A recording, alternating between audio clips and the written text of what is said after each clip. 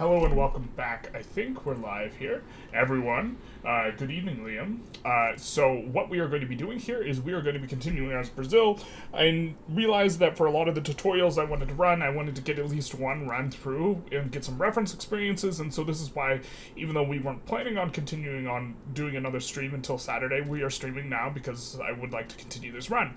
To the end of this run, what we have done kind of a little bit in the interim is we have turned on like all the labor-saving PMs, including including the urban center, which is turning on for transportation, because this actually does save labor. It doesn't save very much labor. It only saves 200 total laborers because it's minus 500 laborers plus, I guess we shouldn't use the word laborers because laborers actually refers to a specific type of worker, but it saves 200 workers. It minus 500 laborers plus a couple hundred machinists and engineers, and notably getting machinists and engineers is going to help us empower the trade unions, so this is probably pretty good.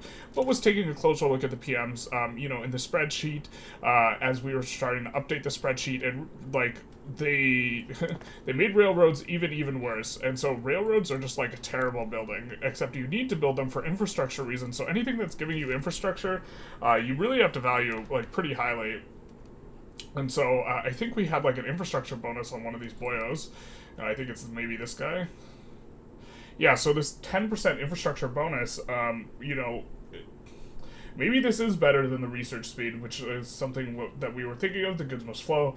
I haven't checked if this is unique to Brazil or not, or if I assume it's unique to Brazil and everyone else gets the tech bonus. Brazil has so many unique ideology stuff, and overall I think they're bad.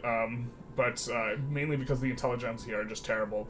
We will be continuing on here as Brazil, and we have been in Russia's customs union, but man, the migration's been a little bit slow, because if we look at this, and we look at how many Russians, okay, to be fair, we should be integrating Russians, but look at this, we have a fair amount of Irish, which we had gotten from the British, but we only have 40k Russians, and I'm not sure we really are a big enough fan of the Russia pie-thumbing every single one of our plays in exchange for, this level of migration that we're getting here. Maybe we stay in a little while longer, but leaving the customs union is certainly something that's in the cards, especially if we want to do a high infamy play. I don't really know, but like we can't go for Argentina because they'll side against us. We can't go for any of our subjects, basically, in terms of reducing autonomy, because they'll just go for us. And so maybe this is a way for us to avoid this. And so why is it slow? Make the line up. It says Jack Booty. Well, for Brazil specifically, Brazil has no good mappy states. They had one in Sao Paulo, but it was nerfed, and so there's no state starting in Brazil that has iron and iron and coal.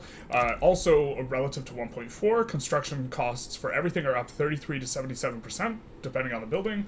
Most are up 33%. Some, which used to cost, like 450, now cost 800, which is a pretty big uptick. And then also, local prices negatively affect GDP and growth and just eat into profits overall. And in particular, it is more acute, if you do not have a state that has iron and coal in it. And we don't have that. And so, it's pretty significant, the nerf, but yeah, the line's going up not very quick. I apologize to all of those who believed in me. It's not going so well. What ideology is your Intelligentsia? Oh, sorry, not ideology, we have the bonus. But what ideology is the land reformer? And so, live chat, let's change that. Thank you, Paul. Good morning. Check how many Orthodox you have. That's a Russian migration number. I understand. We also check the number of Orthodox we have. It's really not a lot either. We haven't been in the Russian customs union too terribly long, but we don't have that much Protestants.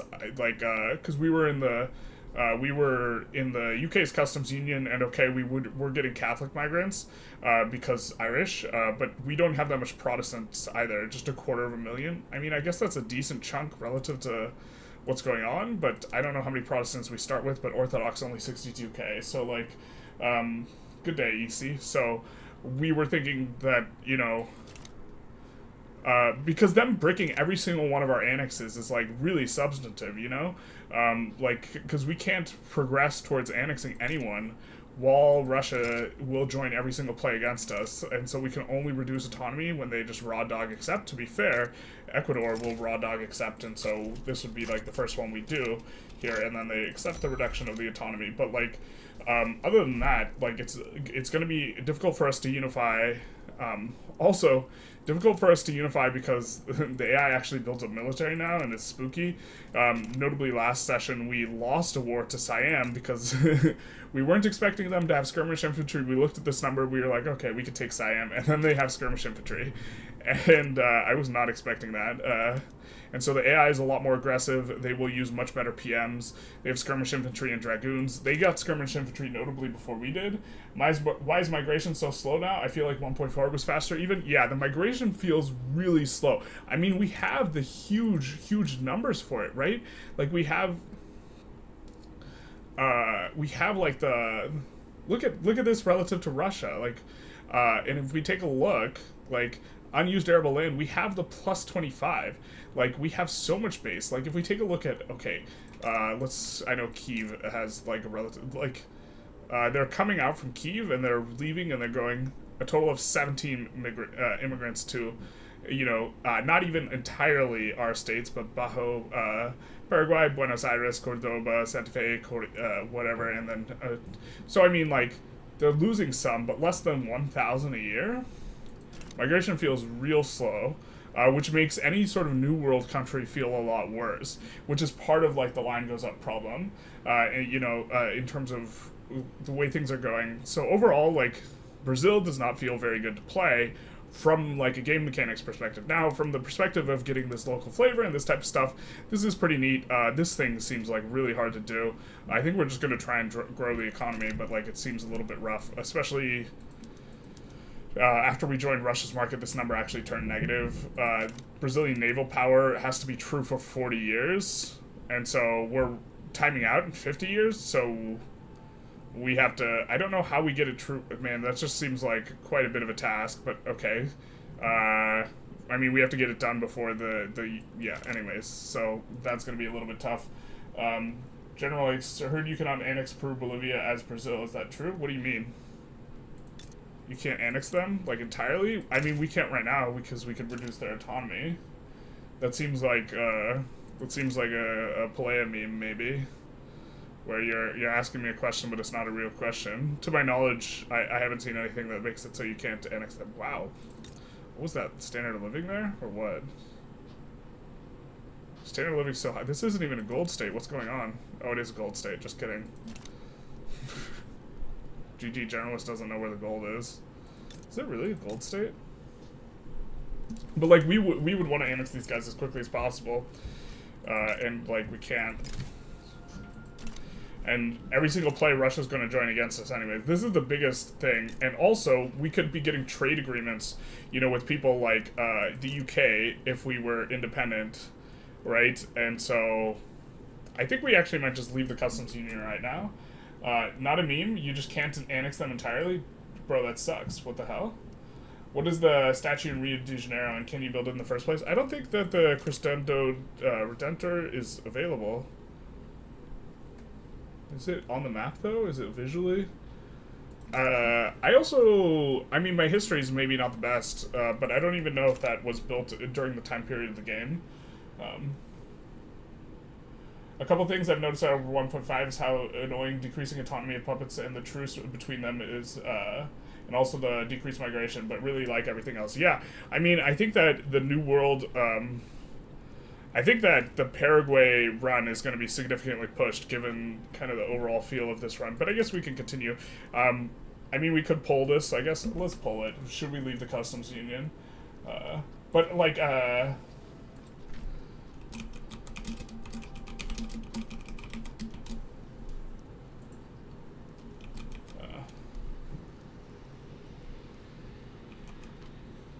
one sec.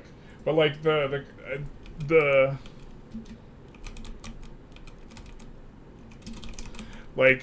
benefits from being in the customs union aren't very good, and it's keeping us from being a great power. We actually might even have more migration, because right now we get 10% migration attraction from being a major power.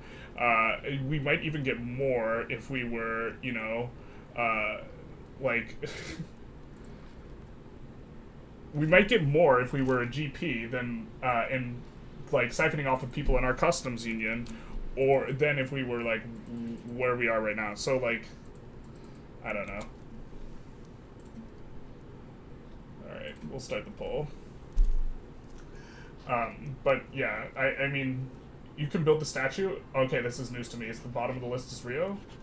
The statue is built in 1931. Okay, let's take a look at it. Because I think that is news to me. It's at the bottom. Oh, okay. Extra devout political strength. So it's a bad building, generally speaking. Actually, well, for them, you actually probably do want to go... Well, you don't want to go Catholic because discriminated can't migrate. But, I mean, maybe if migration sucks hard enough, which it kind of does seem to do, then, like... I don't know. This is, I was trying to think back on this run, like, it really, really, like, felt, significantly depressed, despite the fact that, like, we were in the UK's customs union, we were in Russia's customs union, and we can't even take provinces off of China, because they know what skirmish infantry are. Not really, but they're all on line infantry, and so 500 units of line infantry, there's no way, like, they are super caked up unless they, like, fall apart for some reason, so... you know, or if we, like, try and exploitatively land Formosa, this type of thing, which might be a doable thing. This is not, it's done raining? No, it's still raining, so we're not going to open the window. So we're going to have the Generalist and the toaster, but no cars outside. Alright, it looks like you guys are a fan of leaving the customs union, so I guess we will do that. Dash Vidania. Smell you later. That's a thing. Alright. We probably should have, yeah, we should have actually prepped this, but okay.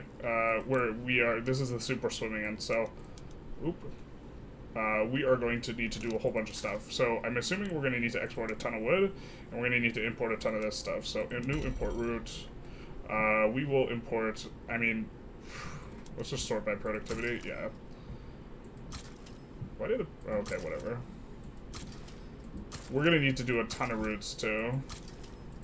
Why is this not costing us that much bureaucracy? I don't know why that's not costing us a ton of bureaucracy, but okay. We are going to need to import iron.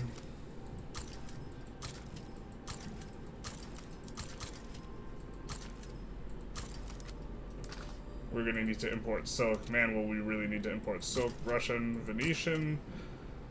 Why is China not on there? As being super productive. That seems like weird and buggy. Alright, but fair enough. Gonna need to import a little bit of ammo. I think we'll do British. Gonna need to import a ton of grain. And this is something we really would prefer. Well, actually, we don't necessarily need to import that much.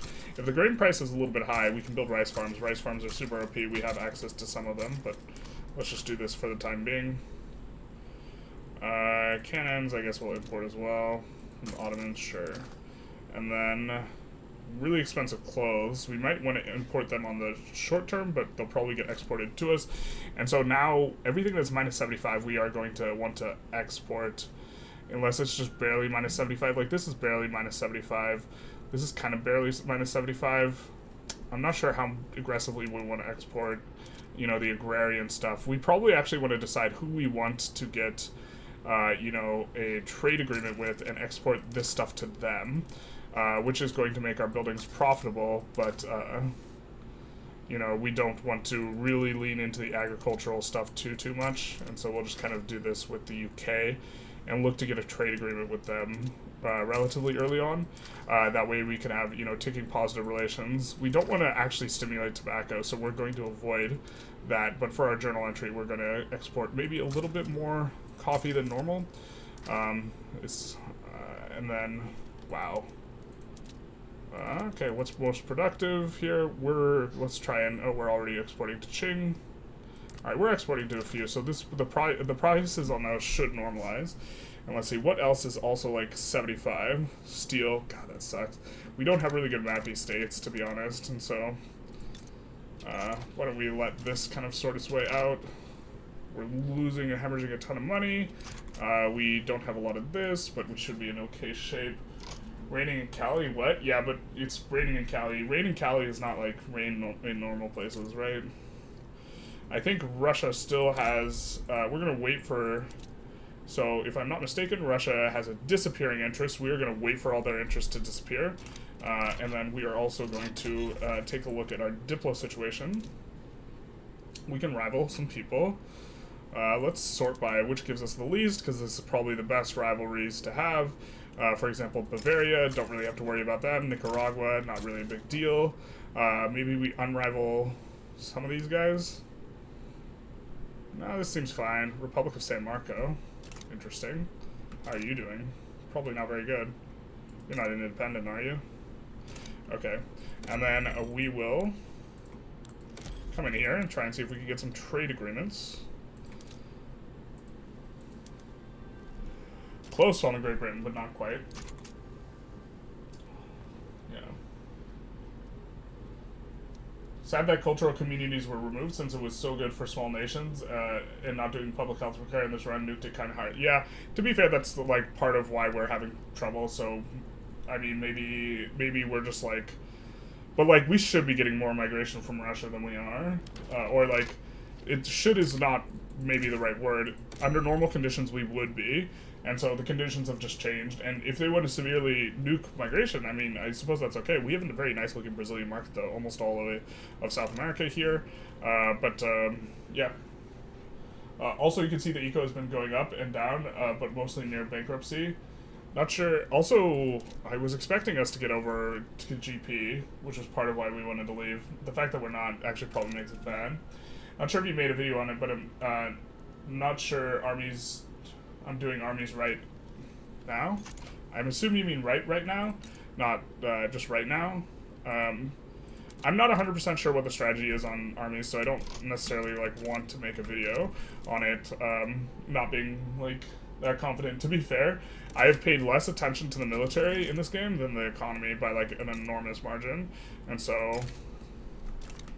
it's like not close. All right, we're gonna actually check what their military is. So they have 75 battalions. That's just a little bit. We have 80 battalions, so we barely have more military than them.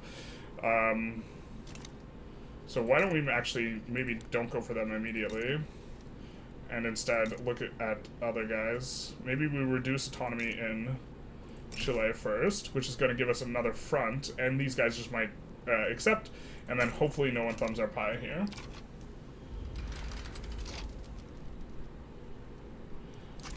You're afraid of what a bureaucracy deficit is going to look like in the past week, Tick? Yeah. It's not too bad. And we're building some stuff. This is overall, this hasn't been too bad.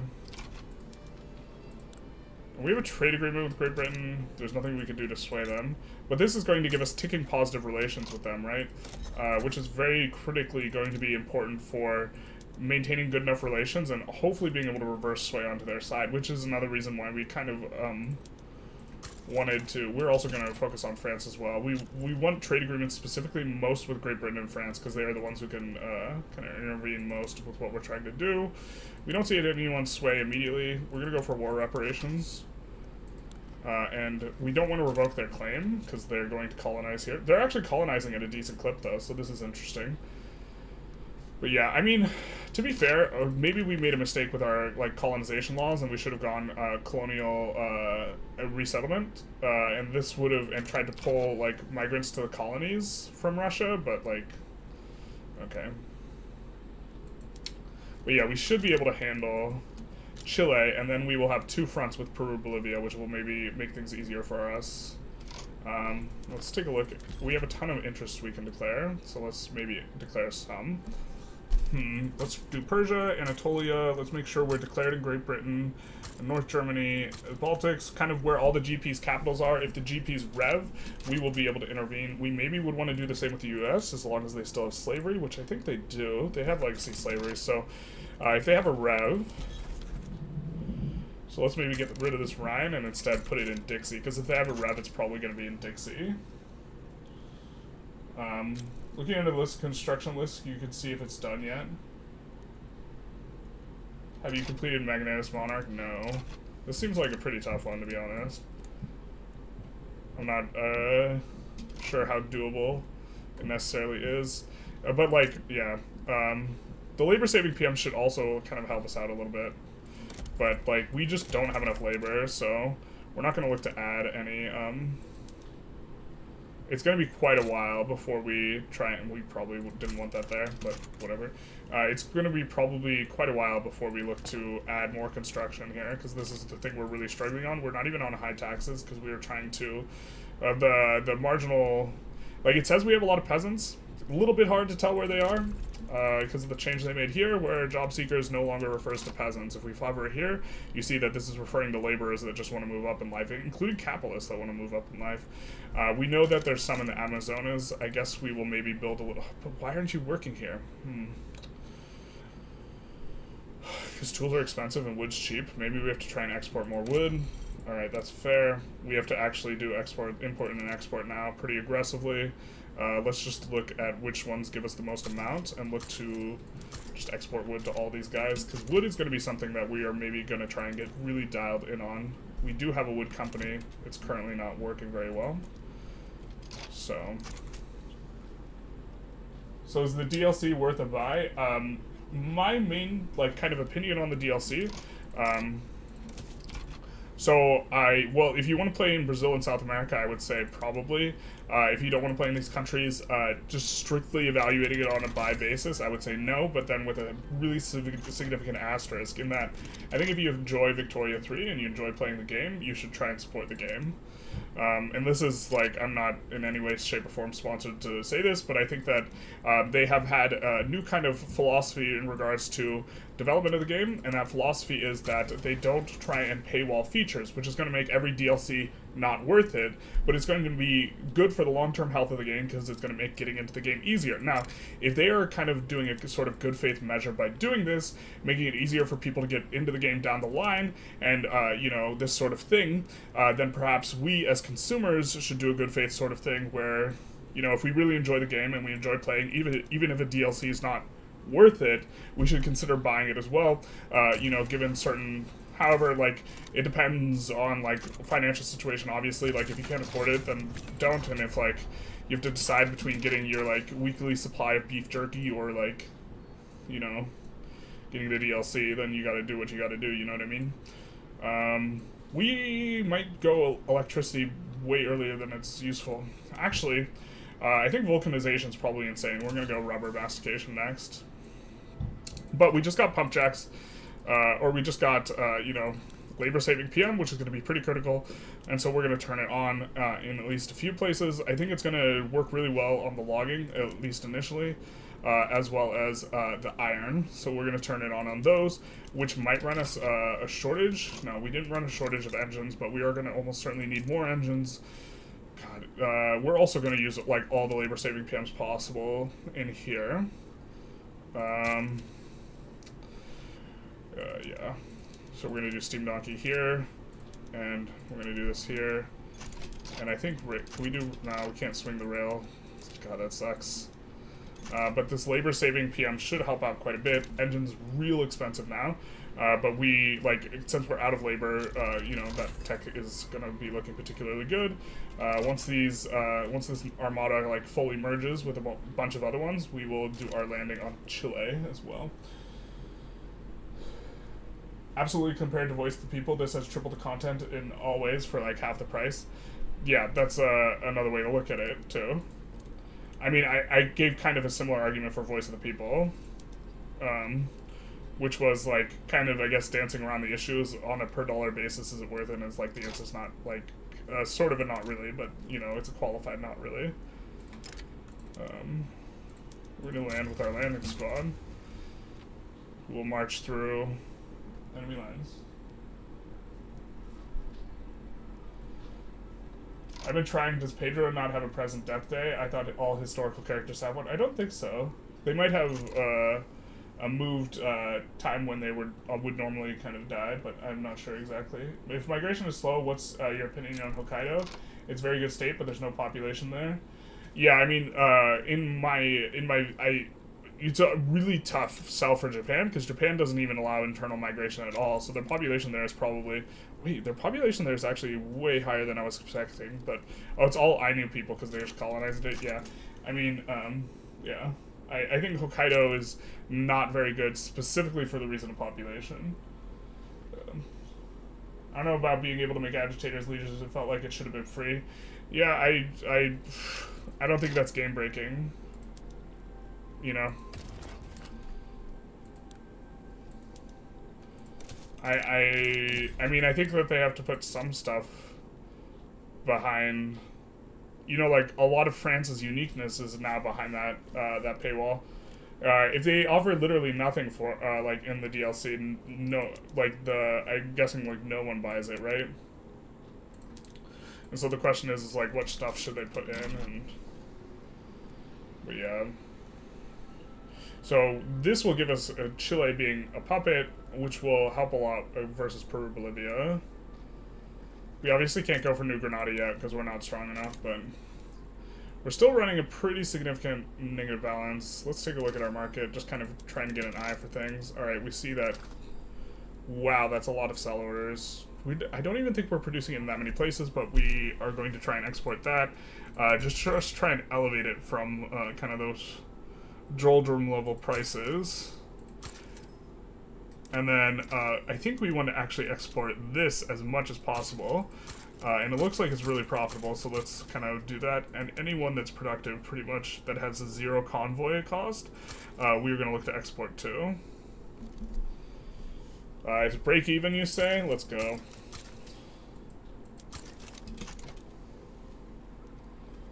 Which will hopefully, I think, like a big chunk of our industries. If we take a look, okay, we have a little bit of maize. We have not that much mining. Yeah, and most of our industries are actually logging camps, and so that'll help us out a little bit. And then we should be able to get into Chile pretty easily here. At the moment, is it working great, going green grass state edict for Brazil? I mean, we tried it here, and it wasn't like it wasn't really doing that. Well, actually, now we're getting, now as soon as we leave, we start getting a bunch of migration. I don't know what that's about. What the hell? We're getting like 5K with this edict, and before we left the Russian market, and now we're getting a ton. I don't know what to make of that, to be honest.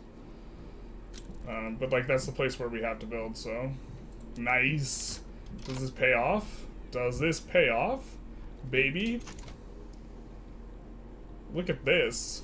This is why you put the interest in France, by the way. Now we don't know exactly what we'll be able to sway in, but we want to get it on the first tick before anyone else joins, because if someone else joins on France's side, then what will happen is, well, it looks like they don't really want support. Fair enough, you got us, bud. But we wanted to get the first tick before someone else joins, because if someone else joins, then we could try and do the. We could just join on the French Republic's side, to be honest, because it looks like they win this. Or no, wait, 96, the hell? I guess maybe not. Fair enough. We are also enacting homesteading currently. Our rural folk is actually pretty nice. I mean, this is maybe something like that's take-home like positive. We have more plantations throughput than normal, and we have our migration on our rural folk instead of our intelligentsia. I don't know why they just got marginalized though. Big sad. Allies of convenience. Sure, I guess. It also takes a lot longer for naval landings to. Wow, they really can defend this? Come on, dude. Serious? For serious?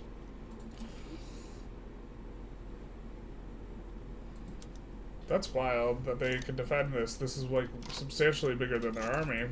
I feel like we have a decent amount of offense on this. We have all the supplements. I guess we don't have. We're not going to do that. We're going to do that if we fail the landing, but why don't we turn that on for our other ones?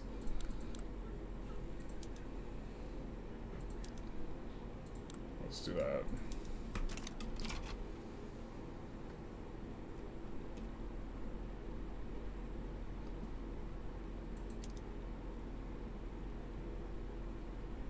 I mean, we should have really good overall offense. I'm not sure exactly what's going on here. We know that 100% of our battles will be offensive, right? So, I mean, mobile artillery is... We're at the point where mobile artillery would be slightly better, except for... They're not quite as good for pushing. I guess maybe we mobilize this guy. And we use these guys. If the landing fails, we'll use these guys to land instead, and they'll maybe do a little bit better. That's unfortunate. Wasn't expecting that. Also, that colonization in the center is kind of taking forever. Yeah. Well, this is because we don't have a lot of pops. I feel like they should buff birth rates if they keep putting down migration. Yeah, they nerfed birth rates pretty significantly. I mean, I'm actually considering deleting construction because it's like marginal construction is just not all that useful. Also, like, they changed auto queue, so it won't automatically build if the places are like not fully employed, and this is why nothing's fully employed, so our construction is really out here kind of doing nothing other than getting us, you know, increased throughput, but then making us cry. I mean, I guess we could put this on auto expand, add another one to the queue. Not a lot is going to be entirely, yeah. I mean, we just have so many buildings that aren't entirely employed, and then they're just like pushing up migration because we have like standard of living, unused arable land, and available employment modifiers now, but I guess we push the available employment modifiers in some of these places. I mean, we're getting, I just don't know. This is like a little bit rough. We'll just push this up, I guess, a little bit. And look to, I mean, because we don't want our construction to go to waste. We want to delete it if this is going to be what's going on, but it's just not, we're not employing. Alright, so it looks like we failed the landing there, so we're going to just immediately have these guys kind of come in, and then not wanting to forget what we're doing, we're going to turn on the first aid, but we have to, I mean, we don't have very long to make our navy way bigger, I guess. Let's actually make a new navy, though. We're going to make it a 30 stack, I guess. But this is, like, eating so much of our employment. Jesus, dude. I don't know. This is kind of a little bit of struggle. As a fascist French Republic. I am the Senate, yeah. Palpatine much. Pops must be pushed to leave bad SOL employment, now as far as I know, and having high migration attraction won't help if they won't move from where they are. Yeah, I mean, this is fair. Like, maybe the peasants just don't want to leave. Ooh, this is a new thing. We'll just do that. But rubber's going to be actually extraordinarily important, so this is maybe going to be the saving grace. The fact that the Amazonians are going to get better, and rubber is actually going to be extremely strong. I don't think we like the trade unions, so we don't like the fact that they're getting a little bit shellacked there. But these guys should have a little bit of an easier time landing, because these guys will be a little bit worn down already, but struggle bus, man. Just the military, I mean, I don't mind the military in general just being a little bit stronger. I guess we should have seen which ideology that guy was before. Louis Napoleon Bonaparte. But yeah, I mean, we had some, we were able to think about some stuff a little bit, like, in the interim, and, like,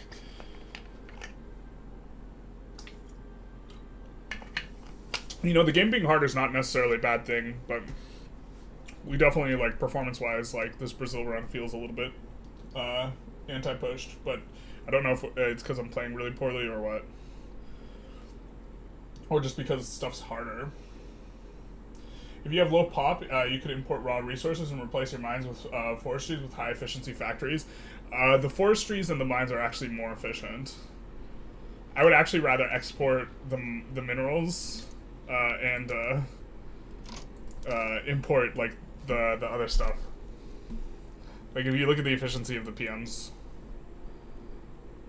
the minerals aren't super cheap for us though, and the coal's even expensive.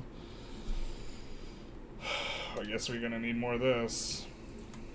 But yeah, I mean, we just won't be adding. There's some stuff like, yeah, the capitalists are building. I don't know. Maybe it'll be a bit better once we start annexing people.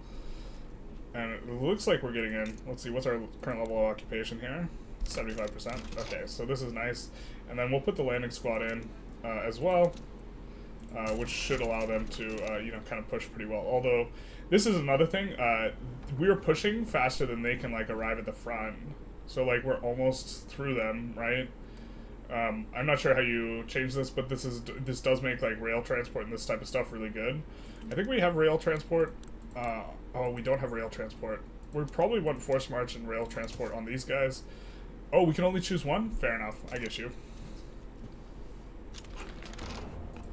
We get homesteading, which is gonna, positively affect some stuff.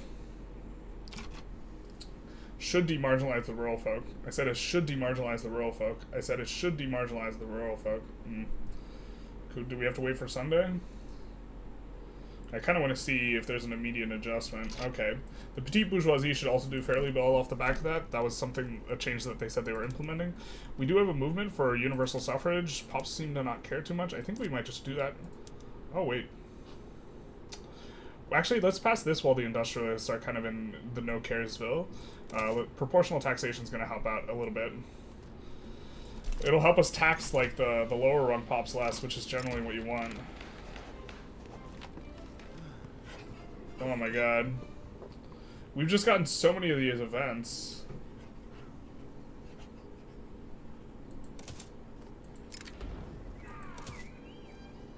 You know? I mean, maybe we're supposed to... I don't know. I don't know. Magnanimous Monarch feels really tough. Maybe it's supposed to feel tough.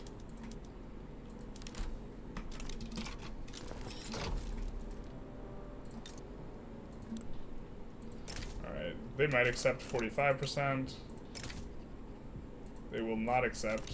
Maybe we take a save and we go for annexing Venezuela.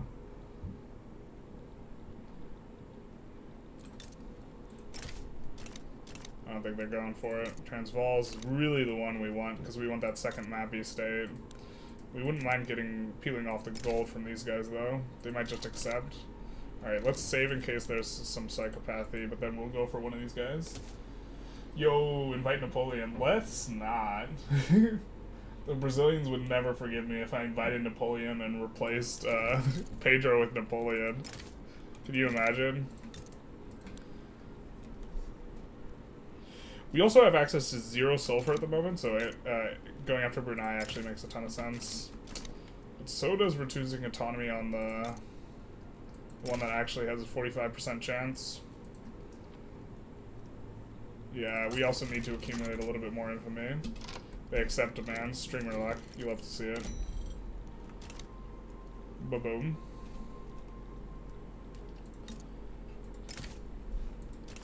They might accept it, but let's just annex these guys now. They might accept too. Nope, guess not. Alright.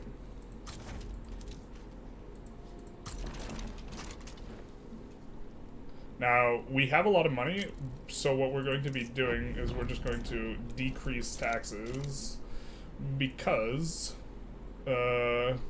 additional buildings will not really help us that much at the moment, unfortunately. So, yeah, God, the UI telling us that we have, like, I hate this UI change so much. This is actually just super frustrating because we have no available employment in Minusculus.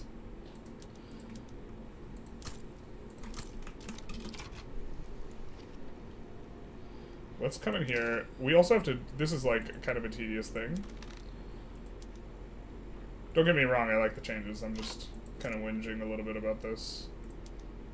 Let's do this. That's not going to do anything because they're not even employed. Man. Just yeah.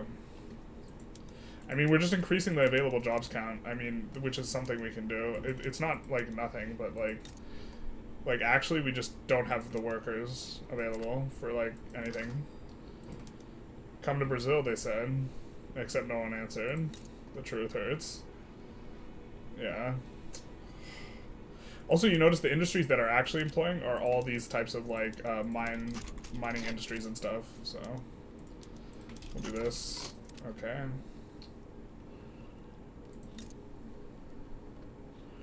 And then a little bit here. Oh, already did that there. And then we don't have any of this stuff. Although cotton would maybe be okay, except for... I actually just think this just won't employ it. Whatever, we're just going to put it in. It's on rail. Maybe it'll give a little bit of rail consumption. No other war goals we can put in. I don't think we need to worry about stuff. Except for getting there in time, I guess. But I think we get there in time. And we colonized Patagonia, except not us. Chile did. We do have a little bit of excess bureaucracy, which was very much the point. So now we will increase our health system to level 3, which was the idea. And then we notice we're almost at over 90. Let's just do this. Because, and not expand construction. Man, this just is so painful. Let's look at the migration that we're maybe getting from our subjects. Not a lot. 18k, not a lot. We are a GP now, though, so we will be getting a little bit of a better modifier here. We're getting 25% from GP instead of just 10 from major power. You have to have a top 6 Navy for 40 years, so you got 9 years to get there, yeah. So, any birth rate now runs require cheap food, food consortium, and theocracy, unfortunately. Yeah, I mean, I guess, yeah, we probably actually should just be trying to import grain as aggressively as possible, because we actually don't want, yeah, well, we kind of already are. At this stage, I almost feel like every stage needs the labor-saving PM. We're doing it kind of everywhere, but, like, the problem is like, I mean, then you just get all the people working in the coal mines, and then the labor-saving PMs also negatively affect, you know, pollution impact, minus SOL mortality, and it's like, you know what I mean? Like, tone down hardwood production, we're not really doing it too much. If I recall correctly, most of we're producing hardwood in like 2 places. 1, 2. I guess we're producing it in a few. I guess we'll tone it down in Minas Gerais and Sao Paulo, but like, oh wait, all these new places, I guess. There's a few places that, yeah, okay. There's a few places where we actually actively want it, but I suppose we'll just set them all, and then we will find the places we specifically want it to not be, which is specifically here. We wanted, because we were producing arms and stuff, we wanted to focus hardwood. And then do that. And then, let's see.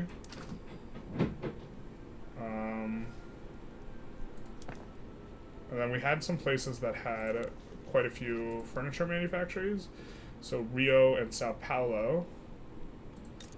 Let's see, where's Sao Paulo? So in Rio, we're going to set it to hardwood. And, I mean, they're not even fully employed. In Sao Paulo, we are already on hardwood. Okay, so maybe do this. The thing is the hardwood PM is actually disgustingly efficient. The problem is there's just not enough demand for it. It's actually like a really good PM. But we have it on in... we're not... Yeah, we're fine with that. We can just increase taxes. It's not too big a deal.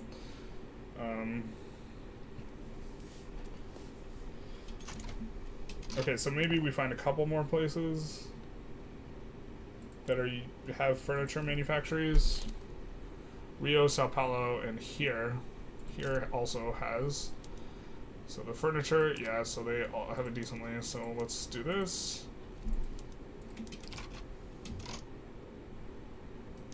Which is going to make them less profitable, but then it'll just go to more profitable buildings. Huzzah. And then Zululand and Uruguay are the last two that are where there's going to be local demand. Yeah, I think we'll just leave this. This is probably fine. With the changes to diploplays, do you have to make someone into a protectorate and then reduce autonomy and eventually annex them? Yes. And so it's a little bit rough, like as it stands currently. Or it's like slow. It's like 20 years instead of 6 years to like relative to Dominion Annex. Also, power is stupid at the moment, since you need it in every single state instead of having it. You need a land connection to give it to adjacent states. From a realism perspective, you shouldn't be able to give it to adjacent states, but it's so incredibly tedious that I think that they might want to give up the simulation in exchange for. They need to have, somehow either make it less tedious, or, in my opinion, or just make it not a local good anymore. Why not take a Ming state again? Bro, Ming would clap the shit out of us. Because they believe in using actual military PMs now. They have 500 units that are all on line infantry. I don't know how they afford it, but 1874 and not a $500 million GDP. The game is so hard now. Yeah, oh dang. Live stream, how you doing, Pete? Hey man, how's it going? I'm doing alright. I wanted to get kind of a little bit deeper and get some more reference experiences before like finishing a tutorial I was working on, and then I was like, I was gonna play off stream, and then I was like, that doesn't make much sense. You know, to start a run just to get deeper into the game rather than just like play the on stream one. So we're gonna play on stream, but we're probably not gonna stream too terribly long. Like I'm not gonna. There's no like must stream 10 hours type of thing here, but just streaming a bit. Look at the trade map mode. Have hardwood bonuses. I think we just have. Oh my god, we do have hardwood bonuses on certain places, and they're not the places we're producing hardwood. Alright, so we'll. Yeah. Alright. See, the PM is just way better, is the problem. And we'll try and export it, I guess, but. Yeah. It's just so much better, like, in the abstract. The problem is that there's. The problem is what happens to hardwood prices, generally speaking, is just, like, kind of obscene. And so, you know. Alright, let's see what's going on. Let's kill a bunch of these. I think those roots aren't actually doing anything, so let's kill them. I think they're just bugged out. Maybe we have to wait till Monday to see a price update on these, because we just kind of flooded our own market with hardwood. But yeah, you're absolutely right. We should be focusing hardwood in these places, which means it's actually kind of stupid for us to have picked Sao Paulo as a place where, oh, we're going to put arms industries and tools and this type of stuff, but we're kind of committed now. We've built a bunch of barracks this year and don't want to reorganize everything. You just leave hardwood off? Yeah, the problem is the hardwood PM is really good. It's like incredibly tedious to manage, but it's really good. You can see where I assume this is, oh, this is our revolution, which we just finished, and now we're kind of trending back up. Really kind of, I mean, I guess our pop thing is flattening out. I guess we shouldn't have left Russia. God, that sucks, man. I don't know what to do here. We're just trying a different approach because it just feels so bad, but maybe it just feels bad. And like Brazil's harder and like this type of stuff. You just read up on something. The state of Ohio and the territory pre-state of Michigan had a war over Turtle Island called the Toledo War, in which Ohio ended up taking Toledo. Oh man. Someone's stirring up trouble between Ohio and Michigan. I've heard of the Ohio and I've talked to like a Michigan person, and I didn't remember anything regarding like the Michigan, Ohio, Toledo thing. And a lot of people feel really, really, let's call it enthusiastic about various things in that, what's going on there. So, we could incorporate this. It's like a forever incorporation, but we would like reduced MAPI there, so we'll also, oh my god, where did you go? Here. We'll just kill the unit. Yeah, destroy it. It must be destroyed, a Sildur. So that gives us a little bit more money. We can annex some of these guys. I don't think we need to annex everybody here. Sambas notably might say yes, but I mean, I guess they have gold. I mean, is that just the forever heuristic? Does it have gold? I think what we want to do is we want to reduce autonomy really bad of Peru with Bolivia, but I'm a little scared of their 75 stack army. Let's see if they have skirmish. They do. Jesus, dude. I mean, we're kind of late in the game anyways at this point, but... I guess if we conquer Venezuela and we integrate some of their army, then we maybe use that army to help deal with Peru, Bolivia.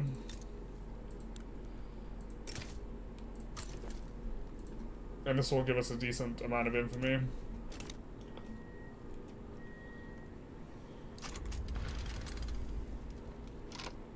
Clearly reverted back to peasant levies for the minus 25 discount. Yeah, on top of the discount they get from the war.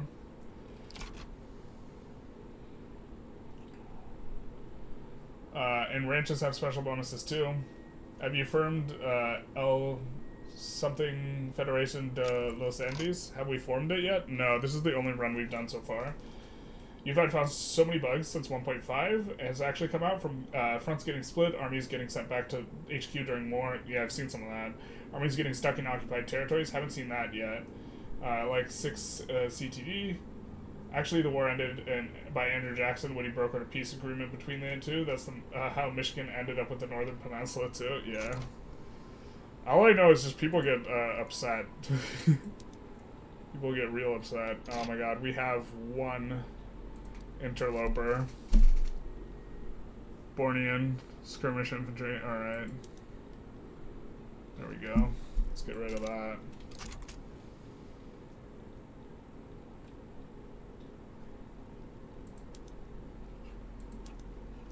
We're annexing them, so we can't put in additional war goals.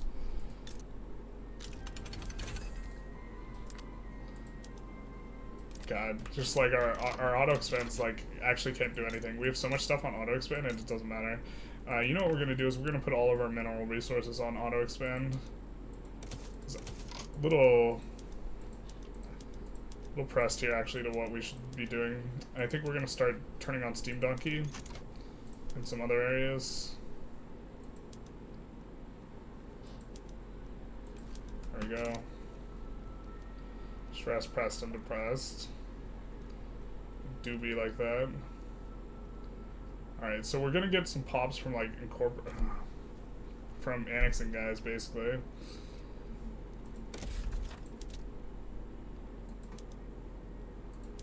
Where do we have our cheapest? North Borneo? Alright. We are well on our way for proportional taxation, which will be nice. You didn't have as many issues in the beta. That's a bit yikes. I mean, visually it looks much better than the beta. Like, in terms of, like, front-facing and getting people to play, it's probably better, but that is a bit of a yikes. You should get European bonus for migration from an event. Hoping to get that. When we hop it back to CK3 for the game you did this weekend? I don't know. I guess it depends on the demand for it. But, like, also, I think I was, like, in the teens in terms of viewership for most of that stream, and like this stream, which was impromptu and we didn't even like plan it out necessarily all that well, has like it has 75 viewers right now, so I don't know, probably not for a while. Maybe we'll try, maybe next Tuesday, something like this. Sadly, US too strong to take New York for the Statue of Liberty. Yeah, this would be really nice, but like, we even have a decent amount of migration attraction. Like, it's not like we don't have the... Like, we have 43 here, right? We're getting SOL, unused arable land, available employment, greener grass campaign, greater power, and we're getting a slight minus from... 43 is like a decent number, but we're barely pulling in... I mean, 20K is not terrible, but like, I don't know.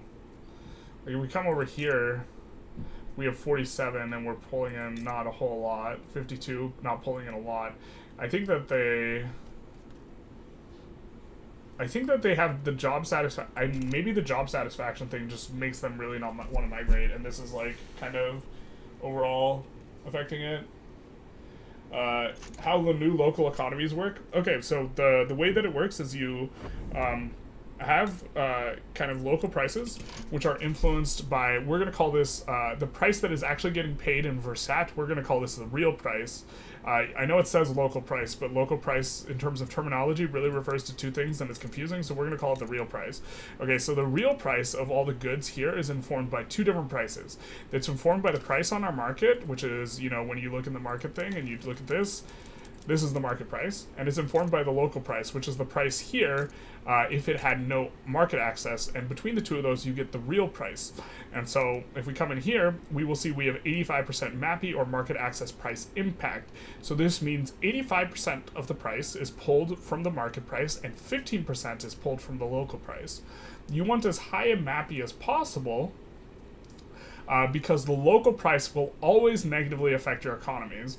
And so in order to explain why, let's find a place that has clothing, for example. Okay, so if we come here and we see textile mills, we will see, well, I mean, they're really not profitable, but with the textile mills specifically, we don't have a local production of, you know, cotton, we don't have a local production of dyes or silk. And so what will end up happening is, if we took a look at the local prices, we will see that these, if we take a look at the real price is higher than the market price. The market price is 39. The real price, what is getting paid here, is 44. And this is negatively affecting us because we are using this as an input. When, in terms of our weekly balance, it is these two numbers minus all of these numbers, right, combined. And so when our fabric, silk, and you know, dyes are more expensive, this is bad for us. Now, if we were producing a glut of a good, like let's say we come over here, where do we put it? Okay, let's say we come over here, we are producing a glut of coal. And so here we actually want, you know, the fabric and silk and this type of stuff to be cheaper. Here, since we are producing a ton of coal, we'd actually want it to be more expensive, because then we would be more profitable, because the buildings over here, right, our weekly balance is the outputs minus the inputs. And so if the outputs are higher, this is good for us. And so coming over here in local prices, if we take a look, we should see a balance. We have a glut of coal, which means now the market price is 38 and the real price is down at 33.8. And so this means that we would prefer, if, you know, the 518 coal that's getting produced here, we would prefer it gets sold at this higher price, because that's what would make our coal mines more profitable. And so one thing that negatively affected Brazil quite a bit is they used to have a state here in Sao Paulo, which had both coal and iron, and you really want coal and iron together, because you know, you're on iron frame buildings. If you have stuff equally produced and consumed, so if we take a look here at local prices, you see this isn't trending towards a plus 75. There is an excess of iron, but it's not trending, so the iron price will be more even, which is preferable, because this means that the iron mines get to sell at a higher price, and the construction sectors get to buy at a lower price. And so this is going to be good for both things rather than transporting the good. And so what you want in order to get iron frame buildings, you want all of the sell orders and of these goods to be in the same state. You know, the tools require steel, which requires, you know, both coal and iron. The iron itself requires coal as a major input. And so you really want to have coal, iron, and wood all at the same state, and then you can afford to import the fabric, largely because the PM is highly efficient, and so you don't really mind having to pay the extra MAPI on this specifically as much as you do the other industries, although the other industries are fairly efficient, not the steel and the tools though. And so you get this sort of situation where you really want to have coal and iron in the same states, and so what you do is you build tall in states with coal and iron initially. We don't have any of those in Brazil, which is why like one of our most like built up states is here in Freistadt, which has both coal and iron. So that's kind of how that works. Any mods that I like? I do like the Divergences mod. I'm going to take a look at mods a lot more following 1.5. The Divergences mod is like a different start of the game, and so it's a bit interesting and fun. Steam Donkey sounds like a good name to call someone who vapes. Fair. Is it just me, or is feeling tech is way too slow? Well, are you playing as Brazil? Because Brazil lost all of their tech bonuses on their interest groups. So this used to be a tech bonus, now it's radicalism minus radicals. This used to be a tech bonus, now it's infra. To be fair, infra might be better, but we don't have a tech bonus. And this used to be a tech bonus, and now it's authority, which is actually particularly bad. You know, we would really not prefer that, but it is what it is.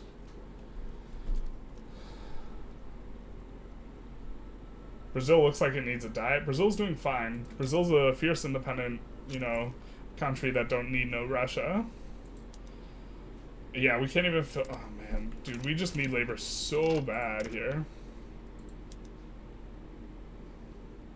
But it's really nice that we have over 20% clout on these guys.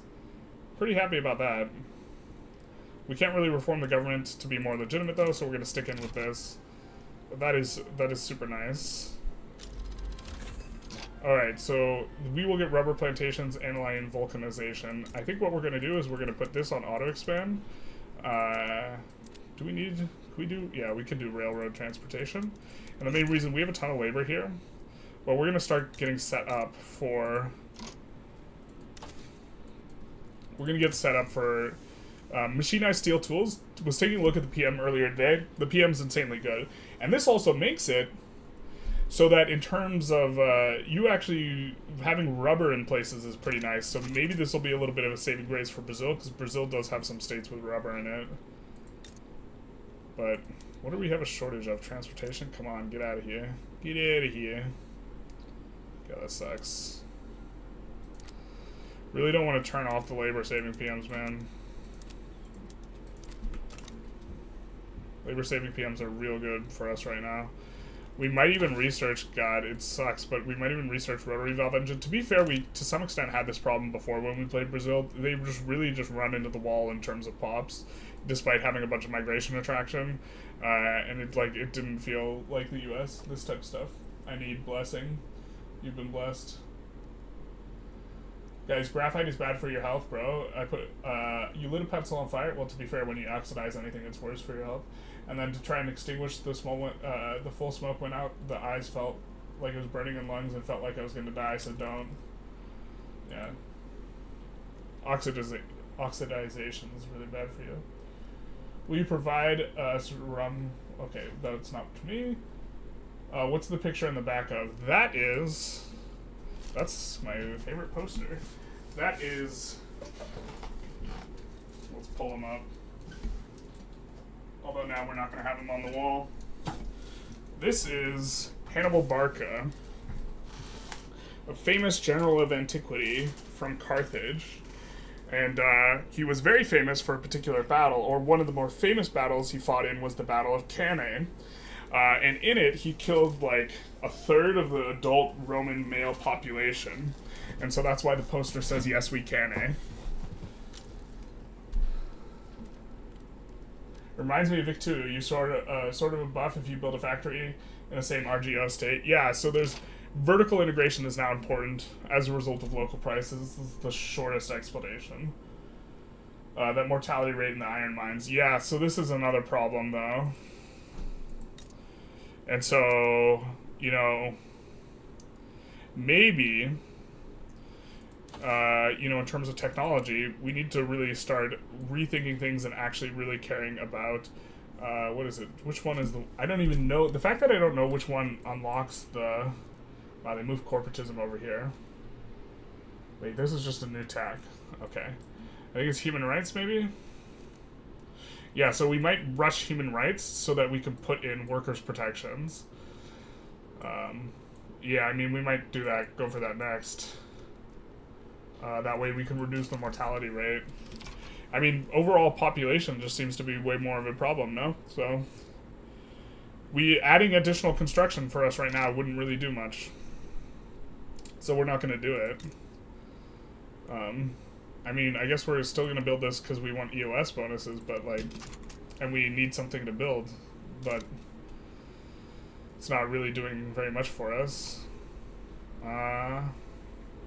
Landings also take ungodly long relative to 1.5.5. Extra top bar info is a must mod IMO. Yeah, one of the reasons I didn't include it, because I actually ran a poll quite a while ago where people thought that, I was under the impression that people would, well, we don't have a lot of radicalism. I was under the impression that people would think I'm playing with some sort of extensive mod instead of effectively playing in vanilla with just a UI mod, so yeah. Victoria Universalis is pretty fun mod, IMO. I was reading that out loud. That is not my opinion. I don't have an opinion on that mod. I mean, we could do wage... Oh, we can do regulatory bodies right now. Yeah, okay, so regulatory... I guess we were going to do reg bodies, man. And then restrict child labor, this type of stuff. I mean, our SOL has climbed quite a bit since we turned on all the labor-saving PMs and began to ratchet up, you know, the health system a little bit. And so this will also positively help migration and, you know, birth rate and this type of stuff. But all right, looks like we're managing to get in here.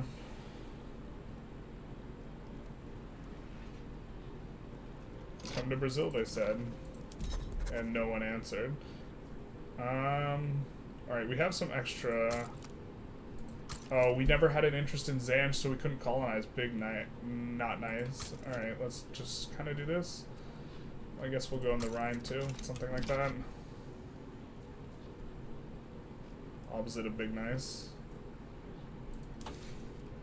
But this, like, this new tooling PM is actually, of the industrial buildings, it is the best PM in the game, with the exception of small arms. But there's not really a high demand for small arms, so like, that's a border. Oh, did you actually get independence? The hell? Okay.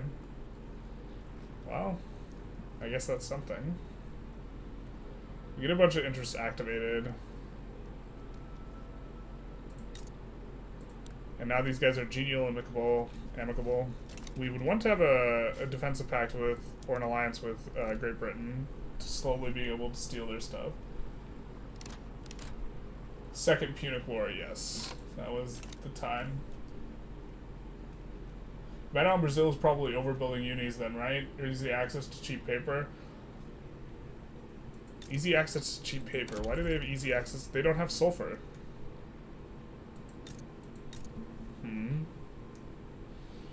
I mean, we will overbuild unis at some point, but right now we have just such a significant labor problem. We just don't want to divert all the stuff from productive buildings to universities. How do you get laborers to support unions effectively? How do I get laborers to... I'm not sure what the question means.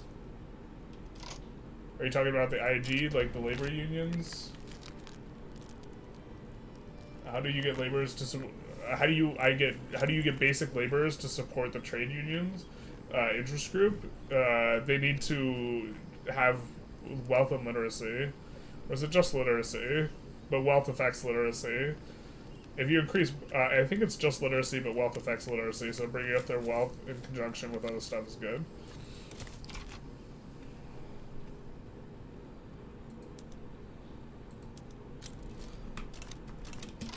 Worker safety.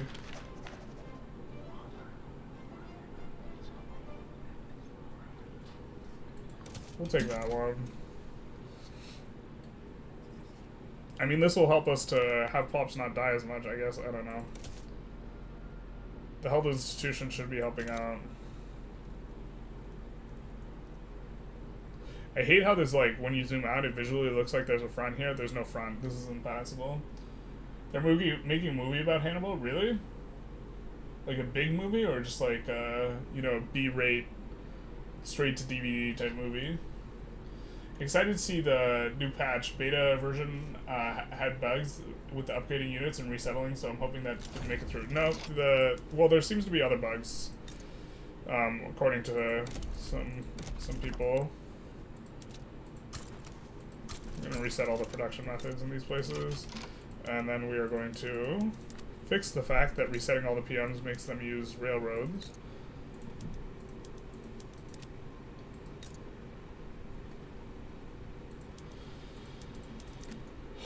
I mean, this gives us a good chunk of workers here, so we probably want to build in these places not immediately because they have a bunch of turmoil now, but like in the near-ish future. But God, this is, you know, the crazy thing, or the like annoying thing is we're gonna swap all these back eventually. Like, let's turn this one. Oh, you can't even support one with the with the urban center. But we're gonna swap all these back to the current thing, like, eventually. Alright. Incorporate state.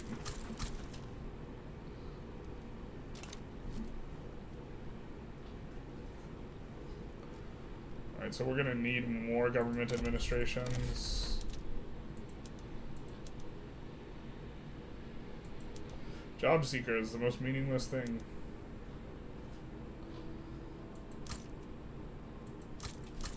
Alright, we're just gonna do that. We're gonna see if anyone just, like, full accepts reduction of the autonomy. Let's check the infamy. 4. How much does this cost? 7.5. We'll take a save and take a look at it. Hospital mod also really helps out with pops in a more closed market, and it buys goods that, yeah, I don't want to play in any mod that greatly affects balance, because then people won't get much out of the tutorials if this is the thing.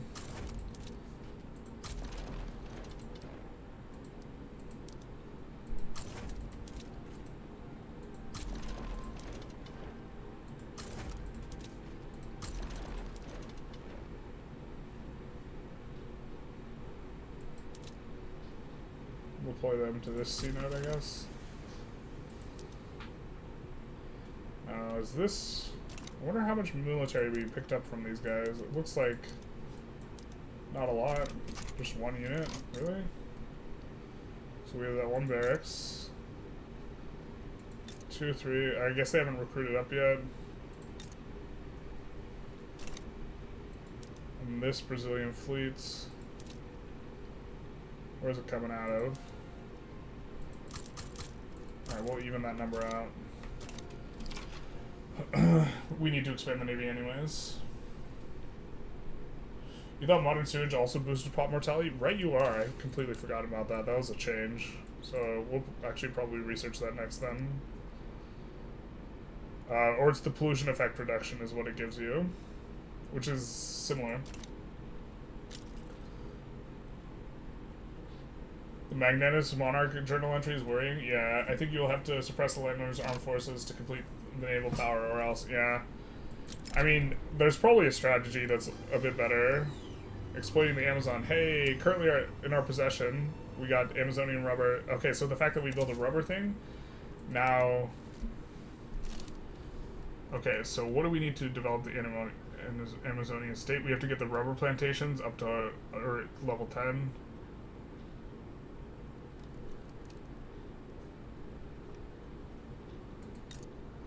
Well, we have them on auto-produce, but I guess we'll help them out a little bit. Currently, there's no demand for rubber, so it shouldn't be a thing. But we will get these guys up and going. Wow, Peru-Bolivian flag. They want independence and to increase their autonomy. Wild.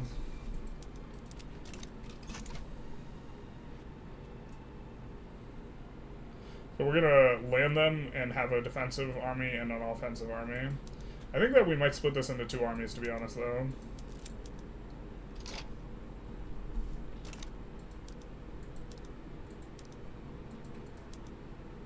The offensive planner in there. Just leave this like here. Advance. Want them to strike. Enactment chance. We are not taking that. Yeah, we're not taking that big a throughput malice. You're playing Victoria 3, naval invasions, vassals joining combat seem very buggy. What do you think? I don't know about vassal. Oh, Jesus Christ, man.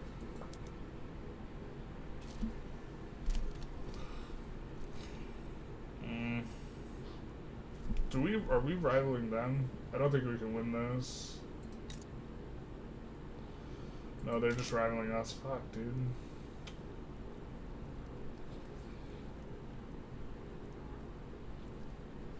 Maybe they'll only worry about that and just fight the Hudson Bay Company only. Because those are fronts they have. I don't know, it might be time for a reload. The truth hurts.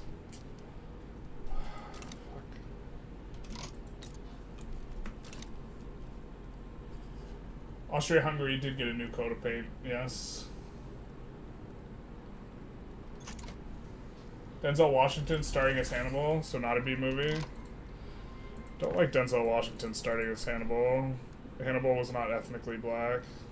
But this will, like, yeah. That'll open up a can of worms. I suppose I don't really care that much, but he was, like, descended from Phoenicians. Like, North Africans, like, the people who settled Carthage were from the Levant area. And so they weren't, like, yeah, anyways. I expected it to be an African-American actor.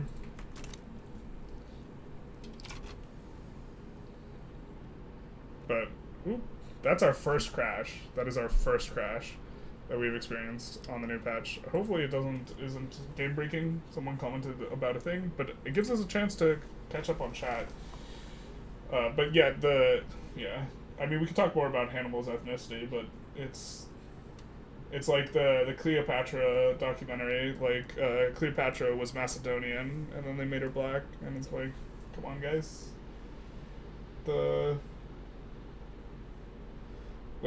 Yeah, anyway. Do you have workplace safety? We're working on it right now. We're working on that safety right now. The pay for the hospital takes the government pay and does a fair chunk of income to sustain if you want to build a lot. Yeah, I mean, I think that eventually it'd be a good thing, but the problem is like, a lot of people, I think, come to me for how to play the game, and then, like, if they see something like a hospital that's not in the base game, then they'll disregard and, like, stop watching. Hey, Chilean writer. Hi, Generalist in chat. I arrived late, because, of course, YouTube doesn't notify. Yeah, well, to be fair, this was a bit more impromptu. We weren't, planning on it. Fight them, take New York. There's no way we win. Trying to take New York, there's, like, no shot. Alright, so we researched percussion cat. Hopefully we don't keep crashing here, though. American meddling in the affairs of South America's country now feel like appropriate timeline. Yeah. I mean, there's a chance we reload, but we're gonna just hope that the USA assigns to these fronts and we can deal with Peru, Bolivia fast enough. I suppose we could put in war goals on the USA, except we actually want to get them out of the war as fast as possible, and we don't think we can really enforce on them because they don't have anything that's like straight. Ooh, actually, I was gonna say they don't have anything that's strange, but like landing Alaska is definitely something that's like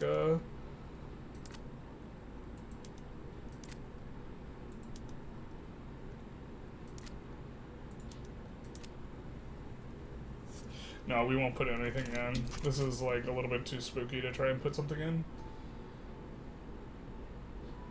Has anyone seen an independent Australia? Is it a different color? I'm not sure. Hi Tom, how's it going?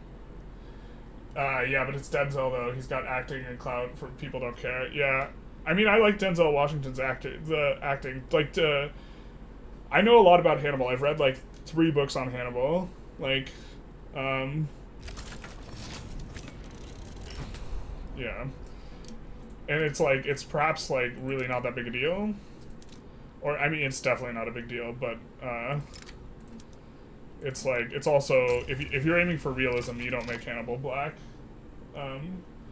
Like, he's like, there's a ton of depictions of him. Like, he doesn't look African-American in the depictions as far as, like, I've been able to gather. He's like, Phoenicia is like from the Levant region, so he looks like, you know, kind of the, like, half Middle Eastern, half, like, what is it, like, Balkan, like, complexion. And, like, yeah. You just want good actors and not bad writers? Yeah, so, like, I'm it's not like I would boycott the movie over that type of thing. I 100% intend to, like, watch the movie. Looks like no one's at this front, so we're gonna try and push it. It seems like the AI really sucks butt at this, though. They're not very good at assigning to fronts and stuff. Yeah, oh, look at this. Maybe we're less impressed with this patch than we were yesterday. There's really a lot of stuff. They're making so much progress, and I think that this is just kind of like small details, but we don't care about throughput because the industries aren't really important right now. But like, yeah, they just left. They just couldn't handle 2 fronts, huh? And the USA troops are starting to come in. We maybe want to turn this Iron Army into 2 units.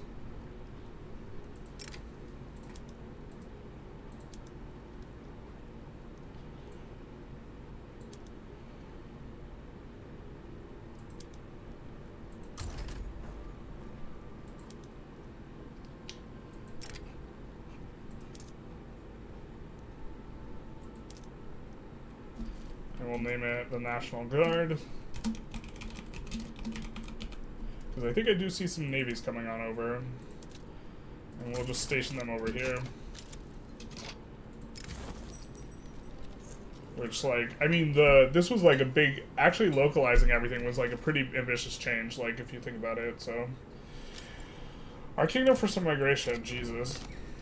Normally we don't choose that option, but we'll choose the other one this time. And it looks like we're getting some stuff. Okay, so the Iron Army, we'll have them come to this front. These guys are involved in some battles. Landing squad, what front are you on? I think we kind of want you up here. You are up there, and so let's do that. So the National Guard's traveling. It's going to travel through the enemy front. Don't like that. I don't think anyone would hold it against you if you played and modded, as long as the title clearly says modded. Yeah, but then you want the... That negatively affects my ability to put titles in, too, you know what I mean? Do you know the game Battlefront 2? Battlefront's like a sick game. I generally don't like FPSs, though, which is maybe not what the answer you want to hear.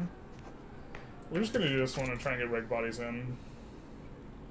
Yeah, they're just floundering here. Like, when they're...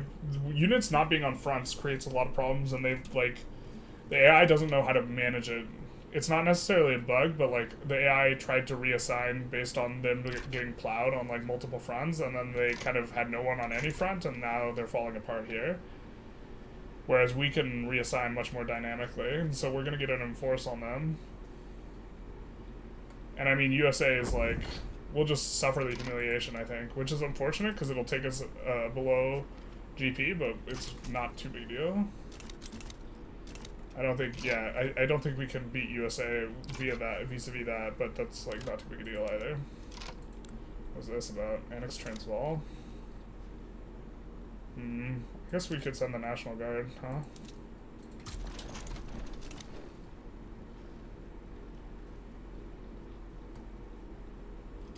And maybe we re-land this here.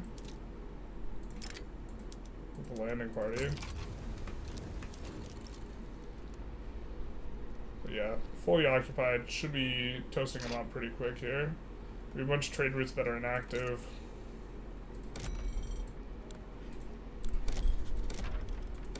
Let's actually take a look at ports. Zulia. Let's build ports here. That'll help out a little bit with the infrastructure.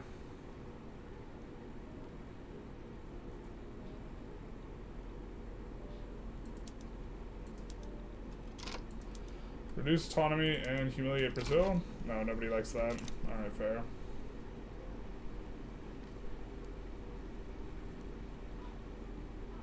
I mean, we could try and land USA's capital as well. With the landing squad. Maybe we get a whole bunch of stuff.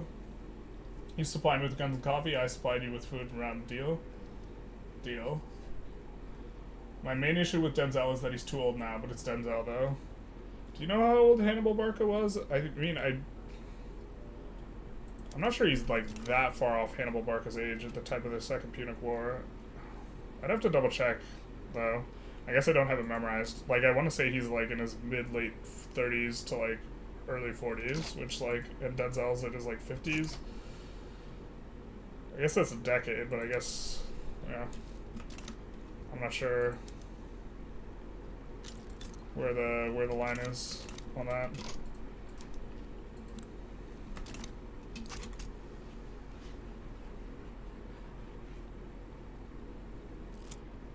I mean, it looks like our GP's actually done extraordinarily well after we left Russia's market. And our SOL's climbed quite a good amount to the highest standards. We're gonna still do the construction sector building throughput, even though construction is not very useful to us right now. Looks like we're getting multiple battles in. One of these is a landing battle, though. Looks like the landing's actually not going maybe so well.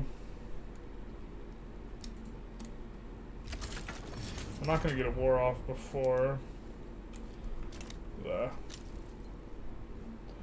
Hudson Bay Company is now pushing back, it looks like. If I'm not mistaken. Maybe we could have put it on the US, but alas, we did not. French joined a war against me today and it never mobilized and I walked their whole nation with 10 dudes. They did that in the beta too. That's interesting though. We'll choose that.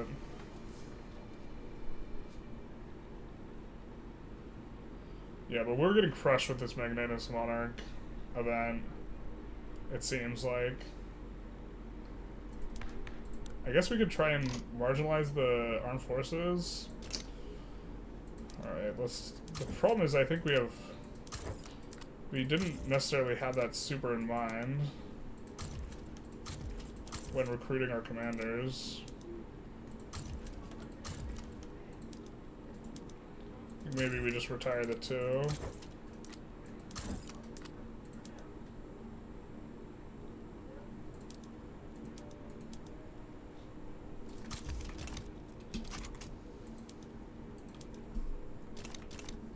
It's also a little hard to get commanders that are not armed forces.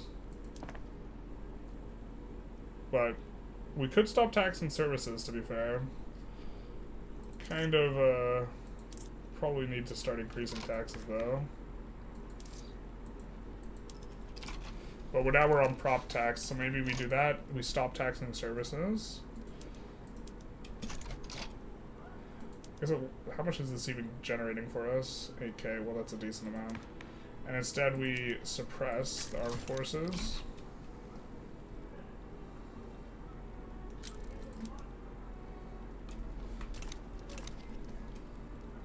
Actually, this is not our territory, is it? We'll move the Iron Army to Brazil, and we'll just try and white piece out the USA. The USA not occupying any of our territory shouldn't be able to enforce. We'd be making more guys in 1.5 in the future? Yes. Denzel is 68? Okay, never mind. I think that's horrible. Yeah, I'm with you 100%. I didn't realize he was so old. Unless he's playing Hannibal's father. Are you sure he wasn't cast as Hamilcar, Barca?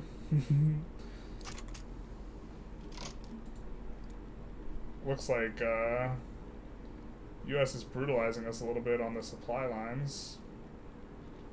Which is kind of neat. Also means we have to make an adjustment in terms of how we're handling stuff. So we're going to add some more frigates, I think. And use a more frigate-dense army for landings, and then a half and half. Because our army should be able to clap them here, right?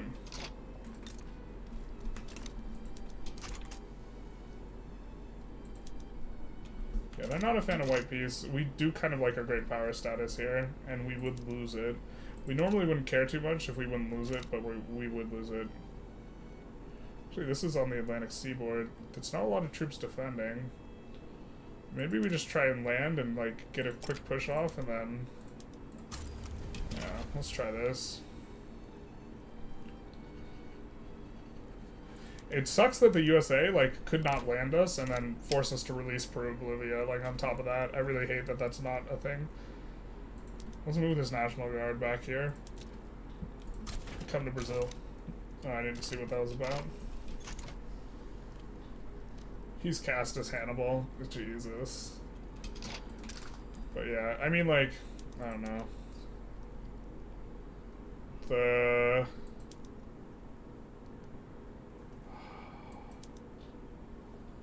I wouldn't have hated, like, the Egyptian guy who, like, I mean, we could show, like, a thing of Hannibal right now. Like, this is Hannibal. This is a sculpture of him. I wouldn't have hated the Egyptian guy who was in, like, the, like, Moon Knight Marvel thing. Like, if you wanted to go... Yeah, I don't know. I have to check into that movie. Denzel's a really good actor though, so like I'm sure I will actually just love the movie. But that, like, would not be who I, like, that would definitely not be my first thought for the casting. I think we're going to side with the UK just to try and improve relations with them as much as possible. And I think we also have to think about trying to bankroll people and pull them into customs unions and this type of thing. We are adjacent to Java. They do have a lot of POBs, right? They have 10 million POPs. So maybe pulling them into the customs union is a worthwhile thing to do. I guess we gotta think about who we want to pull into our customs union, huh? I'm not sure we bankroll anyone now, though. I think we prefer just lowering our taxes and raising our own SOL. USA is not making progress against us, but we would, I mean, actually, are we at 0 infamy? Maybe we just tolerate. No, we're at 4 infamy, so we're fine actually fighting for a little while longer. If we were at 0, I think we just suffer the humiliation just so we can declare new wars. I heard someone make the statement that Carthage could never have, I assume that's never end of on top of Rome, I assume, based on the thing, like the culture of the time and how complicated, complacent Carthage became and the riches of commerce. I mean, that's possible. Generally, post hoc explanations of things are like, when people talk about stuff in a post hoc way, they talk about it in a fatalistic way, like it had to have been this way, or this was like guaranteed. And this is just like the nature of how things get reported on historically. But then, like, when you look at like the present day, no one has any idea what's going to happen in the future. And so the fact that people can't like predict with like a high degree of oh, this is never getting in. I wish we could cancel this naval landing. This is now that they've moved all their troops back here. There's 100% no way. This is just like hemorrhaging units to do this. I wish there was a way to abandon the landing. There's not. This is now unalive-icidal. But I think you could make an argument that Carthage could have won. I think it looks bad overall for Carthage because Carthage relied a lot on mercenaries. But then, like, those mercenaries fought with Hannibal for a decade, and so,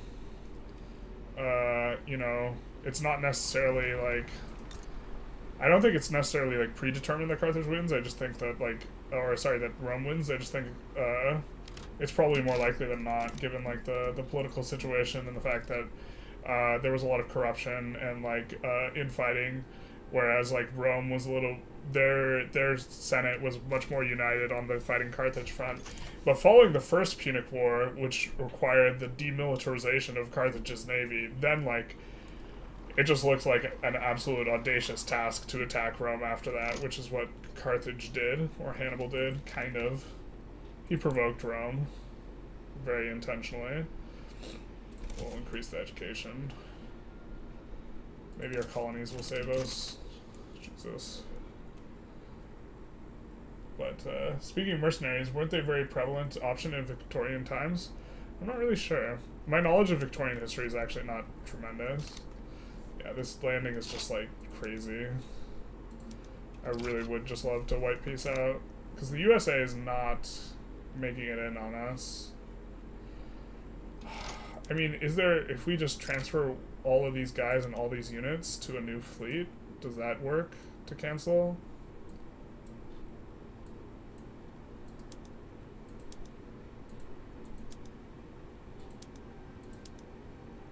No, we can't do that because it's currently... Oh, okay.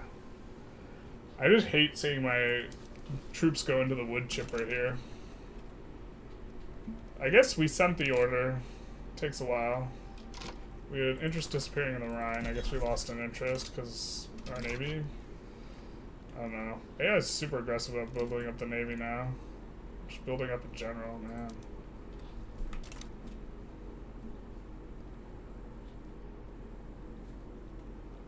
Armada National. We could offer support in exchange for an obligation. I guess we will. So then we can just absolve it and just have better relations. Oh, now we're in charge of the war? That's not what we wanted, really. Alright, fair enough, though. You got us. We'll send the Iron Army to deal with it.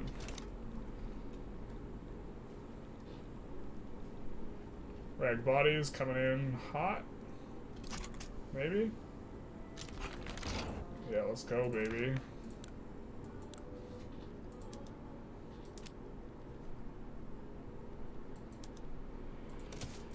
I mean, maybe we'll see a bit of pop growth on the horizon, because that...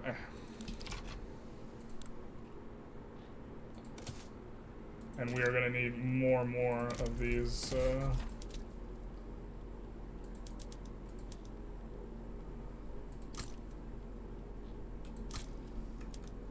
government administrations.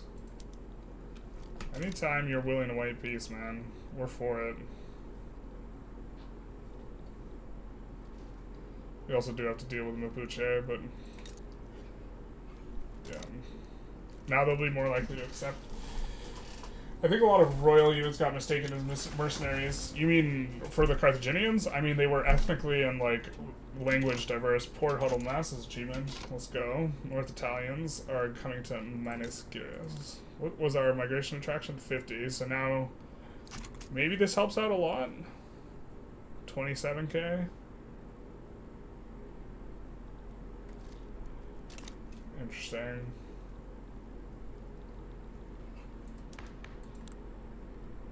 I mean, the clout here has come down about 3%. We're going to have to fire off a lot of dudes, though.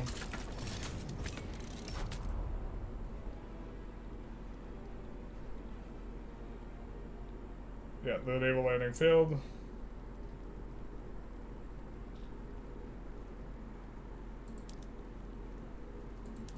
We'll deploy them to C-Note here and just crush this navy. I don't think that landing is going to succeed against us. We're making some money, so I think we might lower taxes again. Really looking forward to the day where we actually have pops and we can expand stuff. Looks like our auto queue is actually expanding on some stuff too, though. We do want to... Let's actually build a level 1 rubber place in a bunch of places and put them on auto expand. And we're going to focus in here, at least initially. Actually, let's focus there. We'll put them on auto expand. We're not expecting it to do anything yet, but when we start turning on the tooling stuff, it'll be good. And then this will maybe put them on auto expand. We'll put all these on auto expand. As they were from Classe, coming to the Canadian perspective, where were more units tied to the royal families than mercenaries. Oh, you're talking about in Victorian era. I thought you were talking about Hannibal. Alright, so the machinized tools. This PM is absolutely insane. I mean, I guess that we could show it, but this is going to cause a rubber shortage while it gets sorted out, but then it'll get sorted out. And now we're going to switch to really valuing here the ability to employ up and do the rubber. And I know we have a bit of peasants there, so that'll be good for us. And we have the auto production here to hopefully get us on exploiting the Amazons. Maybe we just, like, raw dog it up, man. We're gonna need to build those 7 eventually, so we'll just do this and this, and then say, USA, please leave us alone, and they say no. Okay, fair enough. Carthage had no chance. I don't believe that for a second. Rome was full of mental psychopaths all bent on war. That was true. But, if things had gone differently and, if Hannibal had actually received reinforcements, I think Carthage would have... I think Carthage could have won. Hannibal just, like, absolutely tore through the Roman countryside for a decade, without any siege weaponry or reinforcements of any kind. And there's not a lot of political will to help him. Like, if the problem is that the Roman, like, political and, like, I guess cultural milieu was such that they, were much more unified behind the war, where there was a lot, like, worse. But there were some problems for Rome as well as a, like, result of that. Like, the way the consul electorship worked, the Romans you had like 2 years to kind of prove yourself, and then there would be a new consul. And so this provoked the Romans to kind of seek engagements that they probably shouldn't have against Hannibal, which Hannibal, like, exploited. Like, and one of the Roman consuls that did better just kind of refused to fight Hannibal. and Hannibal couldn't siege the cities because he didn't have enough men or siege weaponry, so sieging cities was impossible. So, he's like, okay, what are you gonna do? I don't think we want to do this anymore. Well, that's what the guys, yeah. The most effective strategy was just refusing to fight Hannibal.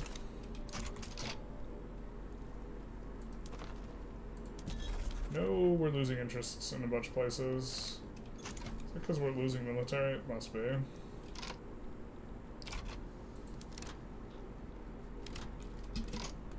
Oh, we're decaying. Dixie. Ugh. Is part of this our convoys getting raided? Armada Nacional de... What? How do you get beaten? We have way more guys. And we have heavies. Do you have... Oh, they have ironclads and monitors. What the fuck? Alright. That'll do it.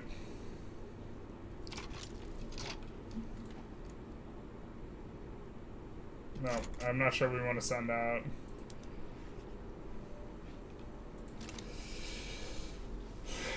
I mean, I guess we're not researching the military tech. Military tech might just be, like, a lot more useful now. Maybe we just want to do a little bit of that.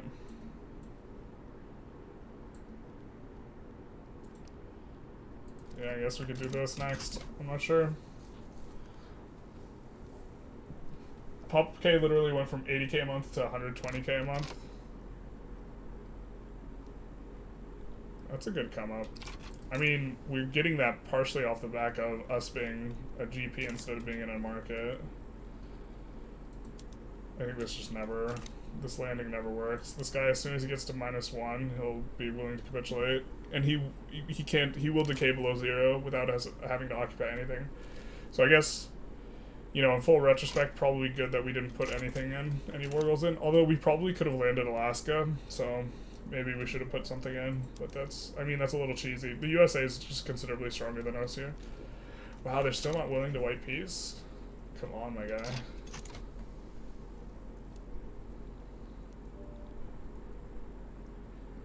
Can we get the opposite of an amen, please? No, for the Victoria era, yeah. Are you a university student? No. I graduated, I graduated a while ago. I have a degree in philosophy. I thought about being a grad student. That's like if making content for Victoria 3 doesn't work out, going back to school and going to grad school is like, one of the potential, like, paths I can take. Are you offering white peace? Yeah. We'll take that.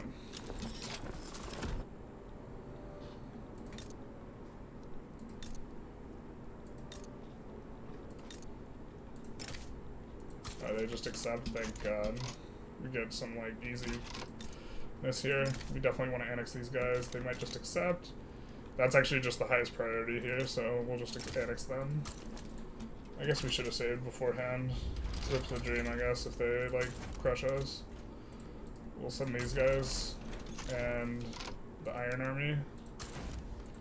And we'll put the Iron Army on just only defend. Adamant defense. So he's more likely to pick up the defense and just borrow troops from this guy, I think. I need to know exactly how borrowing works before making a video, and it's like somewhat opaque how it works in the game. The Roman consul you're talking about was Fabian. He's the namesake of Fabian tactics, if memory serves me correctly. That makes sense. He's the guy who just refused to engage, and he stopped like wood chippering Roman soldiers against Hannibal, because no one was a match for Hannibal in the field, but you could just not fight him. And you could just, like, whatever gains he had made in terms of taking cities, you could just go where he wasn't and attack there, and then split the army, and then just refuse to engage, and just, sit on your hill and not fight him. Also, Carthage executed for failure, and Rome rewarded for success. One thing that's important to remember whenever you're interpreting like Carthage vis-a-vis Rome is all the records are written by Romans. That's why punishments that are punitive it refers to Punic, refers to Carthaginian. It's like a Carthaginian punishment, is like in terms of like linguistically, and so you have to take to some extent like reports with a grain of salt. That's also like Hannibal probably was not as impressive as the history like records say. He was like the boogeyman. Like your kid don't eat their vegetables. They say Hannibal's gonna come for you. You know. Now why are these guys not on a front? Or where is the front? All right, sure. Wait, why do we have a disadvantage on this front? What the frick? Oh, they're not there yet? Okay, fair enough.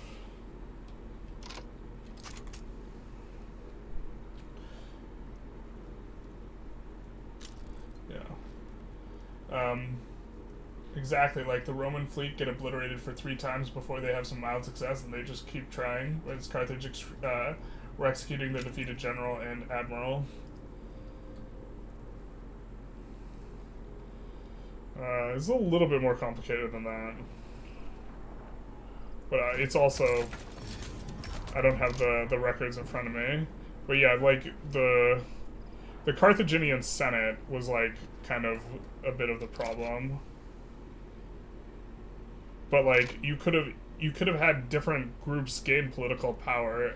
Like, if different groups were in political power at the time of the Second Punic War, it might have changed differently. I mean, to be fair though, like winning the First Punic War would have been like that.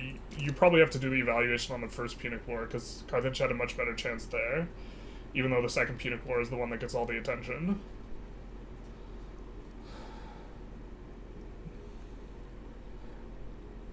Pop number increased when you passed the regulation that lowered the workplace mortality, so minus 20% for mortality ended up with plus 50% pop growth. Okay, that makes sense. In terms of what you're referring to. We're trying to increase all of these things quite a bit. We're going to keep putting in on these. Let's actually look to push EOS. Let's do that.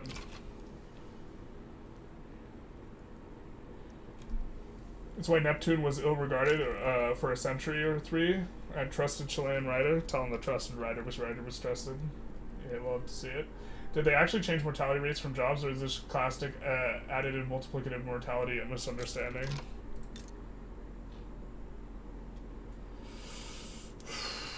I'm not sure to exactly what everyone is referring here. So, I can't answer that question. All the other Romans hated Fabian for not attacking Hannibal. Yep. On the field, but Fabian's tactics saved Rome. Well, yeah. Probably, unless they were just going to keep, like, wood chippering Roman men. That was, like, what was happening.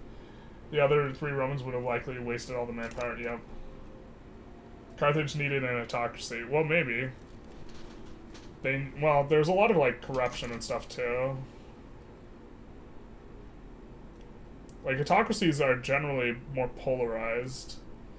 So, if you have an autocratic regime that wants to, like, plunder the nation, then the nation tends to do very poorly. If you want them to, like, if there's an autocratic regime that, like, wants to help the nation, they tend to be able to do it very effectively.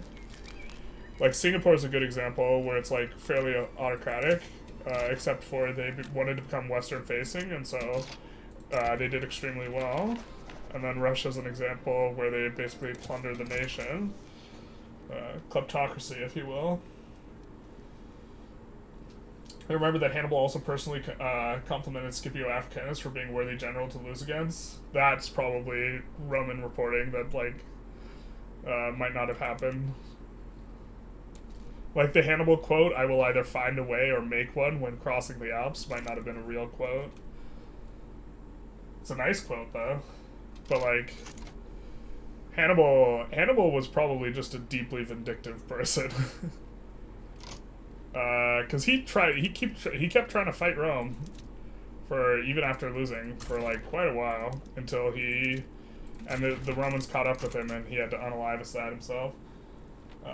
Carthage mobilized merchant ships for war, so the Carthaginian Senate, full of rich merchants, wasn't keen on keeping prolonged conflicts. Makes sense. Rome, on the other hand, went full on in the Punic Wars. Yeah, the lack of like a normal, regular, standing army was a significant disadvantage for the Carthaginians, but they had more resources. So like, if they had the like willpower, or this is my recollection in going into the First Punic War, if they had more willpower for actually fighting it out, like they would have done better. And they also needed to adapt better to the tactics that Rome implemented with the, like, giant, like... What was it? It was just, like, a giant hook. The Romans sucked, like, at maneuvering ships relative to the Carthaginians, and they were like, oh, well, we don't know how to pilot these ships, what do we do? And they're like, oh, well, if we just put this giant hook in, they just had this giant... It was just, like, a hook with, like, a plank, and, like, the entire idea was just built around boarding, and so... They eliminated the Carthaginian advantage of being able to maneuver the ships better. With this, like, just hook idea. Like, it's just, like, there's just this massive, like, if you told a 5-year-old child to invent something that was supposed to keep the two, like, ships together, like, imagine that, and that's what they used. I never thought of Rome as bolstering Hannibal's record. Well, you upsell the guy who you lost to, or who you've defeated, in order to, like, make your victory look even bigger. Makes their losses seem less humiliating, that too. I mean, I think that in antiquity, I'm a huge fan of Hannibal. I think he's the most impressive, like, general of antiquity. I think he's more impressive than Alexander, but, yeah. The U.S. does it with Rommel? Yeah, exactly.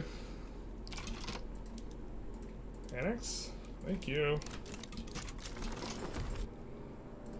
So we'll start integrating them immediately, even though it runs us a deficit. But kind of low-key expecting them to have a rev thing. We have a bunch of government admins in the queue.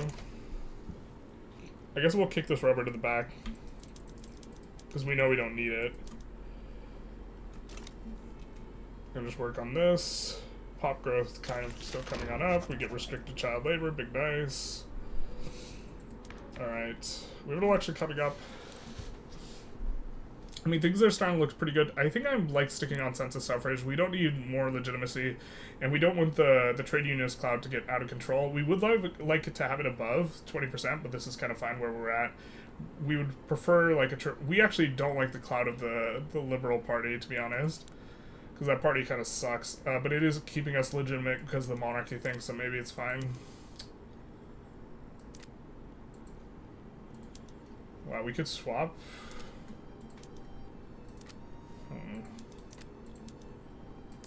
I don't think we want to piss off the Industrialists. I think we just want to, like, let them vibe, I guess.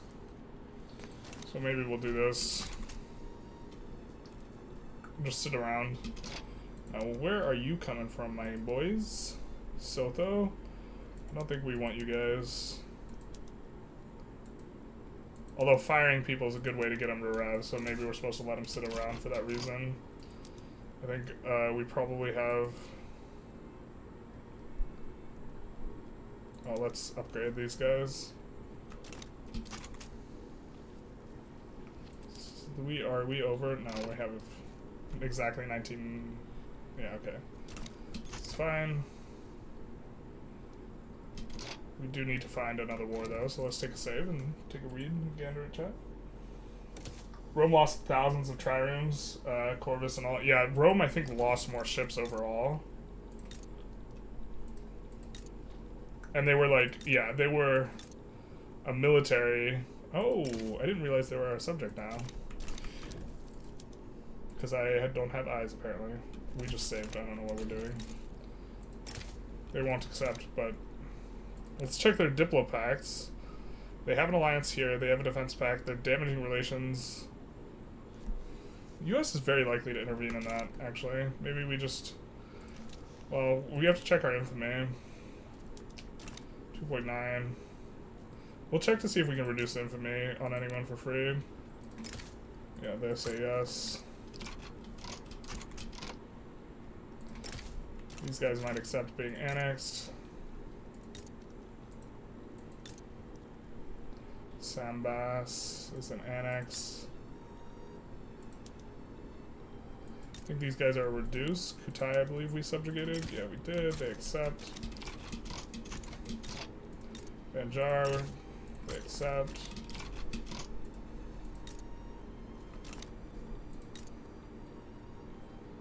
Sembas actually is gold, so we'll just annex them. Maybe they accept. They accept. Streamer luck.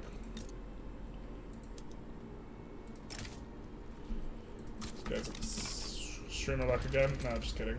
Alright.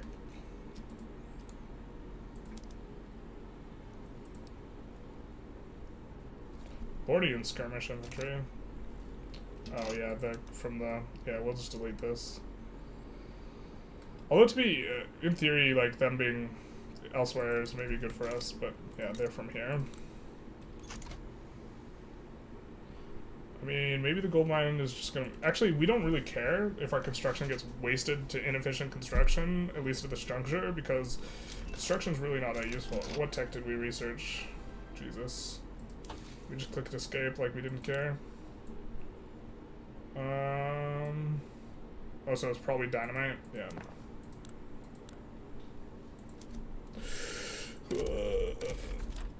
Alright, let's reset production methods there. And then Transvaal and up here. Alright. Whoa, we can't do that yet.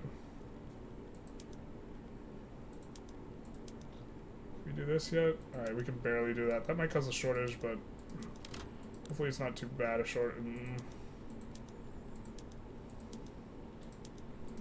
Hopefully it's not too bad a shortage.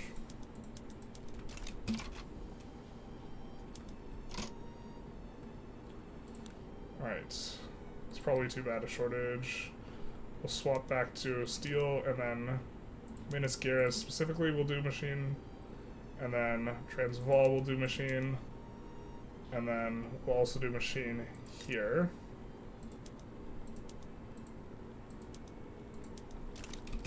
And that should be good. Yeah, that is good. Rome during both Punic Wars were basically not giving up against crazy losses and Pyrrhic victories, wasting both nations. Yeah, they learned from Pyrrhus just like a few decades earlier. Until Carthage have to give up, basically. Yeah, but if Carthage wanted to keep fight, like if Carthage, yeah, so like, if Carthage decided that they wanted to keep fighting the First Punic War for longer, which is like, in my opinion, a historical change that is not, like, would be reasonable, they would have crushed the Romans. Because the big reason why the Second Punic War was so hard for them was because they had no navy anymore. Or, like, it's an oversimplification, but I'm just saying, like, the notion that it was, like, guaranteed that Carthage loses, to me, it just, I don't think it's accurate. Carthage fanboy talking here. You remember the Carthaginian armies had a lot of mercenaries to pay for it, not cheap to maintain, power in certain engagements, and often lower morale overall. Yep, this is one of the reasons why I think Hannibal's the best general of antiquity. Is like, Alexander couldn't keep his mostly Greek army together, right? And Hannibal kept his basically entirely, like, mercenary army that all spoke different languages together, so... in my opinion, Hannibal was a lot more, like, I think that that's part of being a commander, and I think he was much more impressive. I guess we could have moved these guys over. Yeah, we could have just, whatever.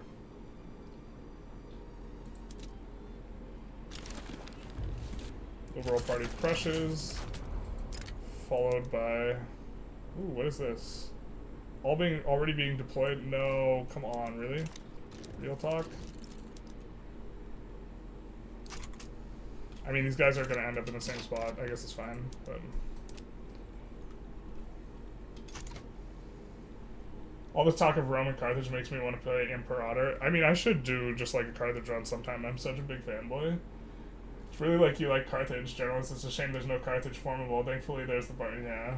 Which is basically the same thing. Yeah. The truth hurts. It always hurts. No Carthage formable. Generalist just cries himself to sleep every night. I tried to organize my viewers to, like, vote on something. I've never asked my viewers for anything ever. And when they were doing the poll for, hey, we're gonna make a new formable, why don't you guys vote? Come out and vote. I just like a multiple posts just begged. I was like, please do it. And alas, tragedy.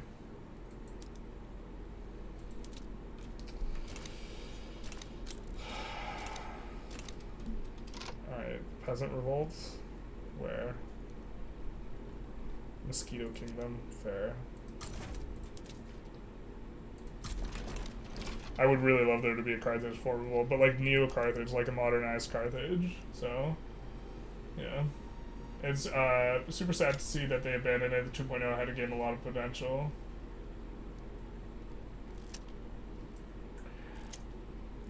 The play is probably being sarcastic by saying it's basically the same thing. He's trying to rub it in.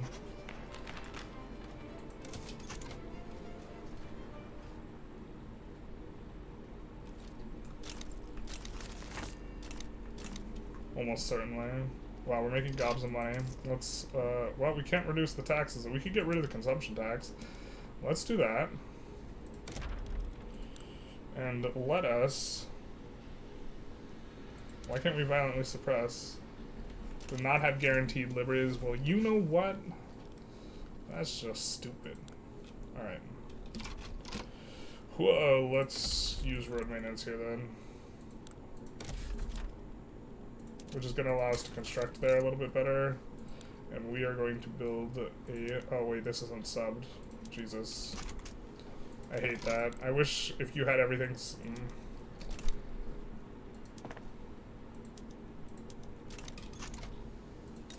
That should help out.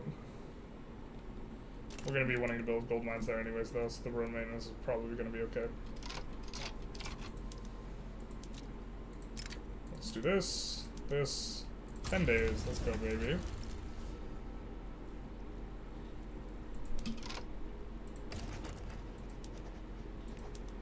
I mean, you could go for war reparations.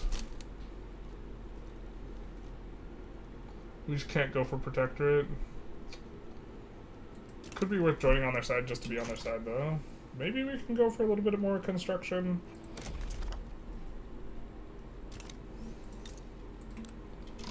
Do we have any peasants anywhere? Alright, we got some peasants here.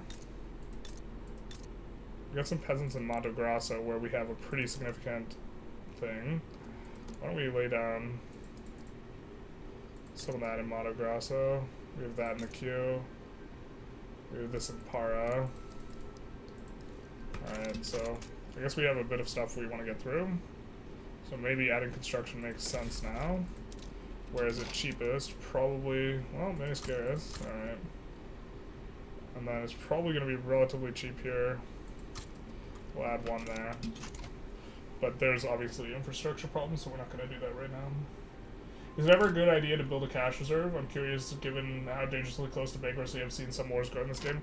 Not really a reserve, but you might want to be in a kind of a shallower deficit. But you want to be break even if you're unrecognized, because the interest rate is just too high for it to be like worth it. You would rather have more control over your money rather than like stimulate the economy more, which is what having a deficit does. Try to start World War for fun as Brazil, where we're like barely.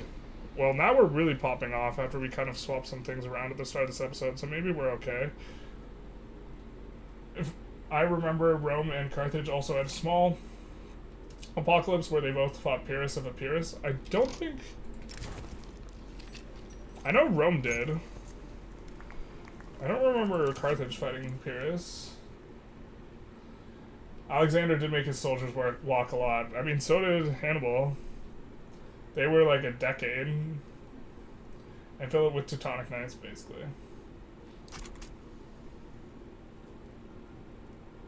How have you found hiring by factories so far? Is it better?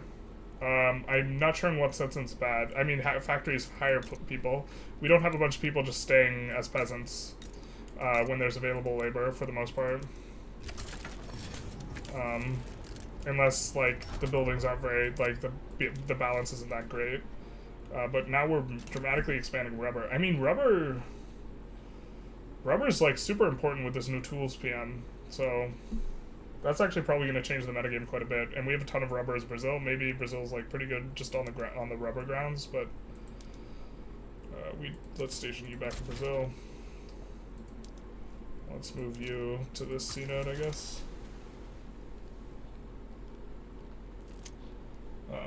Never heard of it. You've never heard of it before. You have trains running in Brazilian territory? Yes. Up with the wages if you are overflowing with money. I mean, we already minimize the taxes. We could overpay these guys a little bit more, but we aren't exactly looking to increase the clout of the Intelligentsia and the petite bourgeoisie at this point. We could up military wages, but we're actively trying to depress the military. And so, I mean, I don't think we want to, I think we just, like, want to add construction even though it's not all that useful. I think we are going to be adding up to 21, though, on our university. Where did our university, oh, their universities are down here. And we can maybe do this. Build up to the EOS. Music to my ears, you're telling me. Fund them. That sounds good. Yeah, sure, fund them.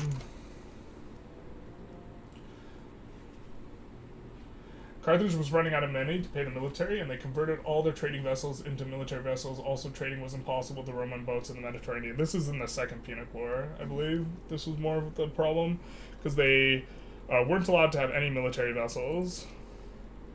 And so they were in really bad shape, and I think that they also, like, might not have had as much lumber. I can't really remember. It's been a hot minute. Carthage relied on trade, and if the war had continued, they would have gone bankrupt, and their mercenaries would have rebelled against them.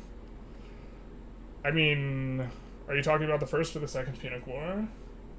Because the Second Punic War is definitely the fact that the Romans were marching on Carthage that forced them to capitulate. The First Punic War, I don't think that they had to capitulate at the point they did. World leaders, and they also just got a horrible peace deal. World leaders should settle disputes, things one-on-one, so we only elect MMA fighters. Change my mind. I mean, I think the most performative way to change your mind would be with a fight, no? The only way Carthage could have won is by making Rome surrender with a very decisive victory, and considering the losses Rome took without giving up, I would say it's very unlikely, not impossible. Yeah, but, like, post-hoc analysis, you could assign a probability to it, and I suppose if the probability is over 70% Roman victory, I would have to disagree. And not that I think it's a 30% Carthage victory either, just, like, there's, like, some sort of room, you know, available in my mind for the possibility of Carthage winning, such that it's, like, not a certainty.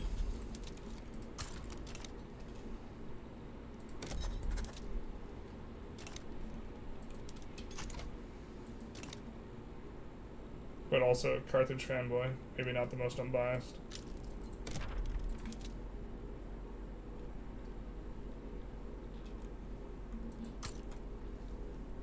Alright.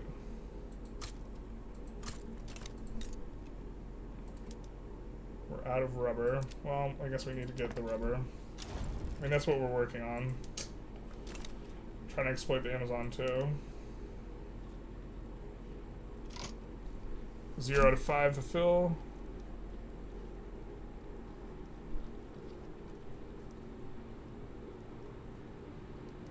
Any Brazilian state.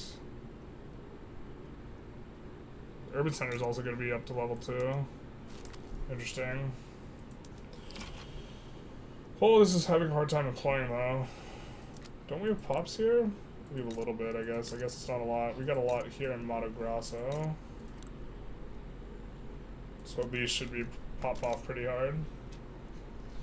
Is the DLC good? It's pretty good. I'm enjoying the local flavor. The changes that are available not with the DLC, I think, are the more substantive ones that are just with the free patch. The free patch is extremely substantive, but I think if you really enjoy the game and you're having a fun time in the game and you enjoy the free patch, even if the DLC alongside it is maybe not the absolute, like, most robust, you should still consider getting it anyways to support the development of the game, especially with their new kind of philosophy on it, where they are God, I wish I know where we actually have available laborers. That would be super great. But if you want to support the development of the game, you could also buy the DLC, even if it doesn't have a ton in it. I think if you're not playing in South America, it's probably not worth buying. And if you're playing in South America, it's probably worth buying. It's probably the simplest way to think about it.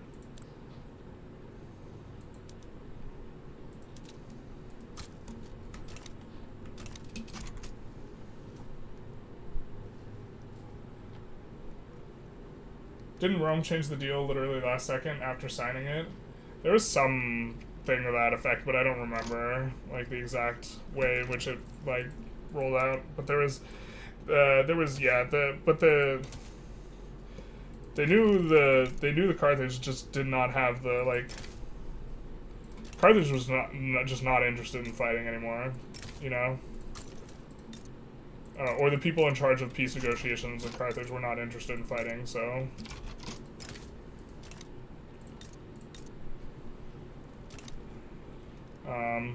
Yeah.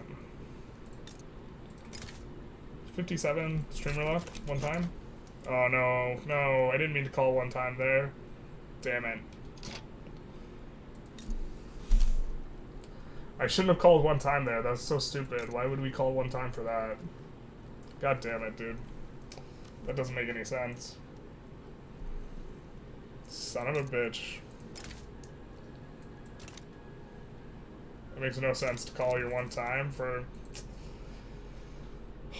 Disappointed in myself. I thought I was good at this game. Alright.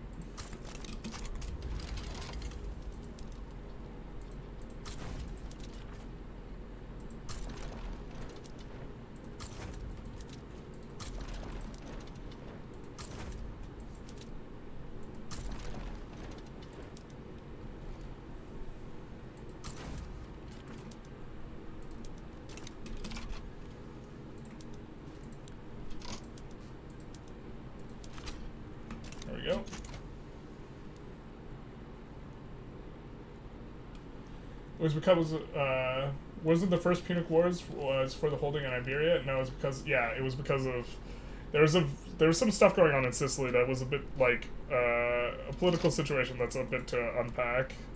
I actually don't remember it entirely, but like, forces that were not necessarily responding to, like, either, directly to either group were kind of in there. Why do we have so many troops now on our side? Oh, is it because we reduced autonomy in Peru? Oh, Peru, Bolivia is actually huge, I forgot. So they're giving us a lot of troops. Interesting. We're just going to support France here, because now France can't side against us for whatever reason. What do you want, Prussia? What is this about? What is this about? Huh? Huh? What is this about?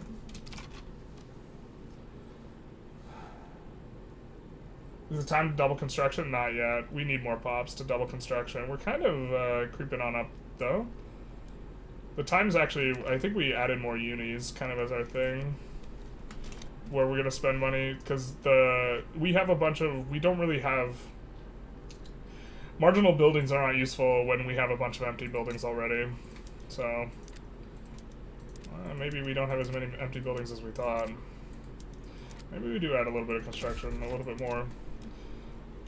We can, like, we're pretty okay just increasing taxes and starting to, like, spin into some extra construction, so we'll do some of that, I guess. Oh no, I need to catch up with the chat. The first Punic War was Rome not literally on the verge of a civil collapse as well, which is why they needed to win, driving them to do things to even other countries nowadays wouldn't. Are you a Carthage fan or a Hannibal fan or both? I mean, I'm more of a Hannibal fan, but I'm like more familiar with Carthaginian history than like the average person. I like Carthage because of Hannibal, exactly. I have like an entire video on why I like Hannibal so much on my other YouTube channel. They lost like 200,000 soldiers in disasters, not even conflict alone, 2 or 3 navies literally. I don't think that's right to say Rome was just guaranteed to win. The people in the Senate were mad. Yeah. Yeah, I mean, But also, like, you can read the book Thinking Fast and Slow. Generally speaking, like, after the fact analysis, people act like what happened in reality was, like, a foregone conclusion. But then, like, you ask people to predict what's going to happen in the future, and people just can't predict what's going to happen in the future, which implies that, like, the post hoc analysis that, like, it was certain to happen is probably just wrong. Just in terms of anyone being like, oh, this was guaranteed to happen. Like, probably not. Alright, I think we actually will need to, like, use some amount of, yeah, conscripts.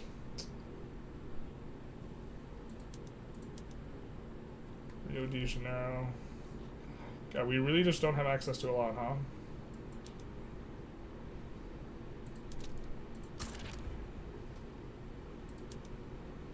So that's 7. Or 6, rather, because I can count. There's 6 there. So it's 12, 13 conscripts. I guess maybe I counted right the first time. The truth hurts. We'll raise 13. I don't know why it says 13.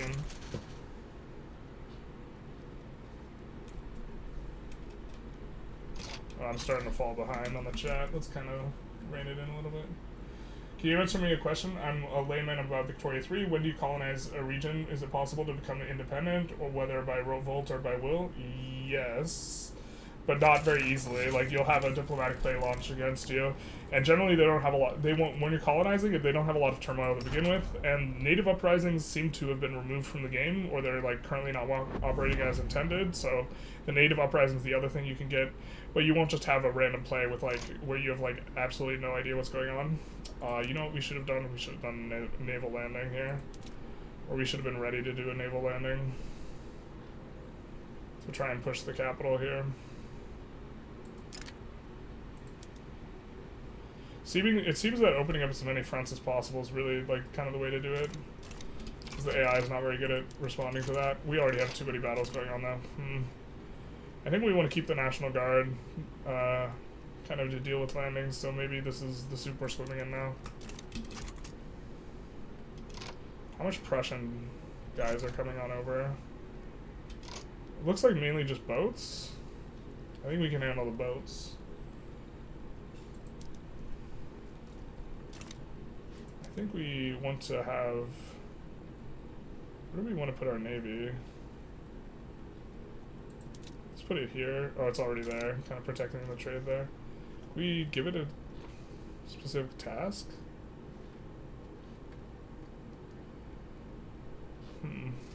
I guess they just sit there and they defend the thing? Yeah, they are patrolling. Alright, fair.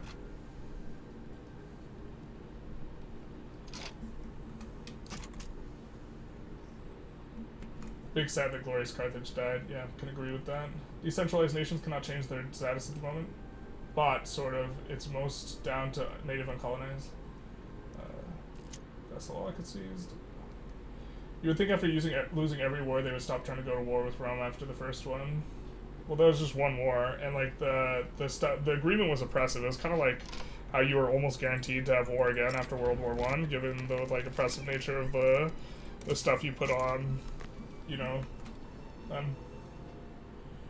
Support independence diplomatic action would be very interesting in this game, much like EU4's. Yeah, EU4's diplomacy is, like, really nice. Are you going to try and take European land in South America for Brazil? Definitely. Likewise, we're probably going to try and sway for it, though. You colonize Botswana, it's possible for Botswana revolt and form their own country. It would be an interesting feature. I think you can get it, but, like, you just don't generally, because there's not a lot of radicalism, like there is when you conquer an area. Ban slavery in Ecuador, nothing but the biggest nothing burger in the game. Let's see. Not at the moment. Mostly tribes. Let's see. There's a mod that adds more diplomatic actions, like making a specific culture in another country to radicalize, and if you start a war, they proceed to call you in, but you can't leave the plate. That's interesting. Ooh, are there Prussians here now? Is that what's going on? Landing squad's having some significant problems as well. Maybe we switch to defense with these guys and just try and land afterwards. Defend front. Countercharge.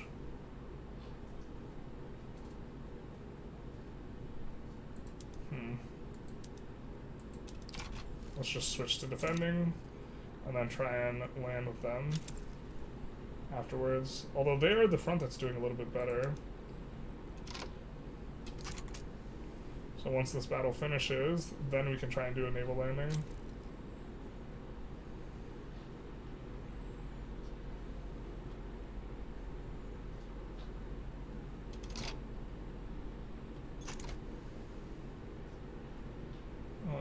You support Rome for I like my pork and apples in my British fort. Yeah.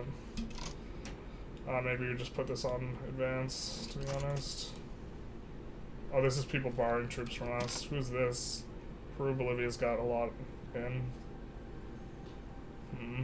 Looks like, yeah, there's a big move for Prussia.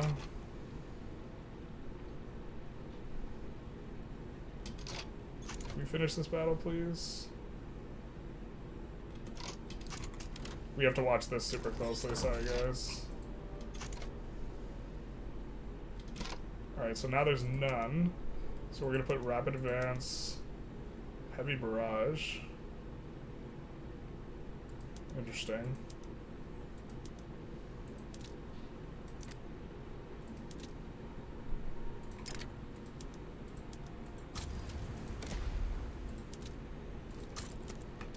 I'm gonna try and do that.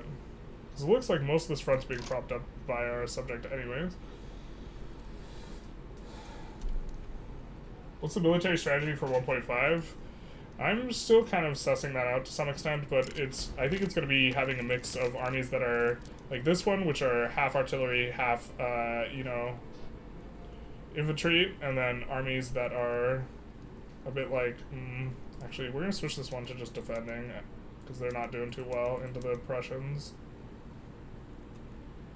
Woodland combat expert. I know he's, yeah, I know he's not the ideology we want, or the IG we want, but, and then I think you want some armies that are just like purely defensive armies, like this one, which is just all defensive guys, and you put these guys on defense and you advance with the other guys, for the most part. We're gonna stick in over there.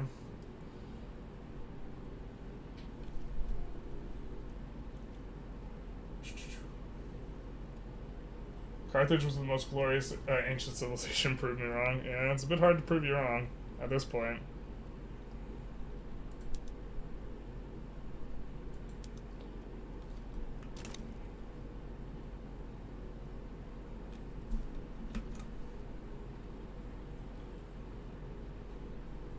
It seems that they really changed the starts from 1.5.5. I remember playing Walahi and be able to rival Ottomans on day one, so they would declare on me in October. Doesn't seem possible now. That makes sense.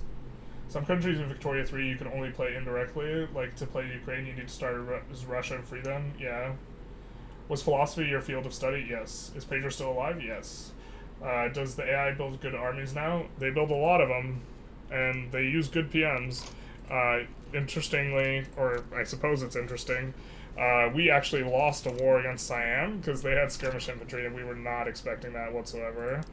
We're really struggling here because they're, I think in part it's because, well, I guess it's because this is the front that the Prussians are on, but like, man. I mean, are we getting landed right now? Maybe we just send in the National Guard to here. Actually, we have this 10 stack that's getting in here, which will be hopefully be able to bolster up the defense a little bit. And they could even transfer over some of their troops, actually, to this squad. So right now we have 23 versus, yeah, so we'll just transfer over one skirmish infantry to this unit. Oh, we can't because they're in battle. Oh, wait, no, wait, let's do this. Yeah, we'll just transfer over one to get rid of their malice that they have from too many artillery pieces.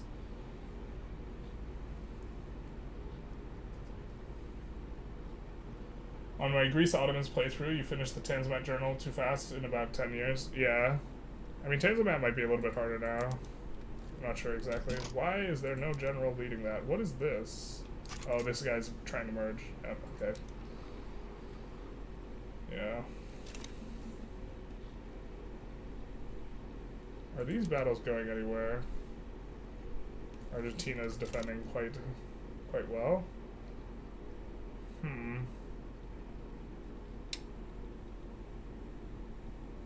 Where's this guy?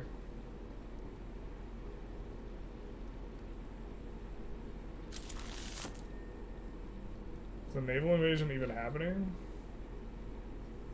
What's going on? Rubber boom. Alright, with that, I think we can turn on the rest of our tools. I'm hoping. Yeah, cool.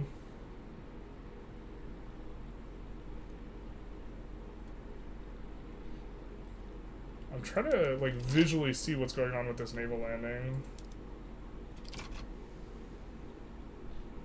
And I feel like I can't tell what's going on. We're trying to land this province, right? Contested. Oh, the fleets are contesting each other. I have to fight the fleet. Oh my god, I have to fight these monitors and ironclads. I'm never gonna win them. Jesus. Yeah, Navy's being so important now is also a huge shame. We're so far behind in tech as well, versus it seems like everyone. I don't know. Struggle bus time.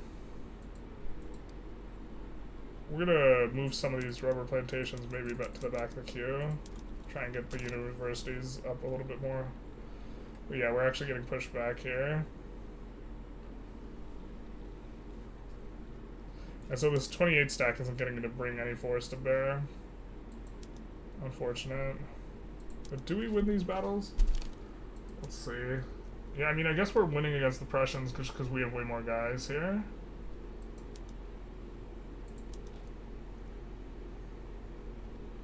Doesn't feel very good, though.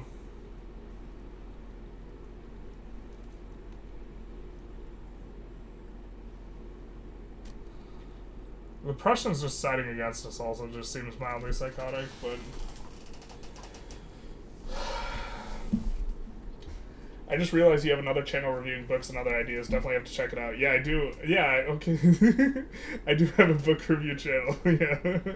It's mostly book reviews. I can understand that might be something that appealed to the trusted Chilean writer channel.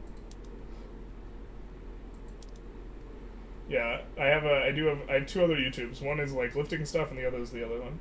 Did you like the Brazilian pizza video? That was epic. That was so funny. The U.S. in my game went from 1840 went autocratic and discovered types banana republic. The truth hurts.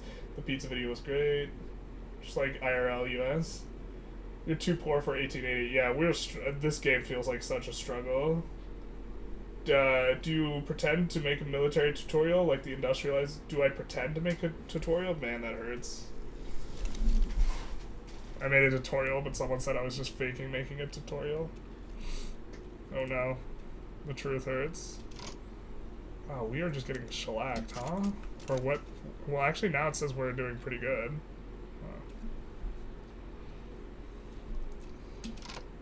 Is this navy still fighting? So yeah, the fact that you have to fight other navies to actually get in seems to be a pretty significant thing.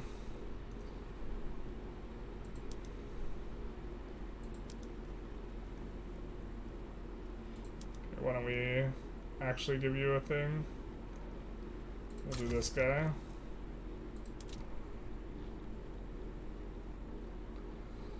Put you here. But still probably not going to be the best. I mean, there's other navies here, so did we actually fight them out, or did we not? Oh, we don't win this, do we? That's a lot of cheddar. Holy snapples, dude. The fact that we do not have the military things is like hurting so bad. And we can't pull off this landing too. We're stuck, we're committed. Big sad. Sorry, your English is not great. Yeah, we're gonna make a military tutorial once I feel like I understand the military better. I don't feel like I necessarily have a super good grasp of it at this juncture, so I don't want to talk out of turn. Let's do that. Add a little bit more construction now. Our investment pool is close to 500,000. God, it hurts so bad. We're just struggling. Bro, we're overseas and we're just having a hard time because we're getting convoy raided, man. Looks like we're managing to stomp these convoy ratings out, some of them at least. I guess we want maybe to move the fleet there so they can't raid. Yeah, no, we failed. God, that feels bad, man. Alright, we're gonna try and move these guys over here. And now that we've worn them down, I think we swapped to all defense. I think we can maybe try and advance now. Except this guy. This guy will stay on last stand. No, he'll just defend front. Actually, anyone who has a really good defend thing, we'll give them defending. We'll do something like that.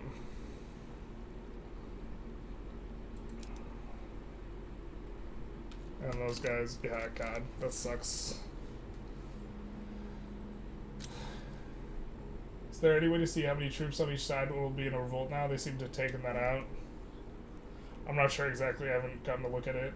Generalist Gorbachev, feel your people. Hey, only 55% literacy, oof. We're working on it. We need to add more government admins. I think we have some in the queue, though. But, let's just add them in here. Oh, not enough employment.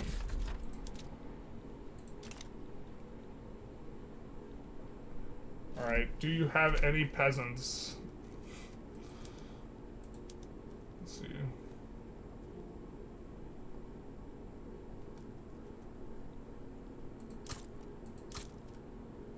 Alright, let's try these.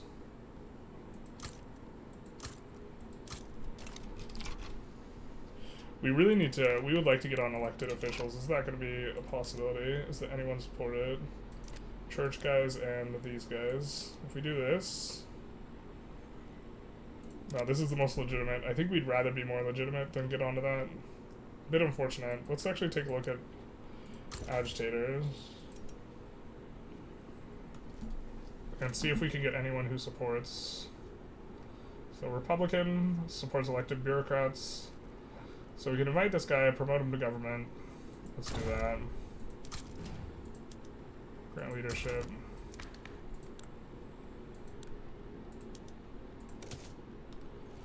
Sure. That should help. That, of course, made the petite bourgeoisie happy, so we got their bonus, so now we can actually increase some of these. So we'll increase multiple of these. Looks like the pop growth's starting to get cleaned up a little bit.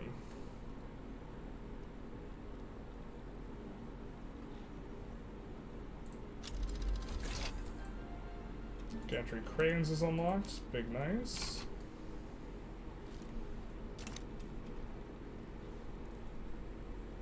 Uh-oh.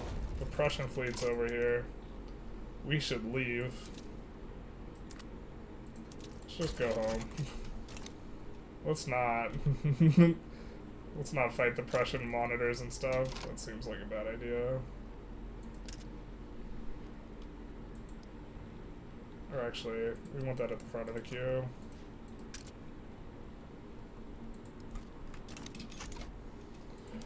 Oh my god, dude. This war is so fucking miserable.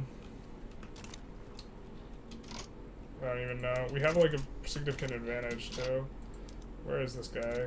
Yeah, we're gonna move him to this front and actually just try and push through this front. Because we're adjacent to this. If we can occupy just a little bit, we could start taking... No, we have to occupy the full state now. We gotta occupy the full state now. Ah, that sucks.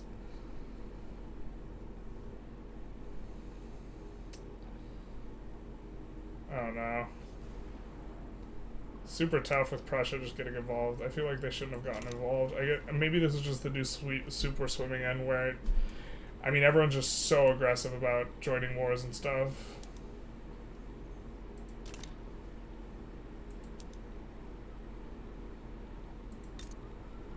Oh, did we lose a battle here?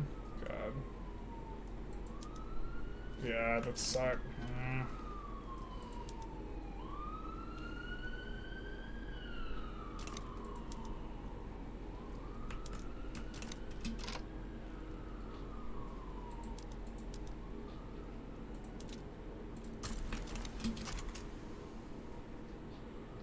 maybe take another go at their, like, smaller military here.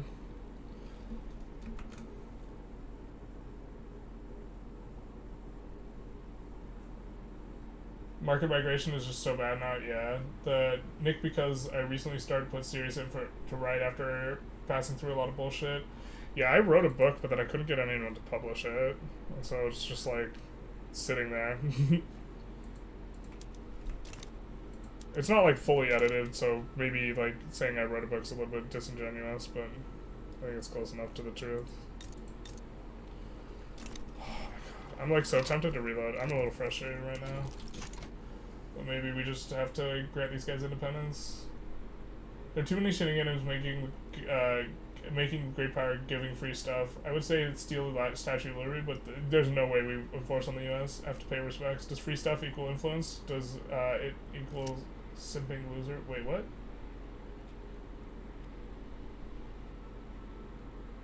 I'm not sure where this is coming from. Does free stuff equal influence, or does it equal simping loser? Getting free stuff? The people's opposition? Alright, we're just gonna do that, yeah. And we're like, oh my god, we've ground down so much stuff, but they're just not advancing where we want them to advance. Bro, this is so great. Oh, it's so miserable right now. Can we just, like, get the thing? This war's brutal.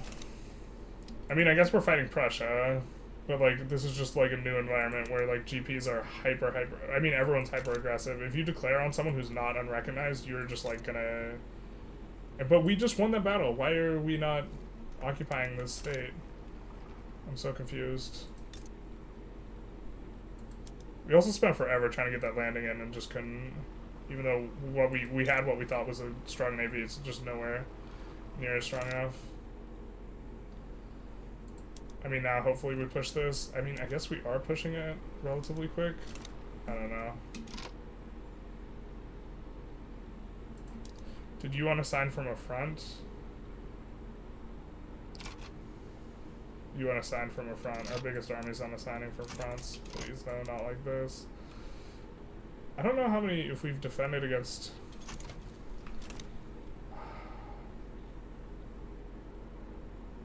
all our armies unassigned. Yeah, I guess some of this is kind of a little whack. What are you, where you just got, what? You just got there. What's going on? What the hell? Alright. You can squeeze some Argentina run at some point. Probably not in the near future. How are the casualties? We can check that in a second. Is getting free stuff you meant playing as pacifist Russia and getting bankrolls from all GPs until he bankrolls them? Oh. That's funny. It's a funny strategy. Well, we don't mind banning slavery in Ecuador. We want to reduce the autonomy. Prussia's okay with this. War system better. Overall, I think we're kind of struggling right now. You need an Ottoman Tanzimat guide from you, patch 1.57 Tanzimat so hard. I mean, I think you could port in some of the strategies we used.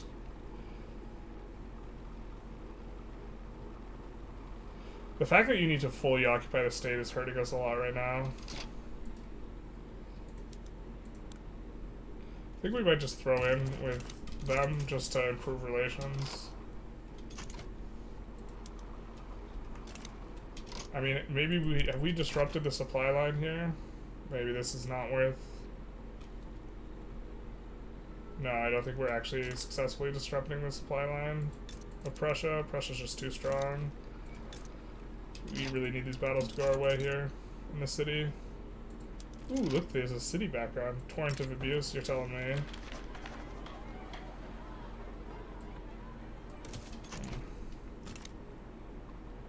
Shell shock, alright.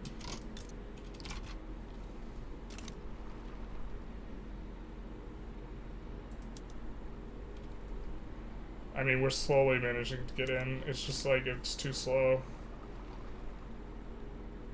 It feels like there's so many wars like this where, like, you're obviously winning, but, like, why is it they can enforce on us this ban slavery thing? Because they don't occupy our territory. In theory, whatever. I know the independence, like, is they just need to fight you off for an extended period of time. Tighten safety standards. It sucks that we had, like, an army stuck here, like, when the landing seemed impossible and we couldn't come off the landing. I mean, I guess we, like, maybe just need to, like, evaluate things differently. I think this will get us in. I don't know if the 25 will be enough for us to enforce on them, though. Or at least trade. Like, we don't mind this.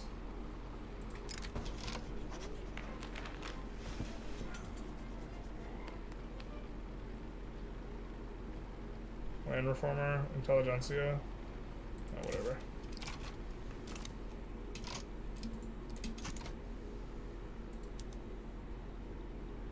I'm glad that the battle we're losing is not this battle, because we really need to occupy. Wait, weren't we a little bit closer than 36? Did we really lose a battle?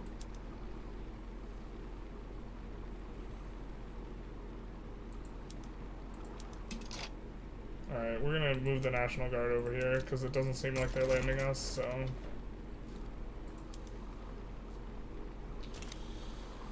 Sorry, someone asked how the casualties were. We didn't show it. We've lost 1/3 they've lost 200,000. Cost of war 100,000 versus 15,000. Although I'm not sure how well that calculates. And it's all hinging on us not having full occupation of this. Oh, that sucks. Look at this. Jambi is pushing, and we're gonna lose occupation because they are gonna fail that push. God damn it, dude. So asinine.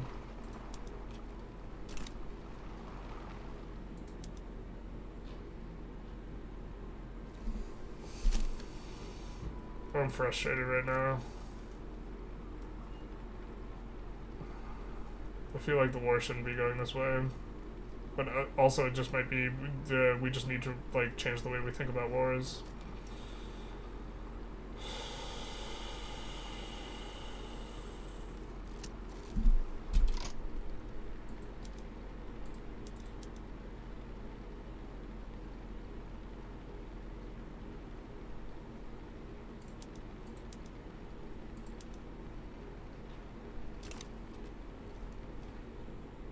I guess independence isn't their war goal. I don't know. I really hate how our troops were stuck over here and couldn't do anything. We couldn't, like, decide to abort the naval invasion. We were just stuck on it. I think that's, like, stupid.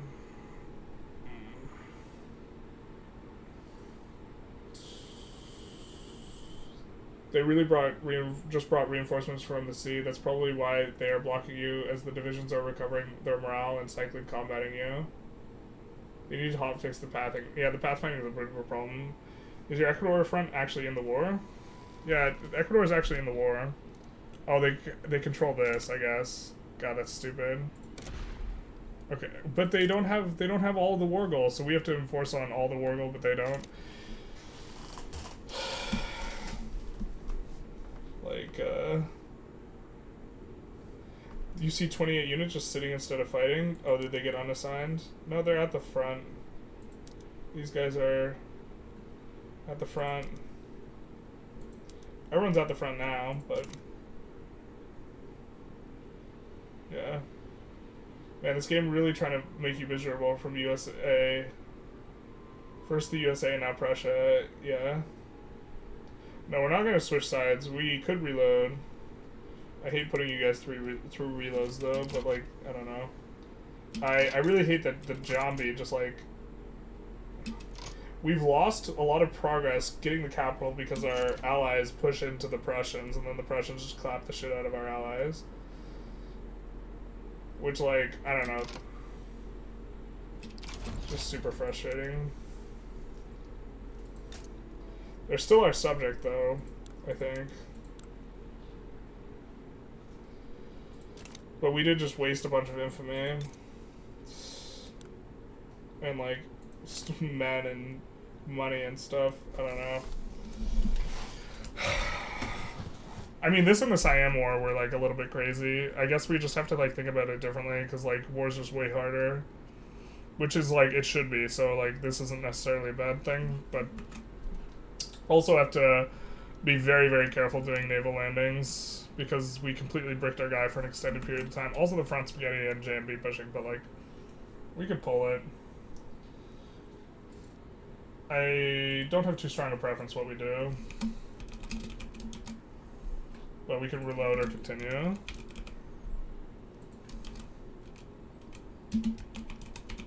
But we are suffering a little bit here as Brazil.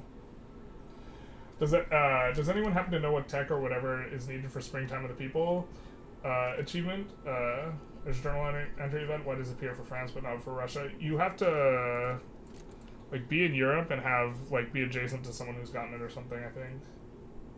I have some CTD with the patch. Am I the only one? Frowny face. Looks like we're getting continues. You got this number, Daddy. Yeah, I mean we're recalibrating like what we can do in wars.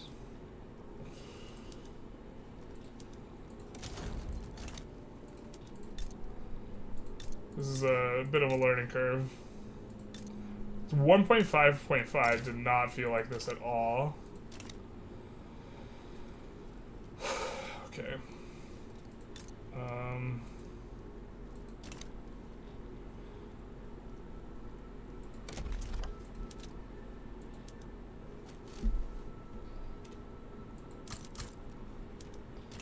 Of these job seekers, how many of you are peasants? None of them? Perfect.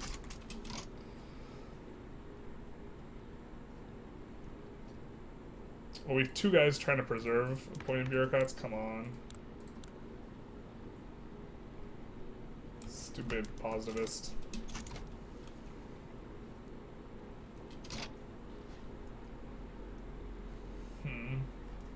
Looks like you guys say reload. I think you need egalitarianism for Springtime.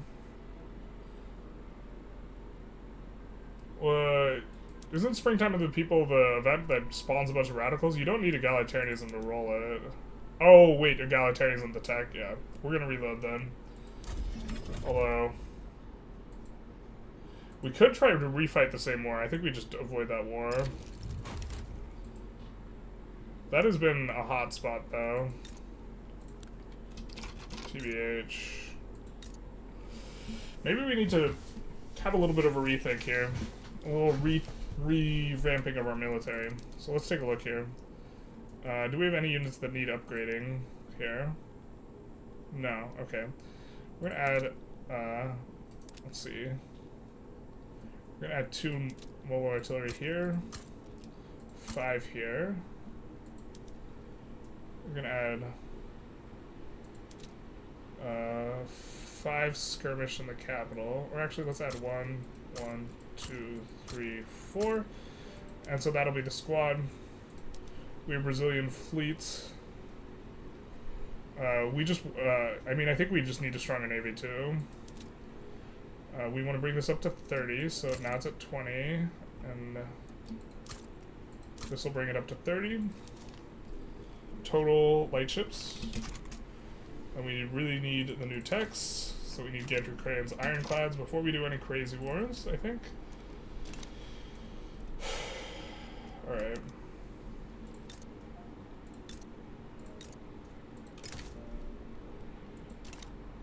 I think no one defends Jambi because they're unrecognized. I think this is also going to be one of the main heuristics, is if they're recognized, maybe don't go for them. But we're going to need a bigger army in general if things are going to happen like this. Jambi accepts. Streamer luck, I guess.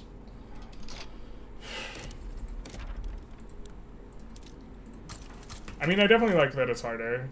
It's more of a challenge. It's just like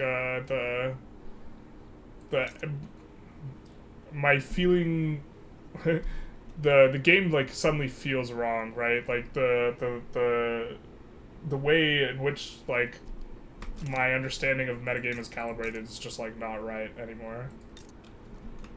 In regards to exactly how much I can push things. Maybe we go for no. Well, maybe we leave Chile alone until they finish colonizing. Although I'm pretty sure it gives the claims to us, or that's how it has. That's how it's worked in the past. But annexing those guys will give us a decent bump. So maybe we do that. We could also maybe annex these guys. All right. Let's annex them. We might accept streamer luck one time. No, we already used our one time mistakenly on the wrong guy. Alright. And there's not a lot of people who have an interest in this region, so like annexing and going after Chile, Argentina is a lot safer than like there's a ton of people with their interests up here. I guess Prussia hates our guts. These guys hate our guts. Actually, these guys normally don't have interests all over the place. They're building way more navies, so they're getting a bunch more interest. So maybe this is something to like keep in mind or keep an eye for. Trade agreements. Can we get anyone? No, Hamburg. So I know I mentioned Wallachia earlier, but for some reason you can rival the Ottomans in Serbia because their prestige is higher than Wallachia at Gemstart for some reason. Interesting. It might be easier to form Yugo now. Easier. Or easy versus easier.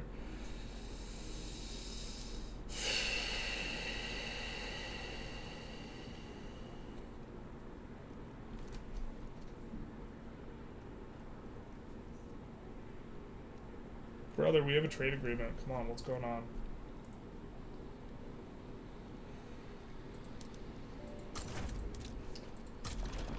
Alright.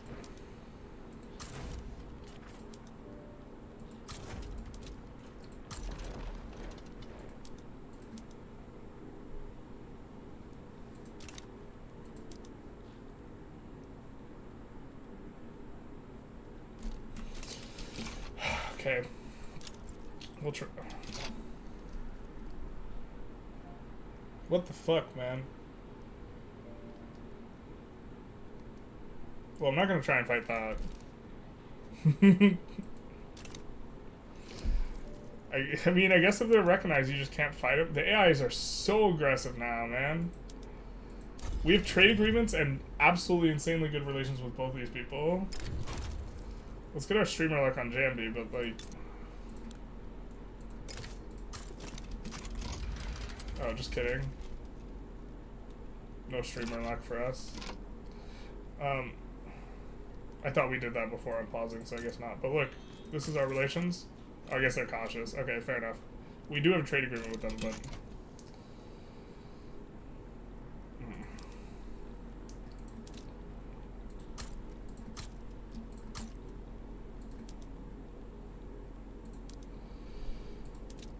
The tree cards.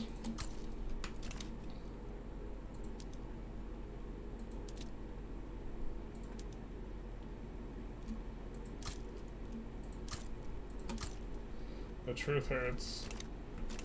I guess, yeah, I mean, no, this is actually spectacular that the AI is a little bit more like this. I just wish it was more transparent. Again, the diplomacy is not very transparent, but I guess we just can't go after recognized countries like very easily because we're just getting like 100% joins when they're recognized. How's your manpower refill rate? It's decent. You need to start testing in enlistment decrees like edicts like Vic 3 or Vic 2, maybe. Ooh. I think this is a specific state that's got problems, so we'll look for it.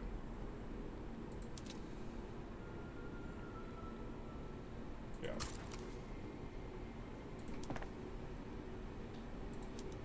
We haven't turned on elastics yet. I guess a lot of our textile mills are not even fully employed. We'll turn them on in Rio, I guess.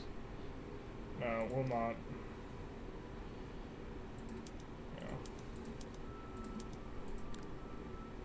We could do bougie patronage, might be a little bit better.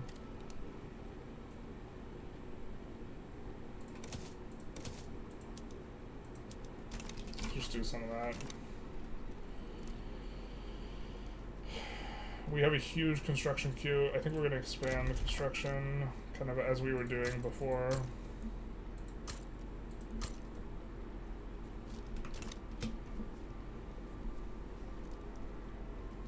Now we're going to get no one side with us. Yeah, so it's really just recognized versus unrecognized, huh?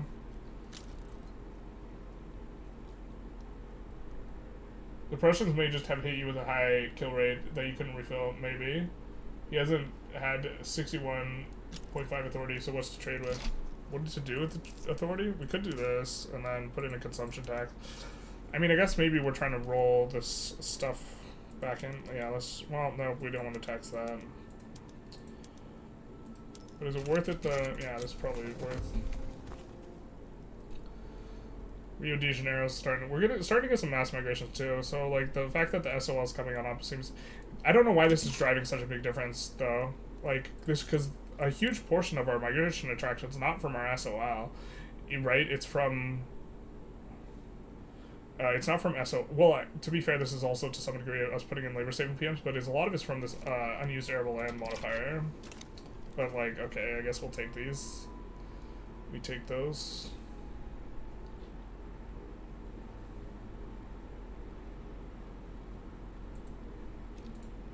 Yeah, but maybe things will be so much better once we get the next tier navy like off the ground.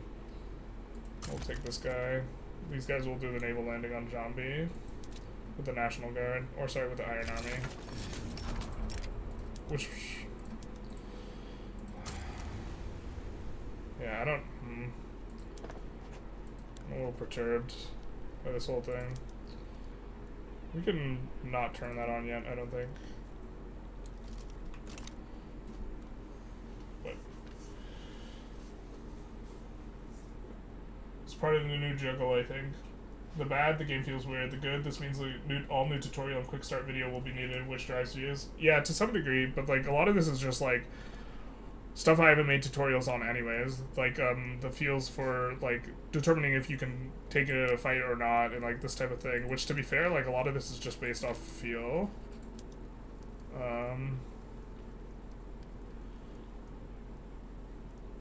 Woodland combat's almost certainly gonna be good for us. Last we don't get the defensive guy like we did like before. But yeah, we should be able to get in on zombies soon. As you get more into suffrage, it might need to grab other laws with conscription percentage to make up for it. So we go into suffrage. Alright. So we just have radicals now. So actually now we don't have a way to go elected bureaucrats because the guy we had pulled before is no longer available, which is not necessarily the end of the world. We could do this. I don't think we want to upset the guys. I think we'll just stick with what we got right now. Currently attacking the armed forces clout though, so if we can marginalize them, that'll be good. Our armed forces suck anyways. We're gonna join on the same side as... I mean, maybe we just need to be on the same side of a war as France and the UK at some point in time, and then just go for Chile. Because I think that... Oh no, everyone's building up navies now, so... No, yeah, USA also has an interest. USA also is just rivaled, so... Everyone has an interest up here. Yeah, okay.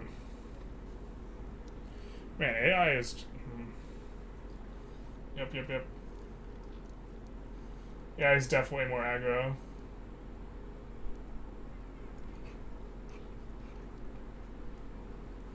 Chase it by adding more cannons. Our military inputs are optional.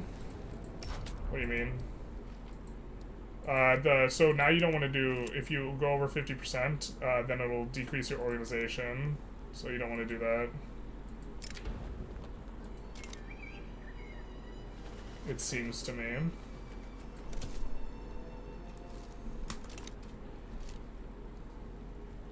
Could be mistaken though. Zombie should get kind of washed up pretty quick here. Wanted to say hi, says Ben, but I'm only about 2 hours prior to your stream. 2 hours into your prior stream, so hey, how's it going? Yeah, I decided I wanted to... I mean, I'm glad we're doing this now because I decided to want to play and get the feel for 1.5 a little bit more. And there are some ways that are pretty significantly departed from the beta, like the biggest of which being the AI is hyper-aggressive if you're doing anything against a recognized country, it seems. Yeah, like the thing, like, yeah.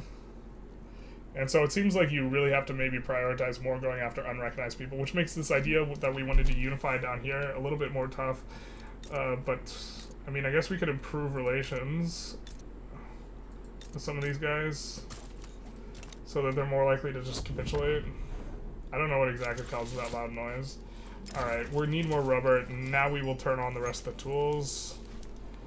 And we'll come in here, and I think we will in here, where we have a few textile mills. Yeah, they're not even employed, so we'll just turn on elastics. Is this really... Okay. Oh, we don't even have the rail transport here.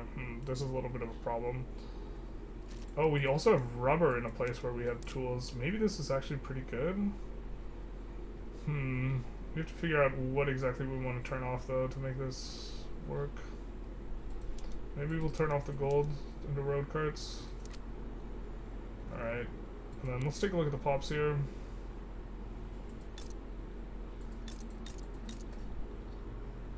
Come to Brazil, please. Please, please, please, please come to Brazil. I'm shocked to only see 200 construction. Yeah, this has been a rough run. In a lot of ways. I mean, the biggest thing is that migration seems super... Intra-market migration seems super stunted. And so, like, we weren't getting very much migration with in the UK's market or in Russia's market, which is, like, a problem. If you're playing as a new world country. Wait, did we fail our naval landing? What the frick?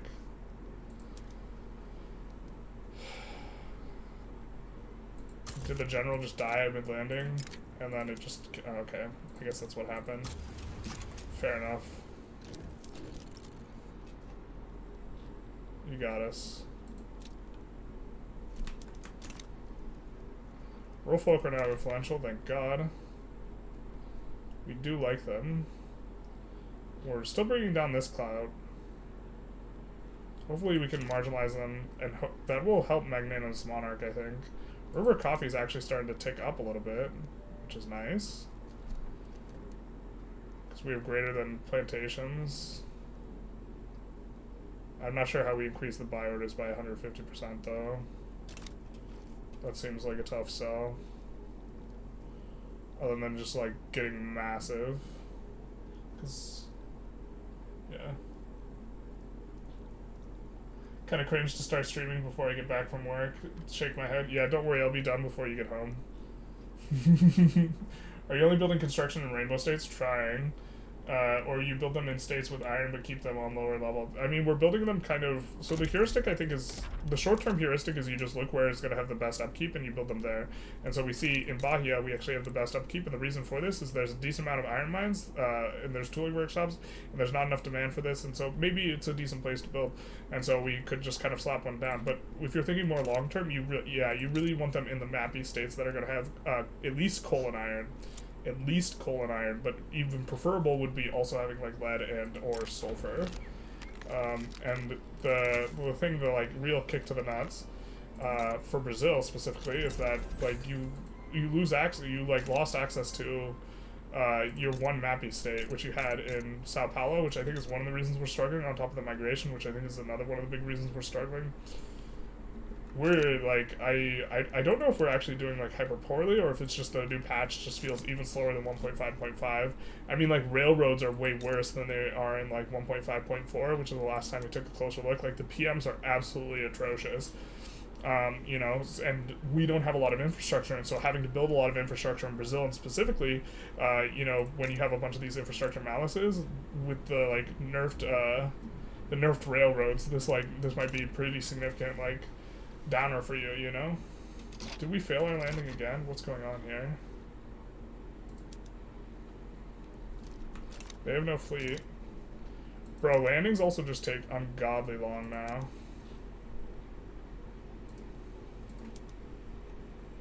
Alright, we'll just do this. Make sure we have at least 2 generals. But we, like, I don't know, it feels like it's been like a month or 2 months and they're just not... Is it just not working? Alright, we'll try landing with this. With our other. I mean, I don't know what this is about. I feel like it's actually just not working. So if that's the case, then that's just a bug. We have a bunch of... Also, it feels like everyone's super, like, aggressive on the military tech and, like, it's kind of pulling ahead, and maybe this is really great. I guess we want to get monitors too, huh? Fuck.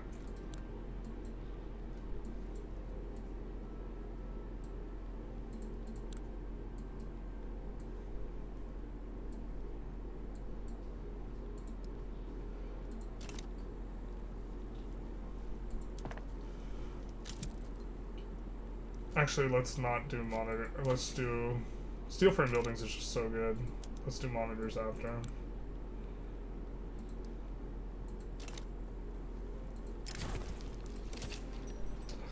Fuck, we should have done the other option. We'd rather have more migration attraction. Agitator appears. Let's take a look.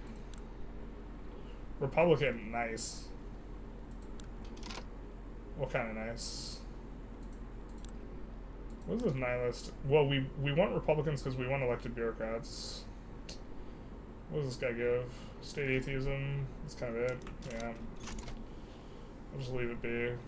Alright, so we didn't need to land with this 50 stack. So it was just being slow, I guess. Oh, we can't cancel landings. Cool, that's right.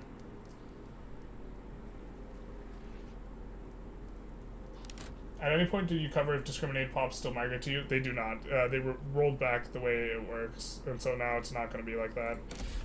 Which I understand, but it's kind of unfortunate. There were like interesting play patterns that were the result of like how things were working, and that I thought it was more interesting, but like it's definitely unbalanced. Also, to be fair here, like we would absolutely be popping off if we were like if we get into Russia's market and do the things. You know what I mean?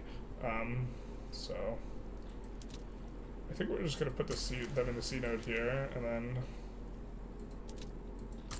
I guess we want to have at least 2 guys, that way we can still operate if we're having problems. Kind of don't want to have too many armed forces guys, though. A good vintage. We'll take the prestige. And then we'll be well on our way here.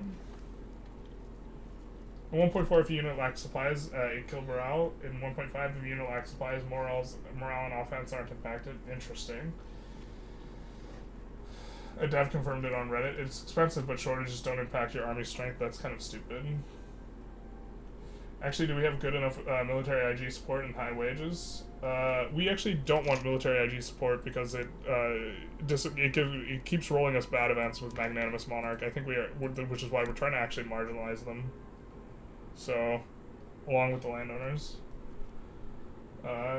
Brazil culture should have an obsession with coffee in as an event if you choose to promote coffee. Is that the River Coffee journal entry? It's having problems. What's up? Hey DDR Corrupt. How's it going? Game feels slower overall, and I wouldn't mind that if the first 34 years takes like and I wouldn't mind that if the first 30 to 40 years didn't take like 4 weeks to play. Interesting. Well, we're like 40 years in, and we started playing yesterday. Obviously, I'm being facetious, because we have like 15 hours into this.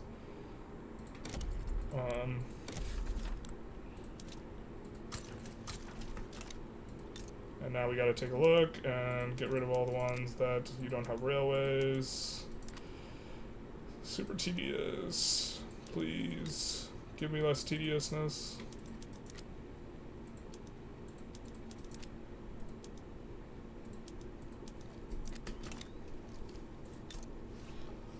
See, reduced autonomy, they would not accept.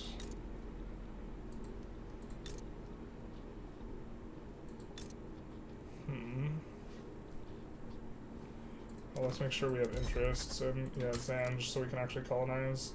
Let's put an interest in...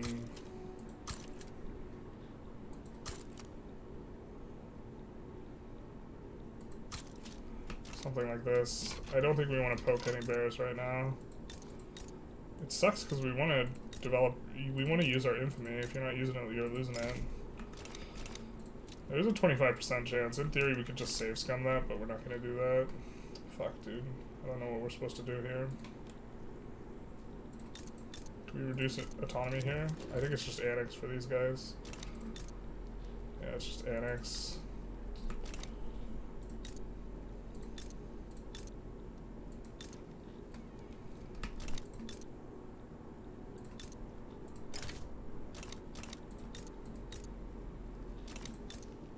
The problem is this isn't enough infamy if they say no. We could, I mean, we could protectorate Siam again, right? After losing them. God, that feels miserable.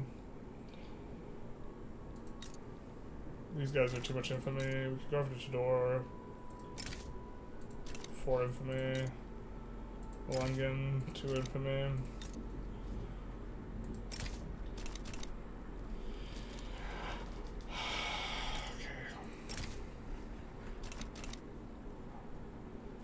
Sucks that we just like don't want to go after any of these recognized guys. We just like get shit on by the AI.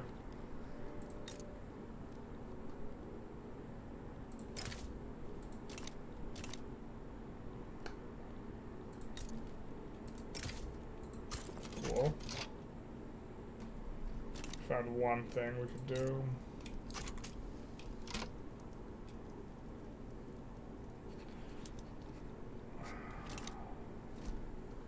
Could maybe try annexing them. I don't know.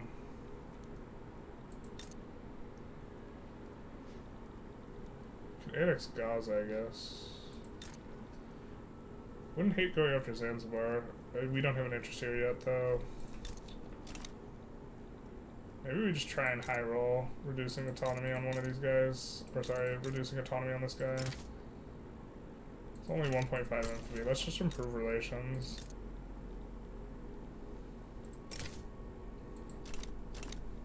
We'll save. We'll go for Benjar. We'll see if they just back down. That'll be nice if they do. If not, it will kind of suck. Actually, no, we could just conquer state this, right? Conquer state's in tank. Do they have gold already? They do.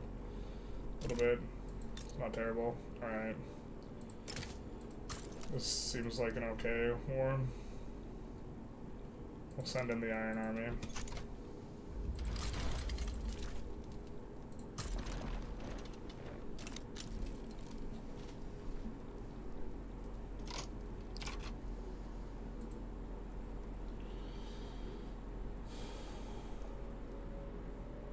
Belgium had like 25% Han pops in Wallonia after joining Reich's China's market. Yeah. What are all the new formable nations? So there's the Central Europe. There is the United Netherlands, which is Belgium, Netherlands, and Wallonia. But also you annex Dutch East Indies, so this is a bit of an interesting formable. There's Confederation of the Rhine, which is if you have two subjects that are German, they form it and you can kind of vassal feed it. It's an interesting thing. I think we said Central Europe. There's also this Rio de la Plata, which is kind of like Argentina plus, and then there's this huge formable of all the Spanish-speaking countries basically in Brazil, so or sorry, in South America, so excluding Brazil. I think those are the ones. Would you ever consider hosting a more casual community multiplayer with a bunch of people? Yeah, I would consider it.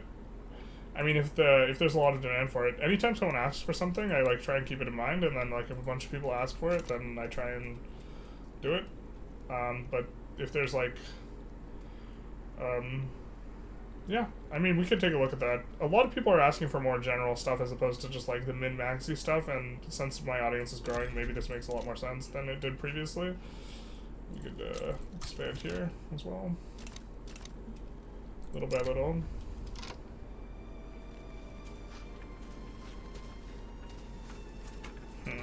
Alright. Little by little indeed. I mean, our GDP is really cranking off now. So it's feeling like we're starting to accelerate. Maybe we just couldn't be inside someone's market, and maybe it was also the healthcare making a big difference, and then us using the labor-saving PMs like quite a bit earlier than we would have wanted to be honest. Can we turn on elastics? Not really. Let's...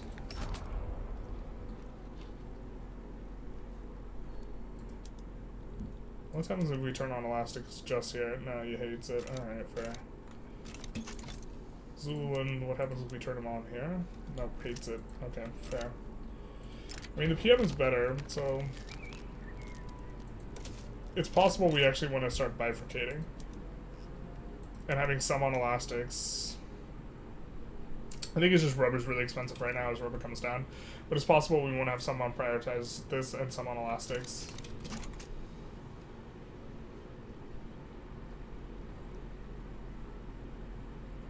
You seem very tired. Like, I don't know. I was, like, stressed out with that, like, war earlier. Because, like, I was trying to think really hard. It hurt my brain. Define casual in the most bloodthirsty and anti-Carthage way possible. Someone's looking to get someone banned. Isn't there, like, 6 there? Thank you for answering your questions. Yeah, you're welcome. There might be a couple I'm forgetting of, but those were the ones I remembered. I tried to make Carthage a formable, but... Or when they were polling the community, I tried to ask my community to poll for Carthage, but alas, poor Yorick, I knew him well, Horatio. No Carthage.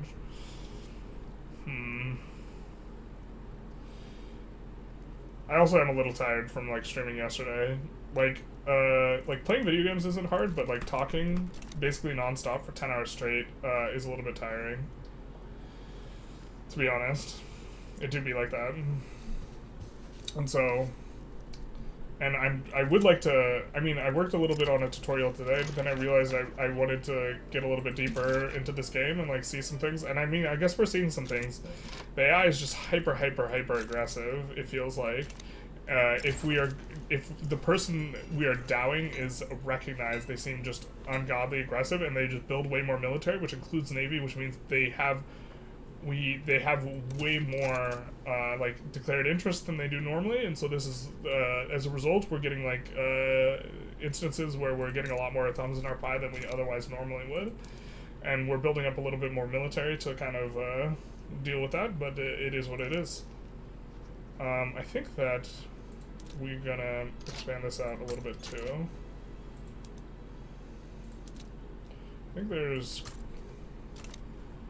I think this is the last cavalry unit we ever build as well, with these 15 Lancers. And we just start splitting up these 15 Lancers, because cavalry is starting to fall off. We're getting closer to getting the next artillery PM, and I don't think we want to be landing with these cavalry armies necessarily. That just isn't default. They would be more willing to accept peace. Good for you. Something's coming on up. I'm surprised South Africa isn't one yet. South Africa isn't one yet. Oh, no, you can form South Africa. These just have to not exist. Cape Colony has to not exist. It is a formable. Have you thought about playing Japan? This guy with the beams? Or are you talking about for this patch specifically? Yeah, Japan run's going to be in the works. I want to get a better kind of understanding of stuff. France is starting to play against Burma. Burma Protectorate. Well, should we thumb their pie? Oh, how the turn's table. Check our info name. 1.6. Okay. We're going to check to see if we can reduce autonomy on any of these guys, and they would be willing. I don't think they're willing. 25% chance. Otherwise, we just get this apocalyptic thing against us, so I guess we don't do that.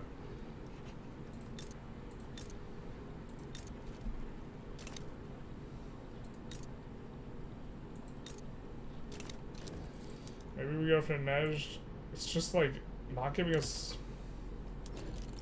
We don't want to go after Sind. I mean, maybe we go after Macron. Maybe we go after. Alright, they have 1,800. Could we maybe. Alright, we have a way bigger military than them. The question, of course, is. And we're going up to level 50 on this. The question, of course, is what do your PMs look like, my guy? Do you have skirmish infantry, is what I'm saying. Irregulars. And hussars. Okay, so we should be able to actually do Persia.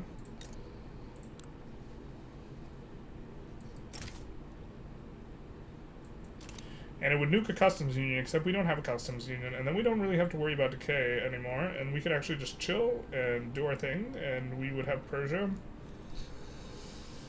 I think we should be able to land Persia, but here's the thing, like, we're just coming back again, like, are we just completely misevaluating this? They are on irregulars, right? 10 and 10. We should be able to land into that.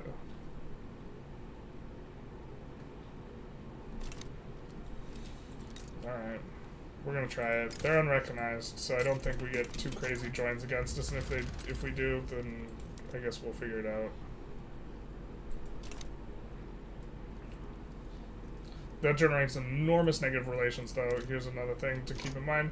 We lost about 25 relations with, well, not just Persia, but with the UK, the Ottomans, Russia, France. And so let's kind of take a look at who we can maybe improve relations with and rival. So we can rival. I don't think we want to rival the USA. The USA is already rivaling us, though. Maybe that ship has sailed.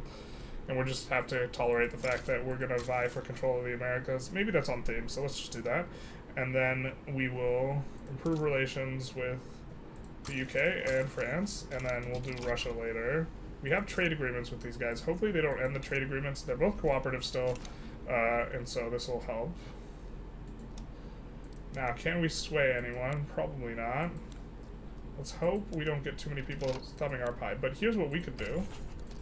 War goals, war reparations, Burmese war reparations, sure. Now France cannot join against us because we're on the same side as the play. Oh, but Austria joins against us here. That's not necessarily ideal, but that's fine, because Austria can't join this play because they didn't have an interest here. So...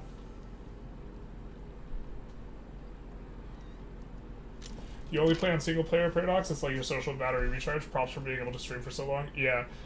So like I definitely like, if I'm playing games on my own though, I don't play Victoria 3, because like I play so much Victoria 3, so I don't really play too much, you know, not on my own. Kind of weird Transvaal being beyond the Vaal River. Interesting. Transvaal can form South Africa though. Alright, Khiva sides with Persia, we kind of don't care about that. We're going to switch this. We can't do industrialized port yet. We're going to do standardized filing. But now, steam trains is significantly better, as is steel passenger carriages. And we're going to swap both. And now we're going to... Alright, we didn't cause a shortage, but now we're going to have to kind of come in. I hate how tedious this is, to be honest. And now we're going to take a look. I think, do we have to wait for... No, okay. Maybe we don't have to wait for Monday. The prices don't look too bad. Do we have to... Can we turn on some of this? I don't know. Wait, why are we not getting... Okay. Deploy this. So this will... states in the Mato Grosso get developed Amazon rainforest trait, and they get taming it, which gives less bad stuff. Alright. So we'll give migration attraction. So this is the one we're really actually super interested in. So Mato Grosso currently has this bonus, right? Or malice. 30, 30, and a little bit of extra heartwood. So we're going to get this negative thing for a while, and they will also get migration attraction.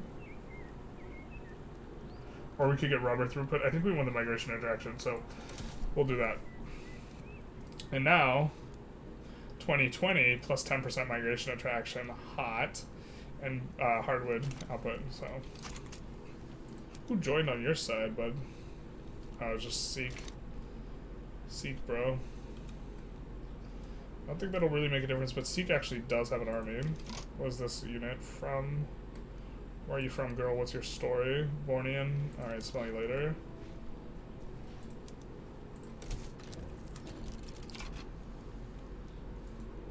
Alright, we're still gonna try and land with this unit, so let's maybe...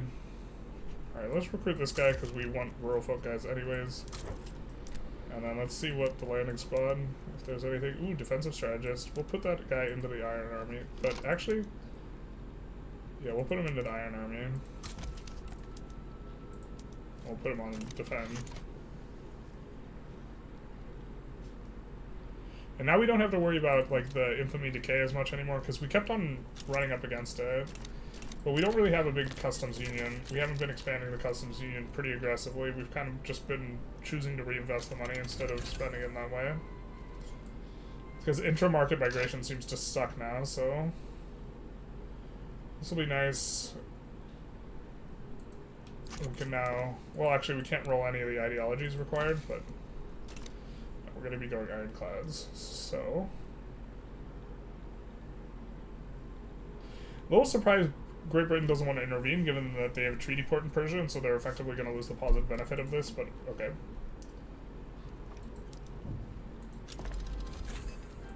Repeating rifles, nice. Nice, nice, nice. Oh, Jesus, that was not on the right PM, huh?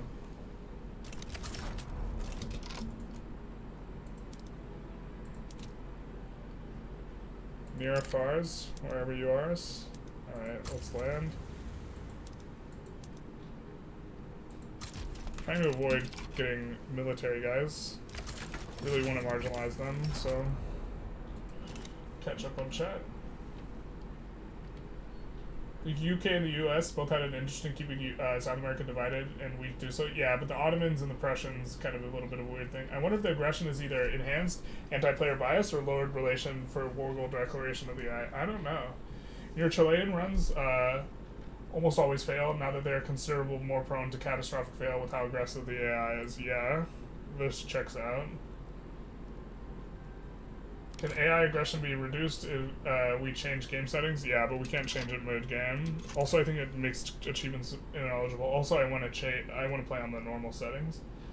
You love for me Indonesia Empire tag in 1.4. Really want to try it again. Now that you only need 9 out of 14 states instead of 11. Archipelago, etc. Lenient AI just means they start less plays, but they'll still do just as many reverse sways. Yeah, and so maybe this is just like a function of the reverse sway mechanic and stuff. We should be able to get in with this 40 stack, should. I don't really know, though. Like, because again, like, small reference experience here. I think we ought to be able to, though, considering they are irregulars. And these are well-trained, well-oiled machine.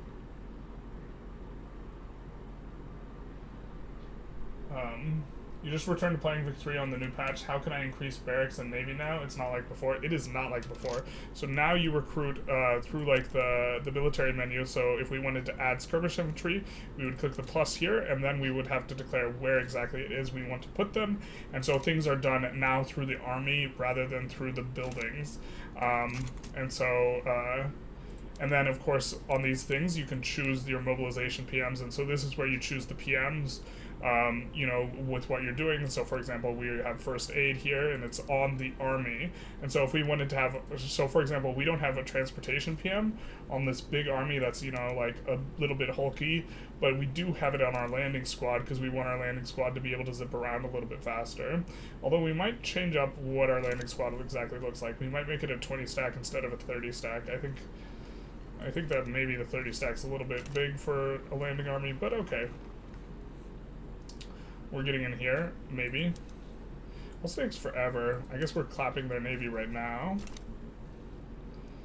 And we're currently researching, yeah, to move up to ironclad monitors. These techs are just going to become so much more important than navy ones, and so I'm keen on getting to play with that a little bit. But yeah, so we're pushing in. And we can push the irregulars because they don't randomly have skirmish. Important to check, I suppose. Important to check. Middle managers activated on our petite bourgeoisie, which gave us a ton more of this. Oh, I think we clicked the wrong one.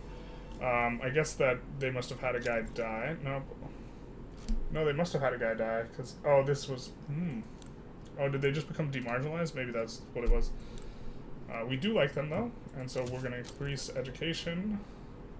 We do like that we're getting this, and workplace safety. And how much extra? Oh, we're floating a ton extra, so I think we're going to definitely increase those two. Maybe increase law enforcement a little bit? No, let's increase this. Actually, let's increase all of it. Alright. That's good.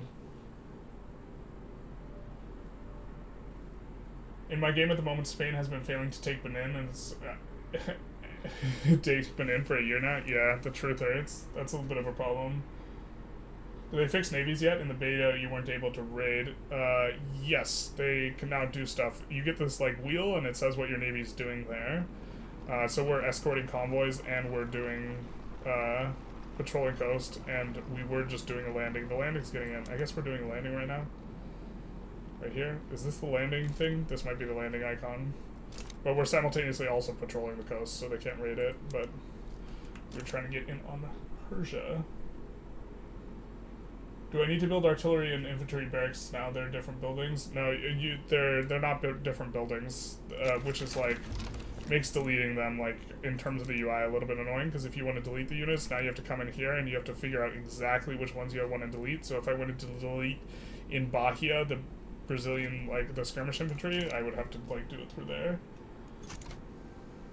How do treaty ports function when the nation you had in gets subjugated, like France? Well, if the UK could eligibly have a treaty port on us, which they can't, then they would maintain it, I think.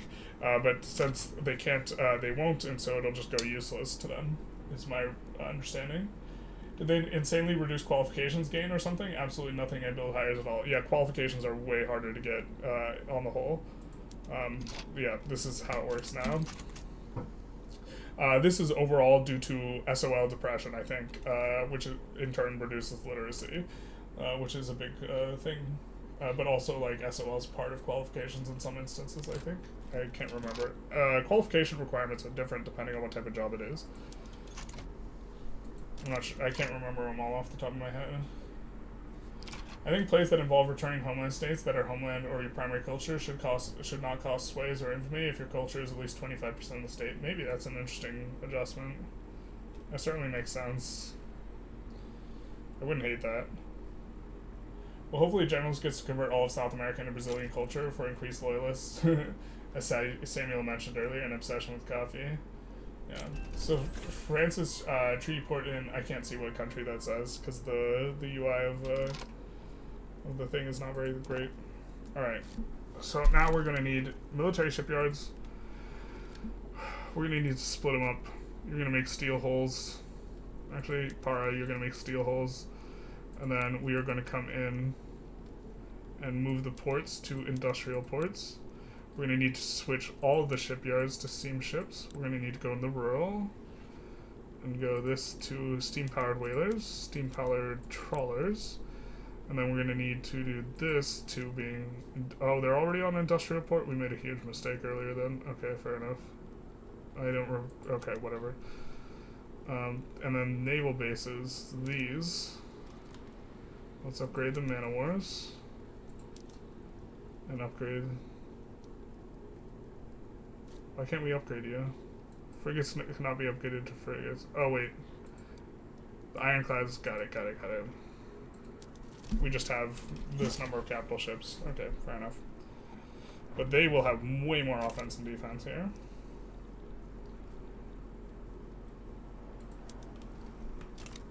So that'll be nice once they get upgraded.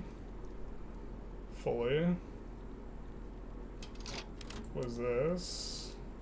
Wait, why are we seeing so much of this? We're not involved in this. Oh no, we are. No! What is this? What a world, what a world. I think we just don't want the devastation. Instead of fighting this, to be fair. How big is this landing squad? I guess this landing squad's really small. So let's just raise the National Guard then, maybe. What a world, what a world. We forgot we were at war with Austria. Actually, they're never going to be able to get to the front. They're just going to get pushed. I think we just, not this war. I think we capitulate our way out of this one. Right, have France even landed Burma yet? No, they haven't. Alright. And that should get Austria out of there. Nice. Alright. Since the National Guard, since you're here, we'll send you over here. Wait, what is this? What is this? What is this? Why is the UK here?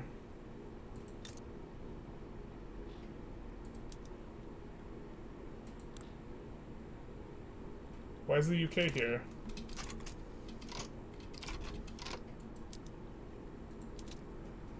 Wait, what the fuck happened? What?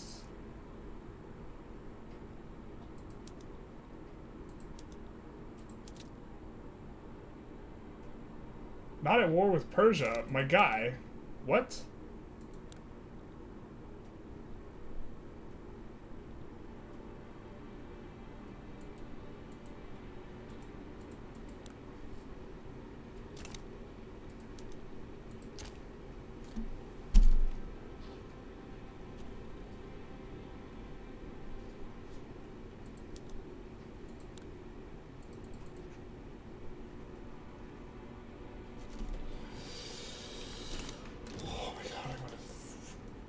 Lose my mind.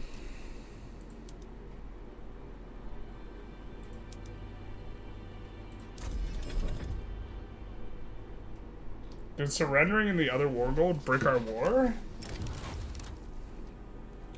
Okay, here we're getting clapped. Got it.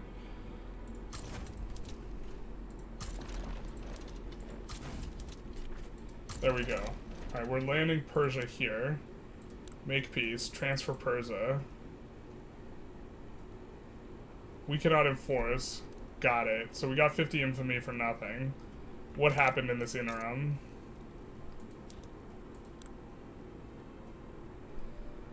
Because they're in the market, they're just joined the customs union of Afghanistan. They now break the Orgle. Oh god, it's... You can still occupy the land the UK has. The UI bugs, subject of Afghanistan, fantastic, yeah. Bro, we are gonna load for this one, because this one is just completely stupid.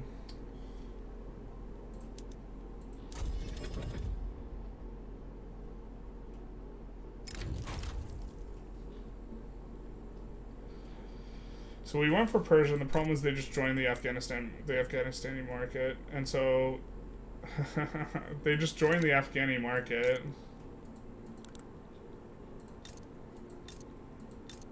Immediately after Afghanistan joined on their side in the war. Dude, that's so dumb.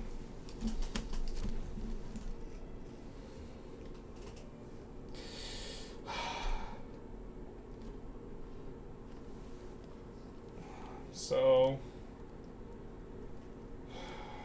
Okay, so we gotta think of a different war, because that's just gonna happen again.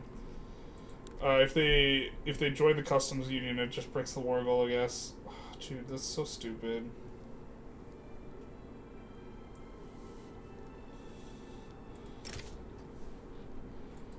You could conquer Macron, but that's not very good.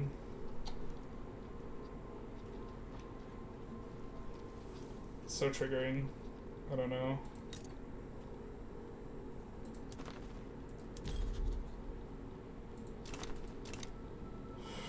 Alright, let's think.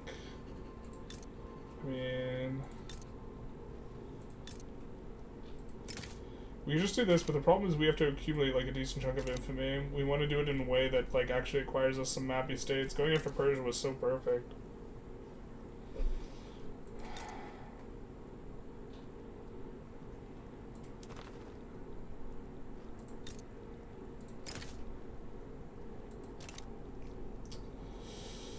I'm not sure what to do here.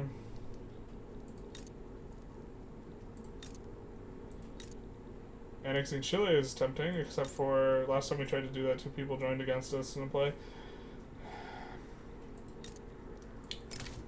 This isn't going to generate us enough infamy to keep going.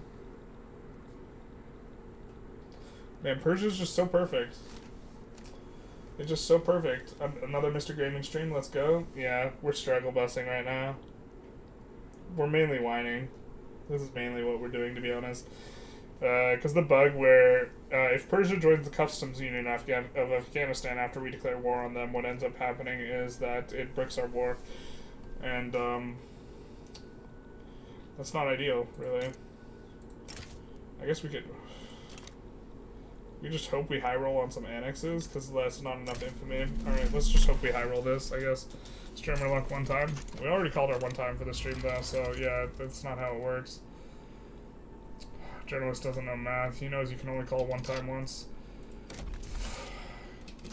Alright.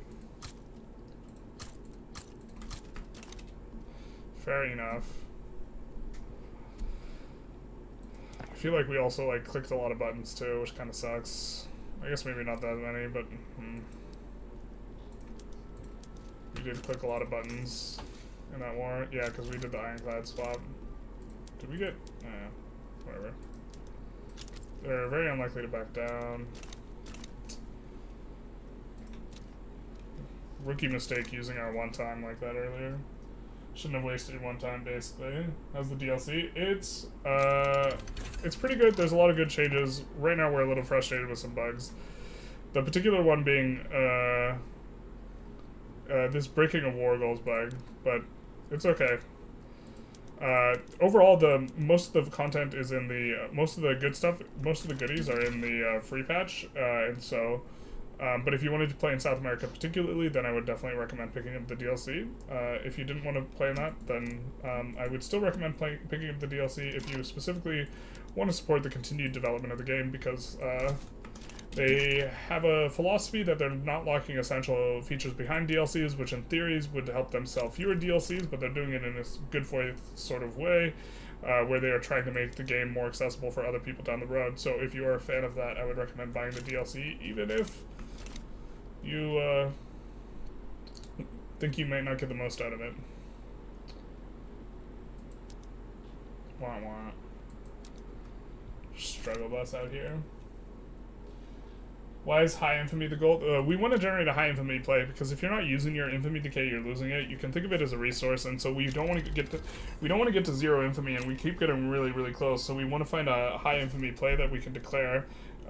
Going after Persia was just absolutely perfect, but we can't do that because if we go after Persia, the exact same thing will happen. They'll join Afghanistan's customs union, and it'll break our war goal, and it is a bit frustrating. Great Britain's importing tools from us. Maybe there's something on this. We'll take a look.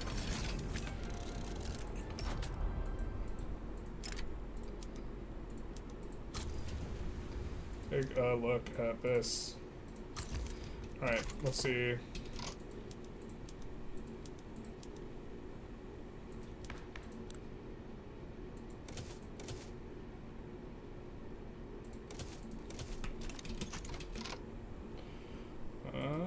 Trade routes. We can delete some of these. I guess we don't have to delete the all of them, but we're just gonna do it like that. It's a little bit more simplistic. Oh wow, we could really export tools. Hell yeah, brother. We rushed the tooling PM, so makes sense. We're about to incorporate this state, which is gonna help this state pop off. Big nice. Indochina. Indochina's good. This would be a reasonable place to declare. Why is the AI so shy when choosing war goals as a defender? In my game right now, you got a great chance to become recognized, but wasted it on war reps. The AI never goes for recognition ever, I don't think. They're about to reach Moscow, the truth hurts. DDR with the correct answer. If you're not using your infamy decay, you're losing it. How on earth unrecognized regional power can invite someone to the customs union same power level country?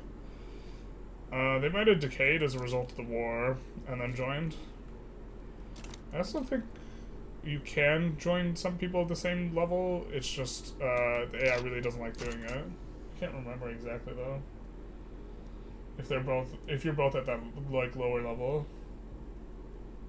Dynam is the decent one. Could launch port needs some China. Yeah, Dynam would also be decent. Dynam has some interesting states. In particular, oh, actually, they do have a Mappy state. Maybe we should have gone after Dynam. Annexing Congo is also, like, not terrible, but, like, I think we're gonna go to 0 infamy during this, so not ideal. We get the exploiting the Amazons. Really love that we can change this, you know, to be, instead of having the 30% modifier, now it has the 20, and we can develop it down to a 10, which is going to make a lot of these states way, way better in the long term.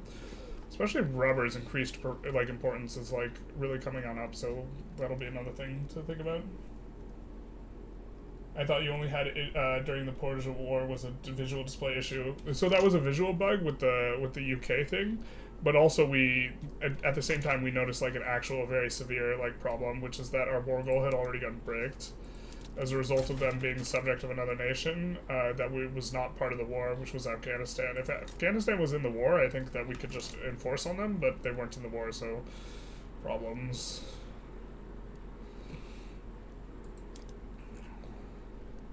Also, like, they were in the war not as a war leader, maybe? I can't remember, but like, I don't know. Just like the subject relationship, well, the customs union subject relationship just causes so many problems, and we're seeing like a ton of those in this run, right? Annex Congo here. Are we gonna get there? 0.08. Not with this uprising. Wow, uprisings are back. They've been gone for quite a while. Let's send the Iron Army to deal with them. Are they gonna actually deploy, guys? We'll see. They were basically broken in all of the thing, and this is the first native uprising we've seen. Of course, the timing is horrible, because we're not going to get to decay our infamy, I don't think. Unless the uprising is treated a little bit differently, and we can... Which, subject revolutions were treated a little bit differently in some of these iterations, and so if that is the case, then we can declare war before this. It's a race against time, truly. We don't want to lose our infamy decay. We'll definitely add to them. Alright, proposed peace deal. Alright.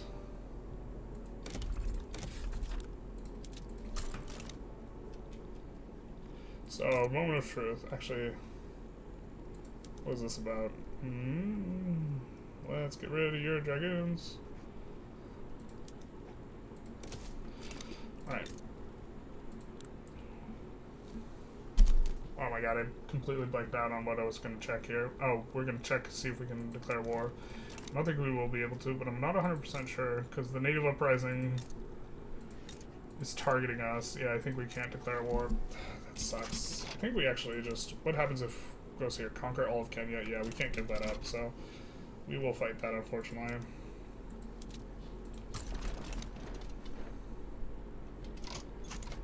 That sucks. Bad timing.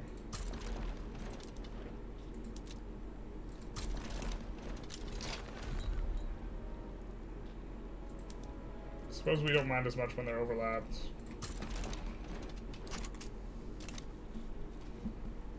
Would have been really nice if we could get Persia seething with annoyance. You should be able to bank an amount of infamy or have diplo interactions that use it. Stole that from one of your videos. Yeah, I say it in a lot of videos.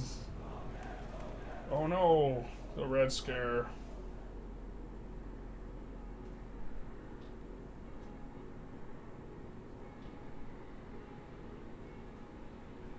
I think we're gonna go with the one that is less overall negative approval. Unfortunately, it does negatively affect the cloud of a group we care about. Oh, we're almost marginalized these guys. Maybe this is the way for handling this magnanimous monarch event in the face of the revolution. Alright, people are being abusive. The truth hurts. But that also hurts. Yeah. Not as much as the truth. The truth will set you free. Oh, I forgot. These are down here. Yeah, we'll just add a little bit here. Saxony sides with Brunswick. Hopefully we can reverse sway our way into something that requires some infamy, because now we are losing our infamy decay. To be fair, we don't care as much about this secondary one. We would just back down, but we cannot lose Kenya, because that is an important one. We'll also start colonizing here, so I think we will. That'll give us more areas of ingress later. We're getting ironclad in just a moment. I feel like, I mean, we've just kind of saved and reloaded kind of a few times this episode. I apologize to everyone. Generally would like to avoid doing that. But we're also feeling out what's going on with all this. Generally, actually, we're pretty successful at avoiding it, but...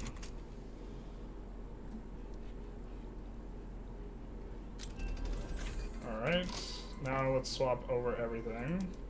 Industrial ports. Upgrade you to ironclads.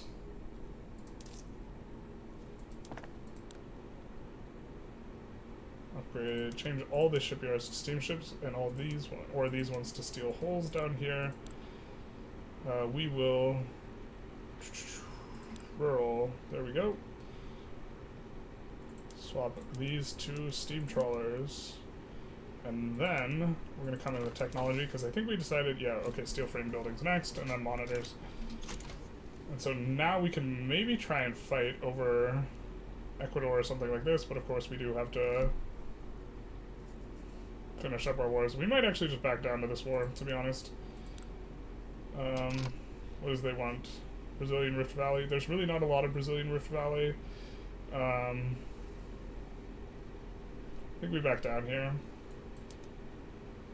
Just so we can get into our other war faster. And we will just immediately start colonizing again. Not too big a deal.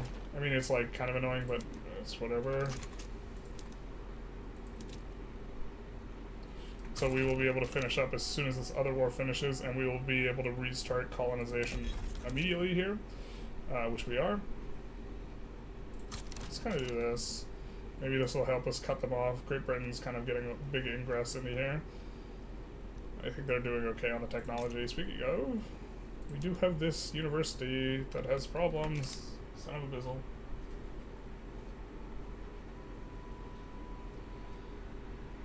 Love the native uprisings, faster colonies. Would love to see establishing a colonial administration that gives a huge colony growth speed. Yeah, that would be a reason to do it. Is it possible to complete the Magnus journal entry? Played the whole day and couldn't get it.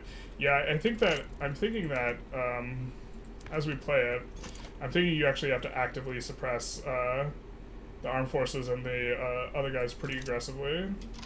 Nationalistic opera.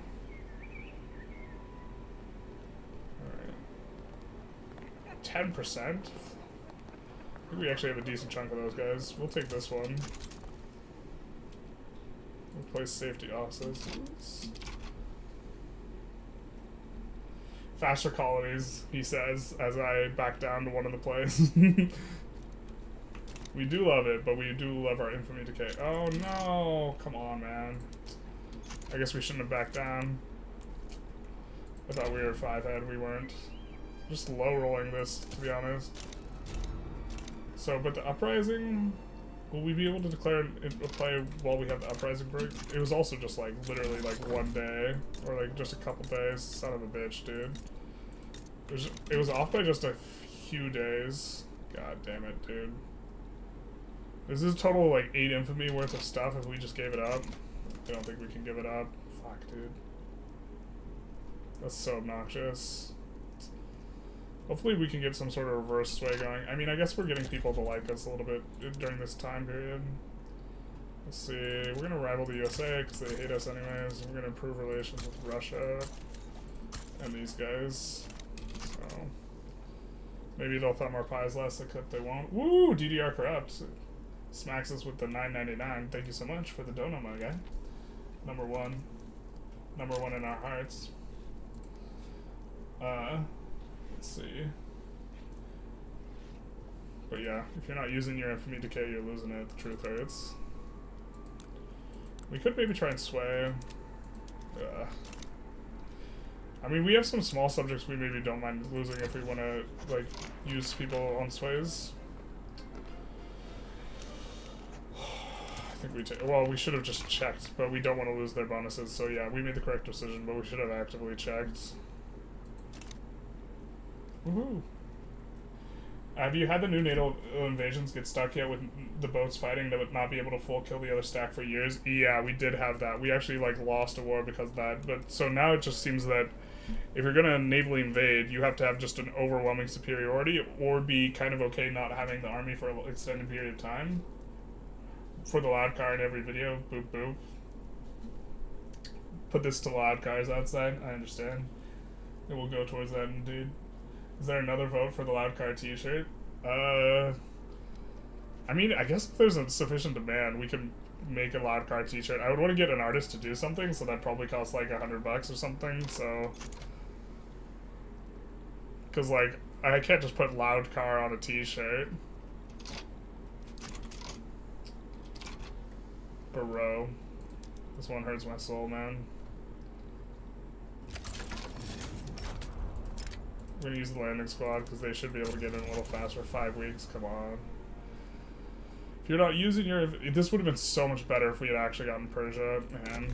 I think actually, with the intra-market migration completely being dumpstered, I think you actually probably don't want to try and stay under 25 infamy anymore. God, this is such a, like, wild metagame change, but, like, yeah. You lost 122 units to being them stuck like that the whole war? Yeah. Yep, that sounds about... I mean, like... But, like, it's not like... I think this is better than 1.4, though, right? Like, is this the discussion that's being had? Like, there's some frustrating features, but, like, I think they're vastly preferable to 1.4, so... I mean, what are you gonna do? We can develop the Amazonian state here. And I guess this is, the other one. In Para.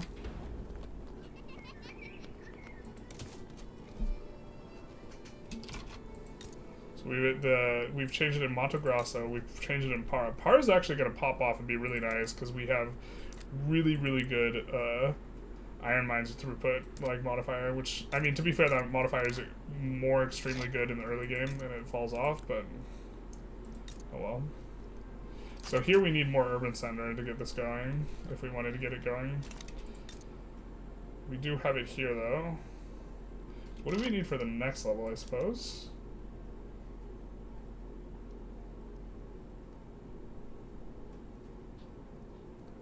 Building is greater than... Rubber plantations have to get to 15. Alright. But rubber seems like insane now with the tools change. We'll try that. Put that in the queue. Alright, please give up fast. Looks like they...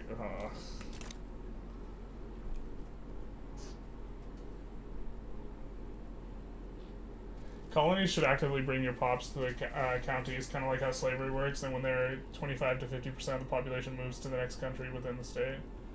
Interesting. It could be a really loud car, like a Victorian-era car. Probably, like a Model T. What's your opinion on the performance side of the game? We haven't gotten deep enough. I mean, overall it seems really good, but also our economy is in the dumpster, so, like... our construction's so low right now. It's been a while since we've had this bad construction, like with like a reasonable starting country at this point in time. So, I mean, I would want to see it once we get to like 10K construction. I think this is kind of the point where like the thing starts moving like molasses for me, or like a 5K roughly in the beta. The beta was around 5K. All right, so there we go. There's our peace deal. All right, we're gonna save and then take a look at our options. Alright.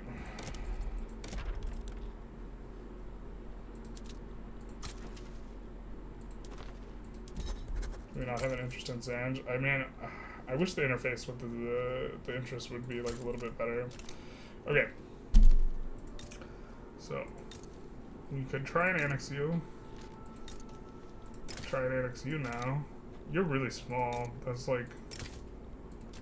You try and roll for that. God damn, dude. Alright, let's see. These guys just accept, so that will give us some infamy immediately. These guys just accept, so that'll give us some infamy immediately. Are they a subject? No. No. Alright. And, I mean, we just have to go for one of these guys or Persia.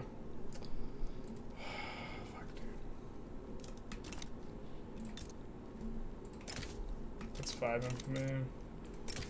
That's 6.7, so I guess we kind of like the annex thing.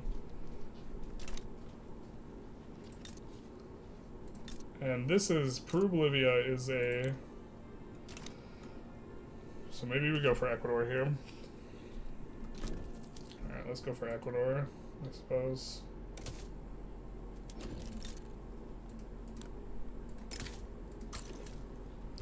We might accept.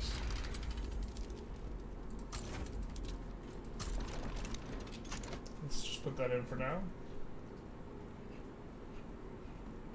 It's for sure better. I was just hoping there might be a way to send them home, but I guess I just know not to use naval invasions in the next round. Yeah, I mean, like, yeah, it sucks that you can't abandon something when you discover it looks like horribly like bad. We've run into that a couple times, but I mean, I think it's you're going to like want either like overwhelming force, or you're going to want something really small that just needs to get through basically no resistance. And so like actually this medium-sized landing squad is probably just a bad idea. Also you have a skirmish infantry from something. And you have a dragoon. I guess we upgrade to...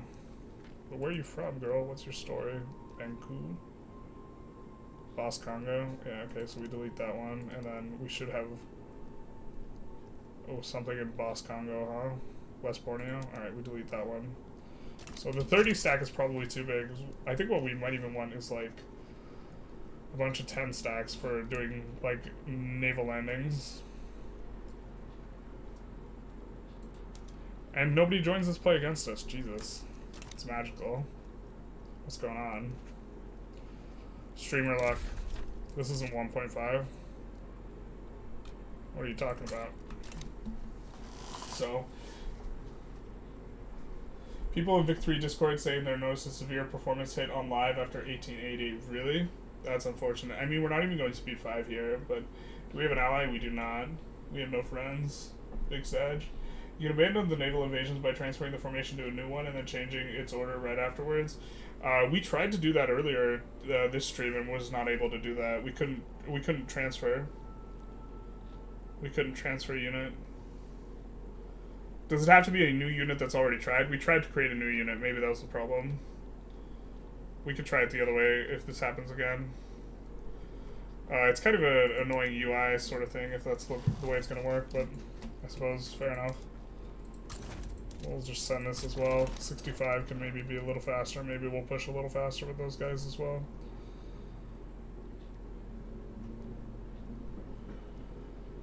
Let's not get that gold in Peru and Ecuador go to waste yet. Yeah. Well, we're trying. This is the place we want to annex absolute most. What did we pick? Okay. We'll still use the construction one. That's still like a nice bonus, but... I mean, our GDP has been popping off really high this episode, so maybe we just need more techs and this type of thing. We're coming up on steel frame buildings, actually, so we're going to need to kind of ready ourselves for that. So we're going to put industry. We're going to put down some steel mills where we have a decent chunk of construction already. And then we're also going to put down explosives factories where we have a decent chunk of construction. Not as many. And then we're going to put down glassworks. We don't have really good places that have both lead and... Except I think Miniscaris also has lead, so we're going to put this on auto-expand. And so we'll do that. Okay, so we finally get like one play where the AI did not freak out on us.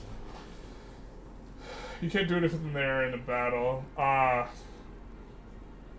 Well, I mean, they get stuck in battles for years, so Victoria 3 patch 1.5 general transporting bug. Interesting. Oh my god. Mosquito Kingdom's like maybe not even worth having, to be honest. It does give us a native interest in the region, so maybe it's still worth it, but...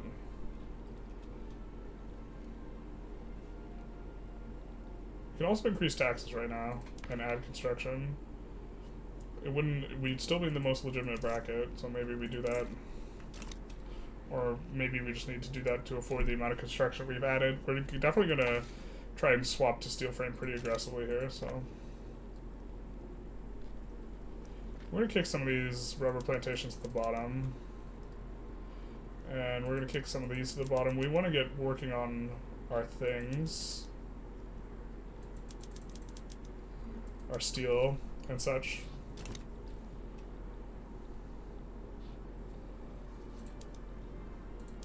Annex Ecuador.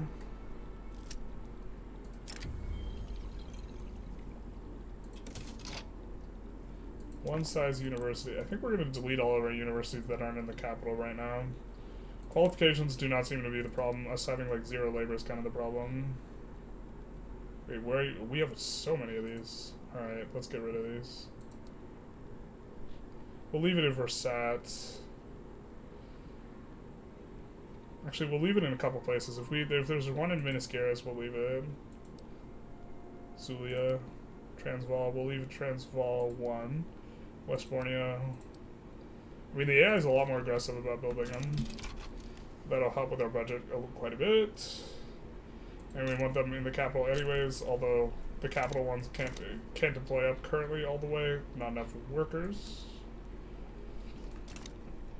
So I think with our subject revolutions, we are able to declare another place, so hopefully we can finish this up pretty quick here and get started on something else. Mosquito or Mosquito? The truth will set you free. I don't know. I would have to do like some sort of interest check on the shirts though, but like, I guess if people really want the shirts, we can do that.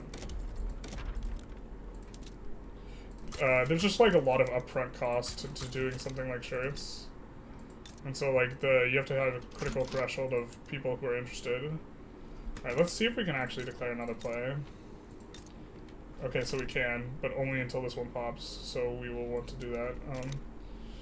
Ooh, and we can make it so that these guys can't side against us. Perfect. Just by joining on their side. So that's gonna be nice. Is this a mappy state? It's magical.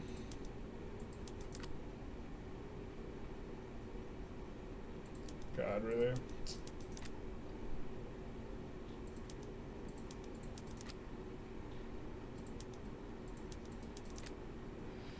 I do not like this play pattern, by the way. The tons of clicking because the things. Alright, and then we do have to make sure that we are, yeah, full working on that. And then we'll get, oh, nope, we'll get started. We're already getting started. Got it. We have a few government admins in the queue anyways. I think we go for annex subject on Chile. My understanding is that we inherit their claim, or Argentina having the claim will make it so people can't colonize here. It's going to be really annoying if they can colonize here. I guess we save before this. And then we're going to join on the side of the UK in this other play, so they can't join against us. And then, worst case scenario, we just have to fight just the USA and Austria, Hungary, and France. So worst case scenario, we have to fight all those guys. Worst case. And we annex Chile. So let's do it.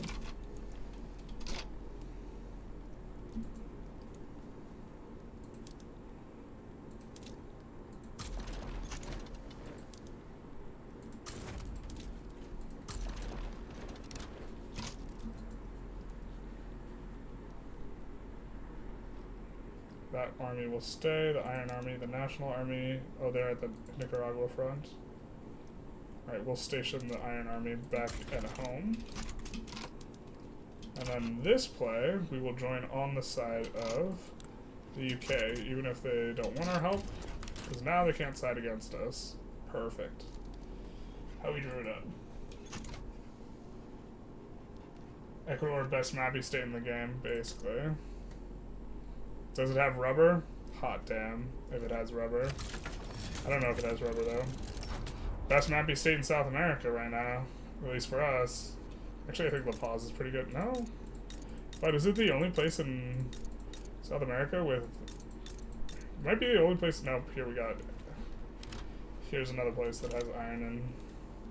It's like, I think it makes such a huge difference. PSA, Reynolds no longer owns Mint Mobile. He works for T-Mobile as the face of Mint after he sold it to them. Figured I'd mention because I've gotten to the ad like 3 times. Oof. Is the simulating pops ever worth it? I did never do it, or just wonder from perspective. It helps performance. Also, buy the shirt or maybe coffee mug would be better. Coffee mug, I'd be more... Yeah, maybe coffee mug. Of critical importance, DDRs... In coffee mug, I wouldn't have to worry about printing like a million sizes. But I think I would do it through a third-party fulfillment thing where they would just print to order, and so the main cost up front would be the design of the logo. Right? This would be the main cost. Wow, literally everyone just chilled the fuck out, huh? No one wants to join against us anymore? Alright, I guess we're okay with that. Just feel annoyed because I feel like we got shit on for 2 hours and now talking about how aggressive the AI is, and then the AI is not doing it as much. There's of critical importance DDR in non-multicultural runs since it prevents most revolutions. But the problem is like you only ever assimilate pops you already accept anyways. So like kind of doesn't do a whole lot. Like accepting them is important. Like, to begin with, but...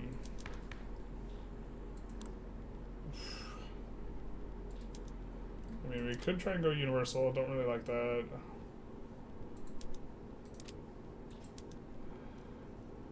How painful is this? Oh, the Industrialists have so much clout now.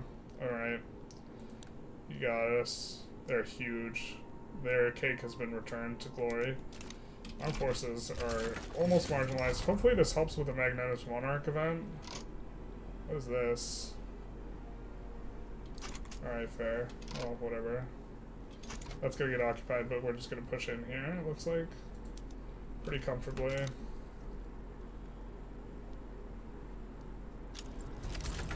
I was gonna say you only ever use it as autocratic ethno-states, really? Well, oh, so is the idea, but then the idea is that you assimilate a whole bunch while you accept the pops, and then you switch to autocracy, right?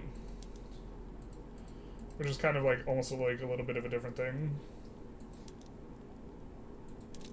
Let's put the Iron Army here.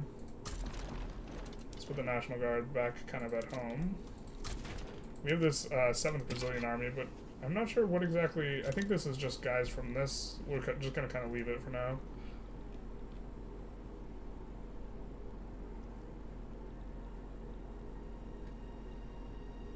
There we go. Annex that liberal revolt. Is it possible to transfer Korea out of China, or do you need to liberate it? I think you could transfer it. You miss old Haiti? Assimilation is something that kind of just happens when your primary culture gets automobile obsession. Don't you not want to produce autos anyways? Mostly it's very easy to switch off multiculturalism to ethno-state. Yeah, so specifically it's that context, right? Well, it looks like they forgot to put people on the front, so they just lose instantly. We also no longer need to be helping them out here. But I guess it doesn't hurt for us to be on the same side of the play as them. We have to deal with this uprising anyways. But Chile, integrating Chile is going to help a lot. And we are about to pop off a little bit here. I suppose we maybe don't need, well, we'll finish up this war. But then we won't need quite so much military. Loud car mug, and then you have to take one sip whenever it goes by. That is maybe a good idea. Loud car mugs are available. You have to make the design way smaller though, so it has to be really legible and small.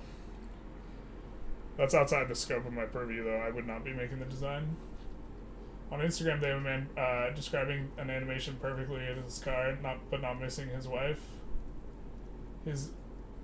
In an animation perfectly describing his car, but not missing his wife. Yep, the truth hurts. Is it worth it to be monarchist in Brazil or republic? We're doing monarchist because we want to try and do the event chain, but we're struggling with the Magnanimous monarch. I think you have to, from the very start, try and marginalize the armed forces and the landowners, and we just didn't do that. And so I think we're kind of like, I think we're going to fail. Unfortunately. The truth does hurt. It hurts so much. Alright, we full occupied them, so I think we're going to demobilize our big army, and they should head back, which will free up a little bit of cash. These guys are pushing just fine, though. And they should get helped out by the landing squad. Alright, that gets enforced on anyways. We're going to annex Chile here. And then... Alright, so we do have colonization, it looks like, and hopefully no one else gets the colonization. That's how it's worked in the past. No one else can get it once you annex these guys, which I think is preferable, but I'm gonna reset all the PMs. And then we're gonna unpause and see what calamity, or wait, let's also subsidize all the railroads. And this, of course, let's nuke the university. No education for you. We can't have the dissidents having education. Terrible. Can't have the... Ooh, that's a lot. Not that for you. We will get rid of the railroads PMs. Unfortunately, this like fires a bunch of people when we do this, which generates radicalism, but it's also like... I wish there was a button that just said switch over if you have the thing, you know? But there's not. I think we... Oh my god, the university is not blowing up. That's unfortunate. But getting that extra gold should help us out quite a bit. GDP is like really kind of coming on up. And so once we finish these guys up, we would maybe want to go after New Granada. Maybe that's crazy.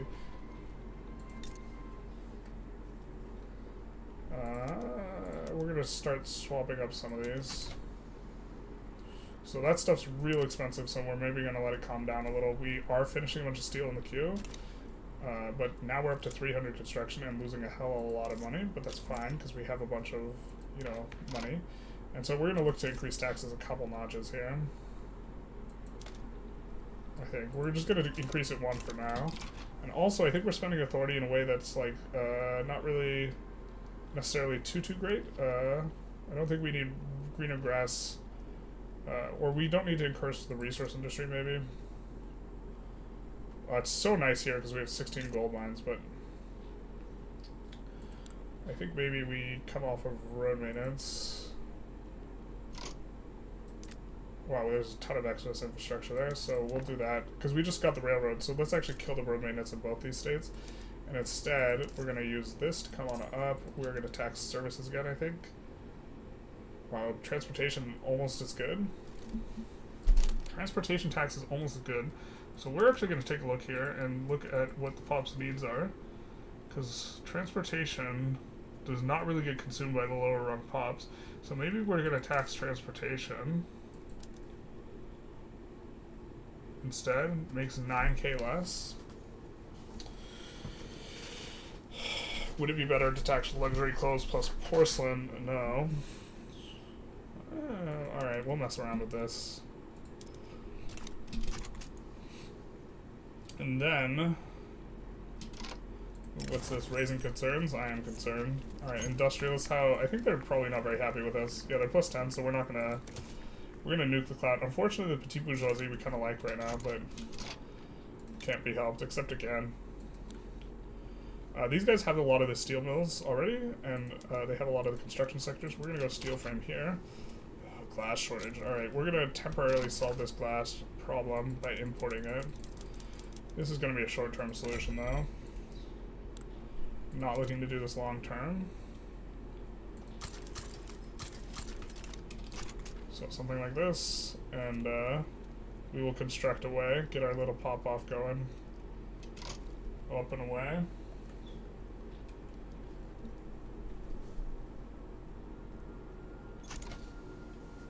Do you like Pedro or do we hate him? We're working with Pedro right now. Military dictatorship incoming. Hopefully not. I mean, we've tried to marginalize these guys. It's a little bit of a struggle. The problem is we gotta actually, let's knock off some generals right now. These guys are super happy with us right now. So I think we can go after some of these generals. Reformer, woodland expert. Woodland expert's really good for us because there's so much woodland. So we'll leave him for now. But we'll look at these guys. Democrat, experienced offensive planner. We'll keep him. This guy is artillery commander. Alright. You're retired, man. Sorry. And this guy can retire as well. And we'll instead get this guy. This guy. Stalwart defender up there. So we'll probably recruit the stalwart defender. And let's take a look at the Iron Army. So this is authoritarian, so we can retire him as well. We could also promote other guys in order to dilute the cloud effectively, right? So this is another thing. Republican, don't hate Republican as an ideology, so we'll leave that guy for now. Positivist is probably not as good as a Republican for us at this juncture. I'm not sure. But we'll retire him.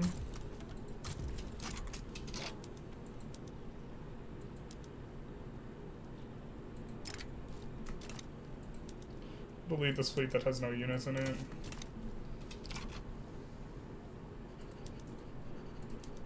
We'll crush the uprising underfoot. Alright.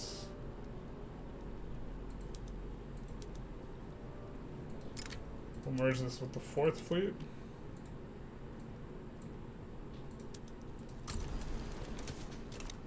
And then reset the production methods, incorporate the state, go back in after unpausing, turn off these PMs. The truth hurts. Alright. Oh, that's probably not all the PMs, is it? No, I guess you have some railroad. Yeah, you do have some. It's not subsidized. Gotta subsidize all of them. Alright. There we go. It's better to marginalize the radicals from the beginning than PB. Yeah, so we should have done that from the start. Better to go technocracy for Pedro, I think. Maybe that would have made sense. How do they think about it? Why does the game give all the bad laws to the small business owners? Because small business owners like bad laws, I guess. Beautiful 60% literacy. We love to see it. I had to do something, me too. It just came back and you're still alive? Did I miss anything important? Not really, just a lot of struggling, to be honest. We're being honest. 25% chance. I mean, they might just say, yeah, go for it. What's our infamy at? We don't need to get this huge-ass number, but I think it'll be easier to annex Argentina, to be fair. Oh, look, this guy should be pretty easy. Take a save and go for Paraguay. No one else should be able to put anything on the front. So this should be just like kind of an easy bit of a go thing while we're trying to reorganize our construction and we're kind of popping off, so. Oh, they just said yes, huh? Cool. Streamer luck. Alright, reset the production methods.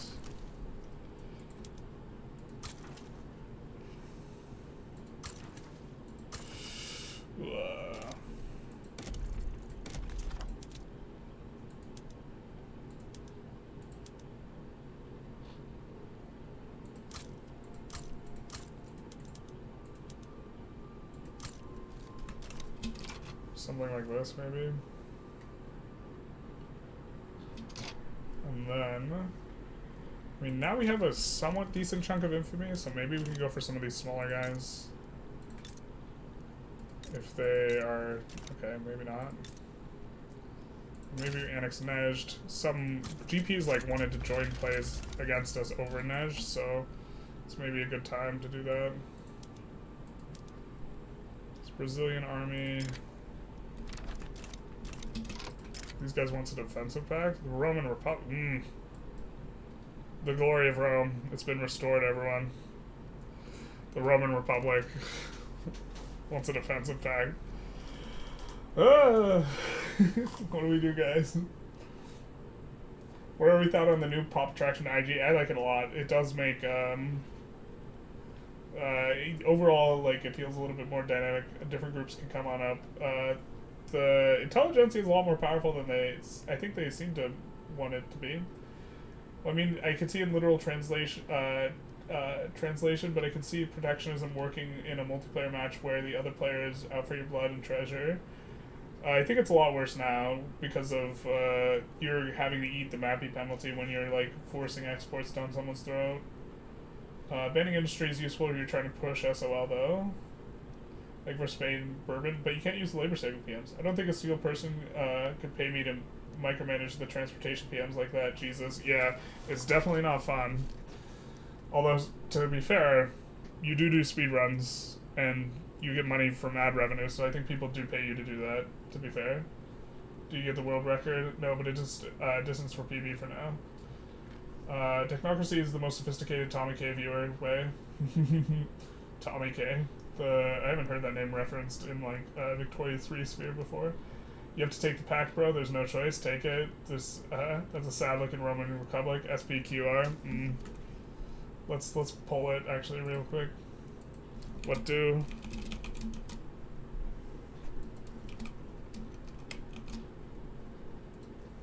Yeah, this is a good enough answer. Let the Pope fave for the army. You want to see technocracy go industry banned? A technocracy go industry banned? This is the new technocracy. But you don't mess with the transportation PMs, you just eat the shortages? Jesus. Maybe that's the Chad way of doing it. Wow. Looks like everyone wants SPQR. We just got maybe one voter who's like, you know what? We want to play properly. Because I don't think this is a correct defensive pact, but you know what? Let's do it. SPQR. Maybe they'll form Italy. You know, the tragic thing is they'll actually form Italy. They won't stay the Roman Republic if they get really strong, so. That's why Generalist will always be better. He does the things. He puts his hands in the dirt. Takes a bath in the pig shit.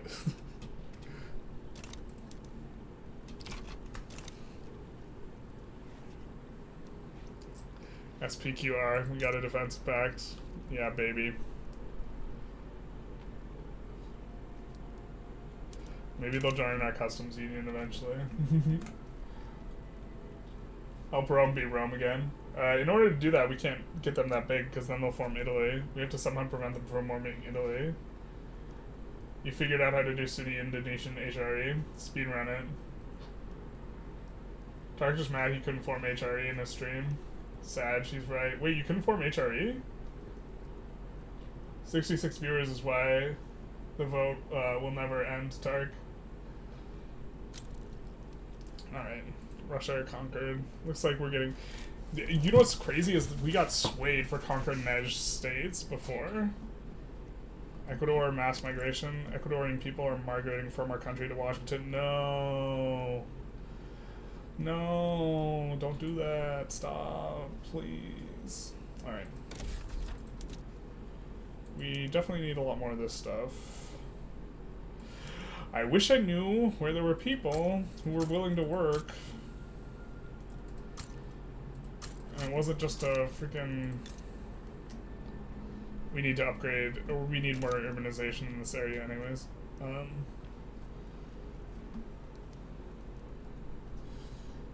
Last I streamed, 3 wasn't even a tag.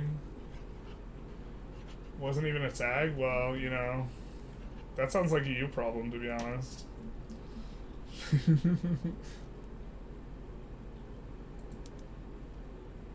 Wow, we're just getting crushed in the naval power. We even, I mean, I guess we're researching now, we're researching monitor. Maybe post-monitor we're gonna look a lot better, but feels bad, man.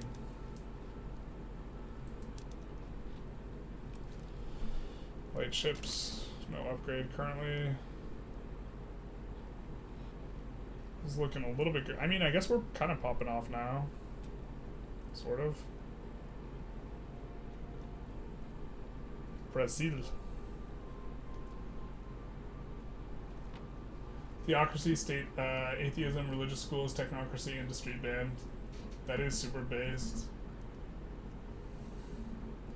What's the meta for generals right now? One big army with multiple generals or multiple small armies? I'm not 100% sure on this one.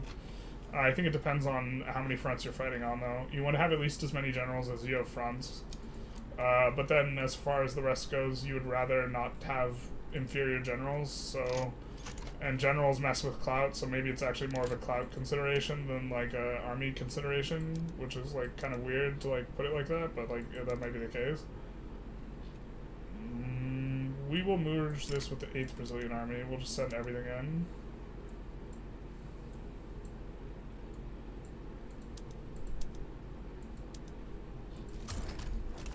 Oh my god, I didn't click confirm.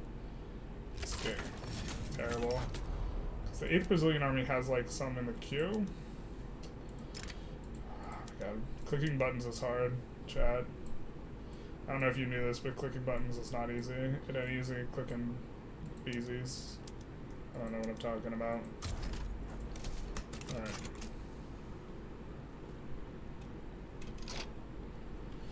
Do we use the landing squad? Sure. Super overkill, but whatever.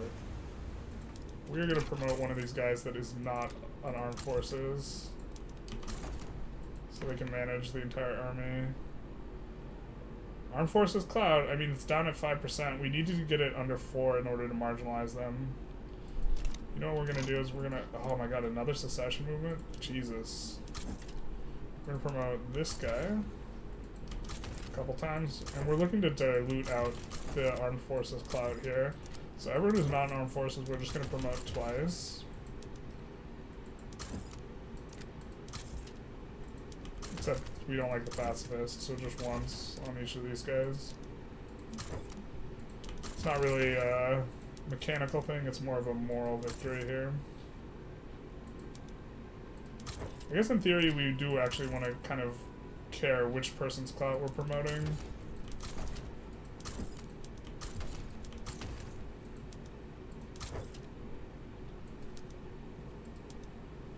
We don't want to recruit... Well, Stalwart Defender's pretty nice to have, so maybe we will recruit that guy, but...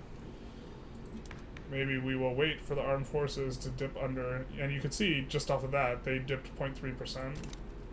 It's like too easy to manipulate clout with generals, I think. You don't do it very much, but oh my god, so many people came in. Can you puppet Roman Republic and form Italy through it? As a puppet Italy? What, you mean puppet release? That's a bit of a... The Brazilians will hate me if I do that. I've had state atheist religious schools that made atheist group and have a bunch of clout, which is funny. Also converted fast. Yeah, this is... I think if you go atheism, you definitely want religious schools. But then, like, you're proselytizing atheism, right? It's not incoherent. I actually think that that's, like, working as designed. I think that's a fine thing. I think we maybe kick some of these government administrations to the top of the queue, and then we ask ourselves, well, where it all went wrong. I mean, I guess the people we conquered just had way fewer institutions than us. Ooh, I forgot we could go covered markets. I don't know if we can yet, though.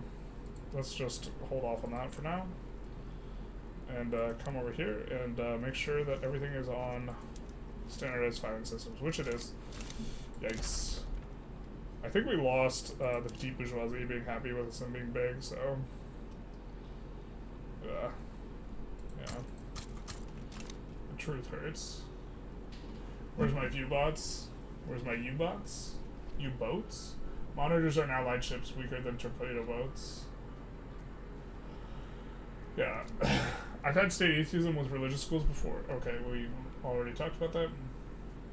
You like the UI for armies, but one thing is that the transfer screen 100% has enough room for a move all button that you could select with a click. The bars are so annoying. The bars are kind of annoying, to be honest. But it's a dramatic improvement on what it was before, where you'd have to click individual ones. Interestingly, a Brazil-Roman Empire duo could work. You would totally politely ask Rome to make Portugal an entire treaty port and keep the rest of Iberia. Cantaloupe says hello to everyone. Hello, my friend. Steam really got to fix that bug that doesn't let anyone with Grand Edition or Expansion Plus redeem the DLC. It's not anyone. I'm playing. I'm currently in that state of affairs. We're gonna we want to use the labor saving. I have the Grand Pass or whatever, and I'm playing. Although, yeah, I would be really frustrated if I couldn't do that. That would like be super obnoxious. Like my stream yesterday got like a ton of views overall. God, these guys have a second secession movement, man. So obnoxious. How dare you want to self-determine? Jerks. Mato Grosso.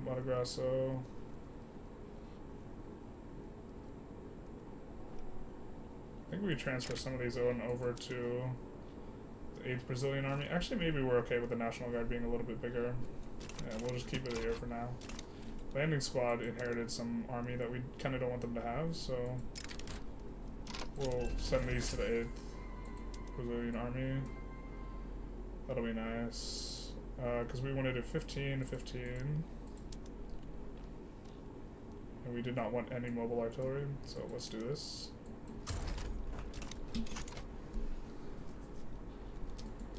We'll slowly organize those units out. Oh, I just realized my camera covered up like that. Treaty of Portugal. Ha ha ha ha. Also, so many bugs in 1.5. I couldn't beat Bukhara as Russia because the AI is being done. Interesting. Yeah, I mean, I definitely don't like that noise, but it definitely seems a little bit rough. But I think they'll get it fixed up. I actually think having religious schools with state atheism is making the schools teach evolution while public schools would increase. No, it's not teaching evolution. It's teaching actively that there is no God, right? Because the evolution is like is a biological like assertion. Like the assertion that God does not exist is like a theocratic or like it's a religious one, right? So it's it would be supporting that other more distinct claim. We'll send those guys there. That way they can put down this native this uprising. Pretty sweet. Is it better to have puppets like the HRE or to directly annex the land? But you can't really vassal swarm that well. Like in this like EU4, like vassal swarming is not really a thing. It's just like having subjects now is just like a chain on the way to annexation eventually. You're trying to learn the new mappy stuff. Any recommendations on a good starting country for that, for learning or for playing around with it? Korea has really good mappy. The Belgium has really good mapping, but with the hyper aggressive French AI, you might like run into trouble sooner rather than later. You have to be a little bit careful. Roman Republic can form Italy under your protection if you trade state. Oh my god, give them all the states for Italy? I guess we could. Can you please teach me how to play this game? I'm working on a series of tutorials. I guess I'm probably not going to get a tutorial out today though, because we're streaming instead. Maybe this was maybe a mistake. I worked a little bit on the tutorial today, and then I was like, I started to feel that like I would rather get a little bit deeper with this run and suss out some of the stuff in 1.5. Like the AI seems quite a bit different now than they did before. Like the polish that they put on top of the game like seems to be pretty big changes to AI. The way Cloud is working is also a little bit changed. Like we've seen wild like shifts in Cloud once these guys have become demarginalized. I guess we really would not like the rural folk to become marginalized, so we had a rural folk general. I guess we'll promote him all the way.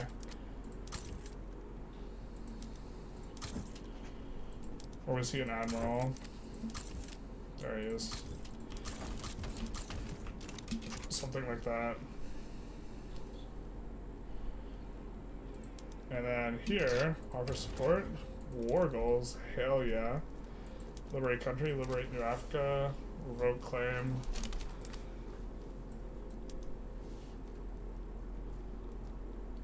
Oh, I mean, we could go for New York, huh?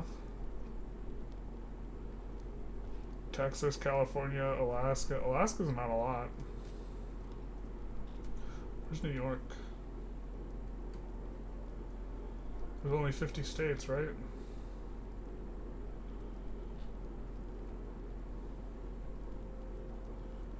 Oh, just because we don't have an interest in the region where it's at?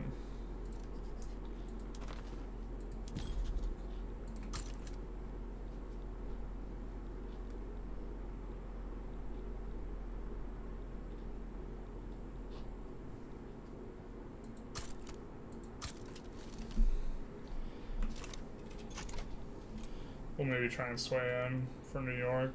That'd be a pretty sweet one. Sides with Great Britain. No, now we won't be able to sway for stuff. Oh, okay. Oh, they'd probably not be willing to give us New York anyways, to be honest. But California would be nice. So would just Alaska, though. A lot of gold there. On a per infamy basis, it's better.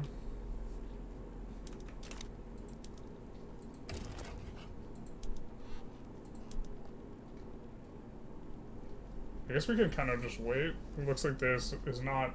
Them already receiving help is not... maybe we'll save and see how this like kind of shakes out a little bit. Because we would love to get New York. Pedro's almost dead, man. How old are you, dude? 60. God, I think that's median age for death, to be honest. Oh, this Magnanimous Monarch event's gonna probably fail, isn't it?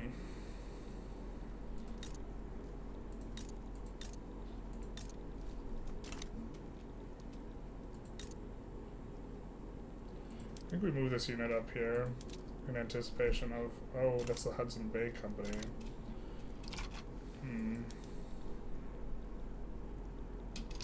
Actually, I don't even know how they get in on the landing, to be honest.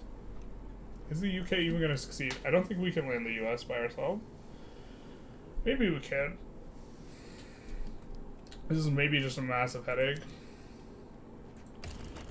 And like, Conquer State's really not that great on the US anyways. Maybe we just chill out and leave it alone. I think we just chill out and leave it alone.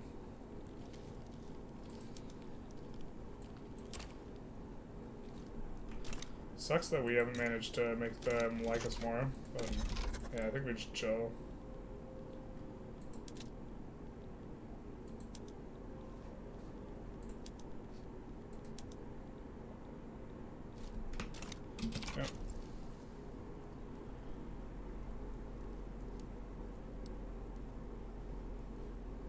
Yeah, the Paradox wanted to release the update for the anniversary, but like it's undercooked. Maybe. I don't know. A little bit. I don't think it's super undercooked though. Like the relative to the absolute front spaghetti of 1.4 that you would experience quite often.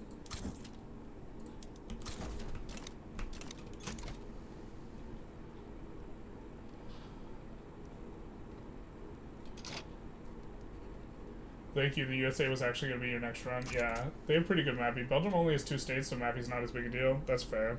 They have one of the best mapping states in the game. Romania is mostly broken in the Opium Wars and never happened to attack or the US attack Mexico. The US absolutely crushed Mexico, like, in this run.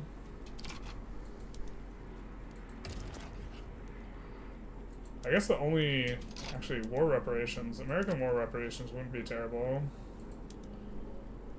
I think they put in humiliation on us, though, then we couldn't leave the play very easy. We can't ask for Cali or Texas. We almost certainly can't ask. I think the only one that would be worth considering here is Alaska. That is a pretty good... That's not even... Why is it only 6.1 infamy? I feel like it should be more. It just has no population, and it's unincorporated. Actually, you know what? We could land Alaska pretty easy. This is the one state we could land. Maybe we do this. Also, I think the USA is probably going to back down here, so... Because this is a whole lot up against them. Yeah. Are they the aggressor? Wait, the US started this. They went to conquer Sind and return British Panama? Good luck, brother.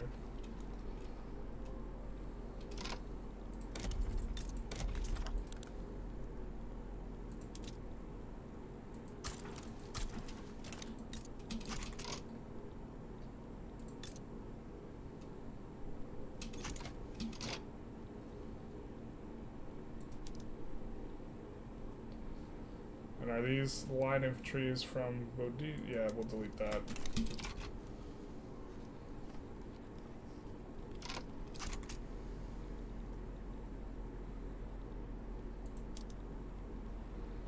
Then we'll have to do a second naval landing, I think.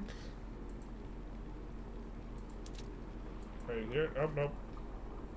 Not at war with the Congolese uprising? The fuck we aren't. But okay. Looks like we're already occupied. You're loving 1.5, you just need to get rid of these bugs. Bye, sir. Oh, bye, Frostbite's playing. See you. Nice beard. Thank you, Samuel. Pedro died at 1891. It's not necessarily going to be historic on the year he dies.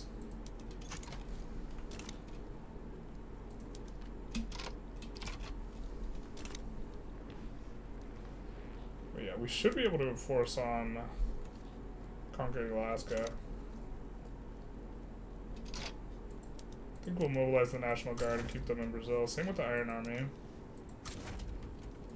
Oop, meant to turn this on.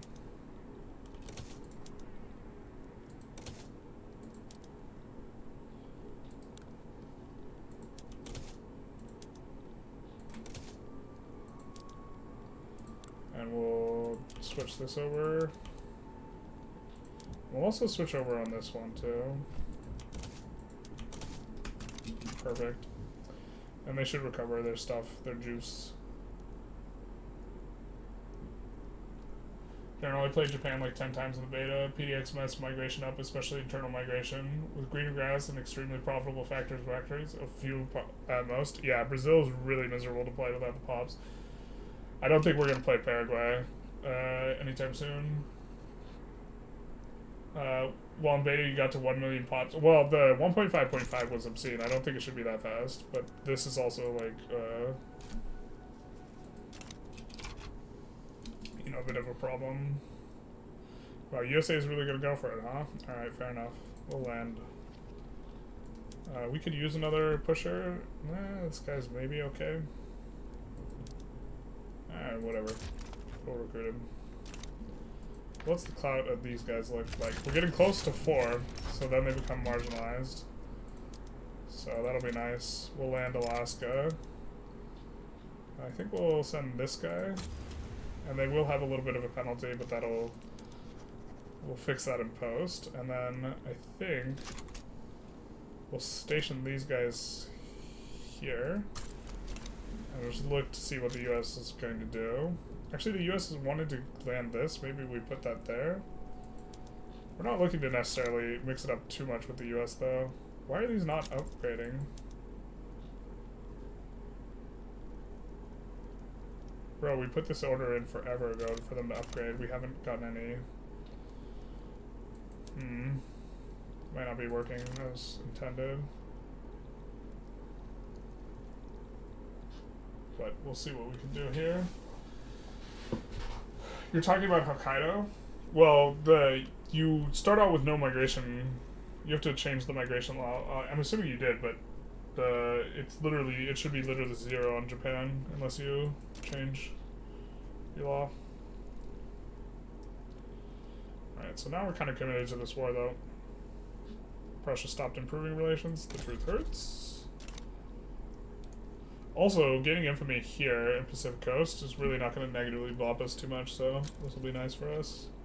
It'll also help for annexing Hudson Bay Company because we'll have an adjacency. You had no migration controls? Yeah, that's a bit of a bummer. Hey, Beansmith. Hey, just home from work. Any talk about the new attack defense stances of generals? We haven't talked about it too much, but some of these are actually pretty exciting. So, like, I think you do want to have, you definitely want to have at least some of your generals on defense, unless you're, like, just trying to have a full pushing squad. So what we have here is probably a bit of a mistake. But let's say we want to defend,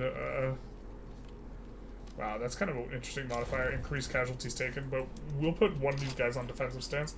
I think when you're mixed armies, you probably want one on defense and one on, offense, just to get this plus 10% defense bonus, or at least a mixture of the two, and then you're going to want pure defensive armies, like this National Guard, which is just all infantry, and then you're going to want mixed armies and this sort of thing, and then we've just been using these guys a little interchangeably for various things. But some of these, here, let's see if we can see the unavailable orders. We can take a look at some of these.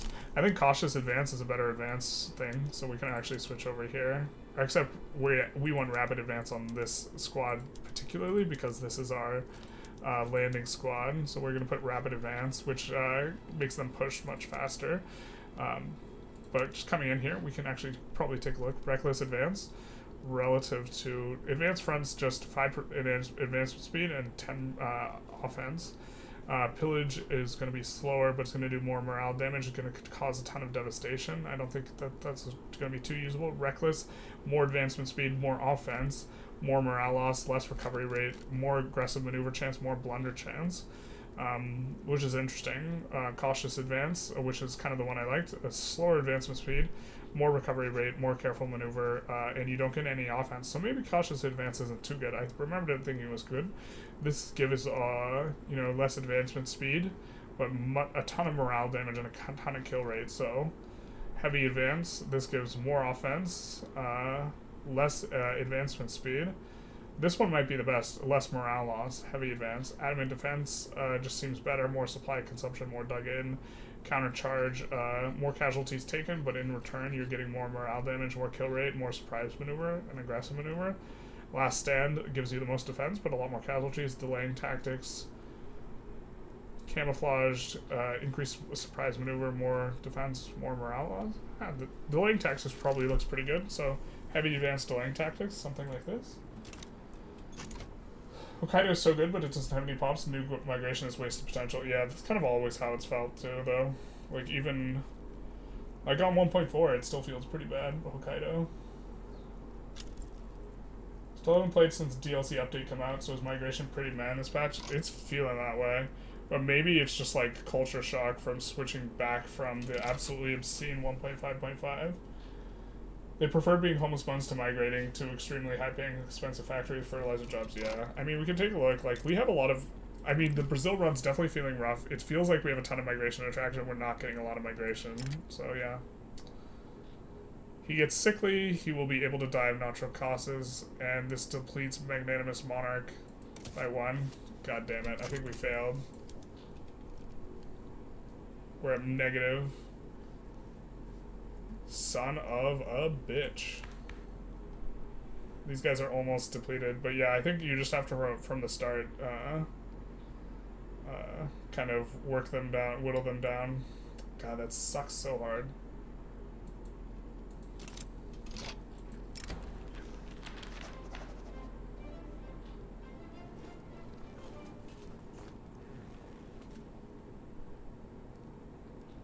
Market liberal, getting them to the leadership. Maybe don't hate this. Abolitionist is also fine with us. Yeah.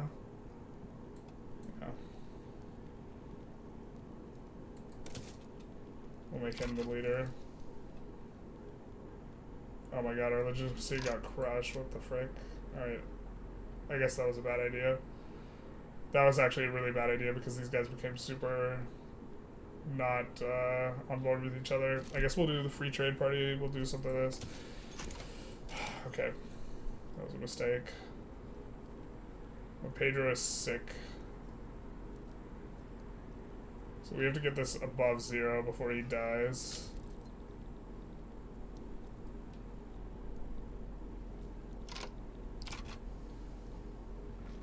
Yeah, no one's defending Alaska, huh? And then I don't know what's needed to abolish slavery, so let's take a hover over them. If we have to take capital, this is maybe not going to happen, but we, after, you know, I'm not sure exactly how this will shake up, actually. Maybe this is just a war that's going to last way too long. Henry Douglas exiled. Alright, I thought that was Frederick Douglass for a second. Let us make a building like administration, call it migration office. Interesting.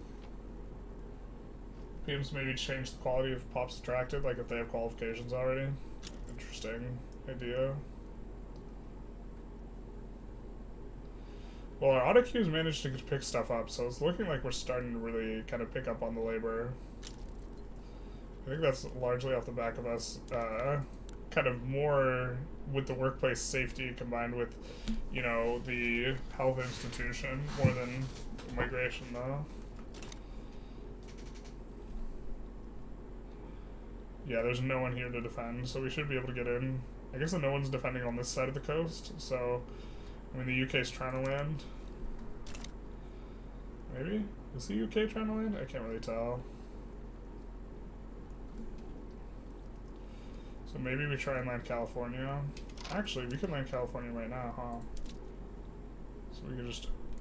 Well, they aren't defending down here. What? Here. They should... It looks like they're all in Virginia, huh? So what strategic region is Virginia in? It's in Dixie, so we can't land Dixie. However, looks like no one's up in New York, so... Or New Jersey, so maybe we land New Jersey. Ourselves. That's so many troops, though. They're gonna push us out. Actually, also, I think we get shredded going in by their fleet. Yeah, there's no way we beat their fleet, huh? The British fleet, so... And we have to remember that we absolutely positively commit an enormous amount of troops when we do this.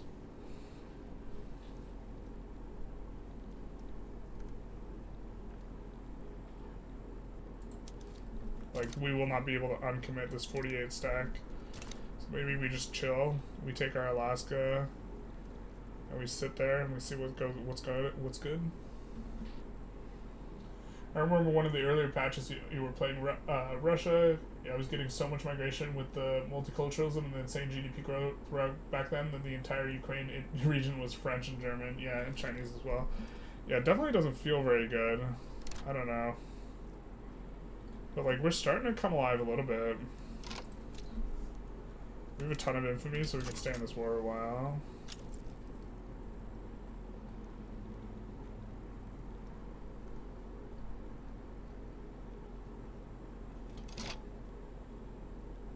Well, this is the Guangdong fleet. This is British fleet. Now, why are we having trouble? Oh, okay, we encountered some resistance here. It's not exactly ideal. I also don't know... We also have to be careful with our navy, because our navy is like, for whatever reason, the ironclads are not upgrading. And I don't know why, but that kind of sucks. Because that means we'll probably have to delete and rebuild.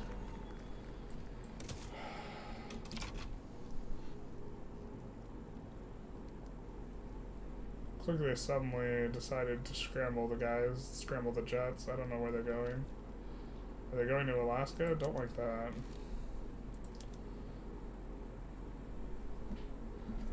Oh, do we not just... We just don't get in, I guess, maybe. We tried with our bigger army. I hate that we went for the ironclad tech and we just like, can't use the ironclads, I guess. We maybe start deleting these and start rebuilding them. Alright.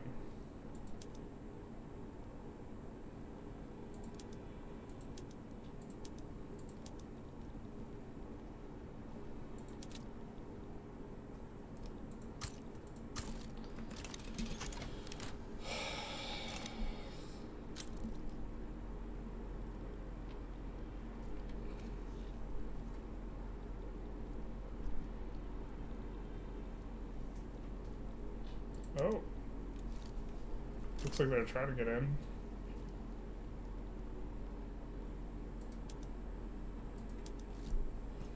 Oh, looks like the numbers are going to win the day against the superior navy.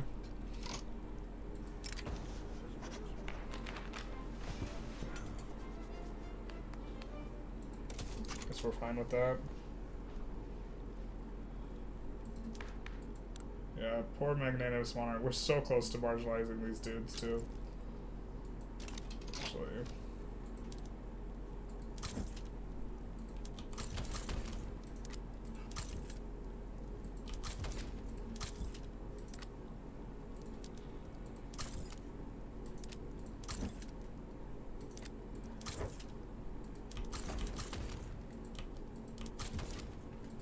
Is that gonna dilute it enough? No. So close.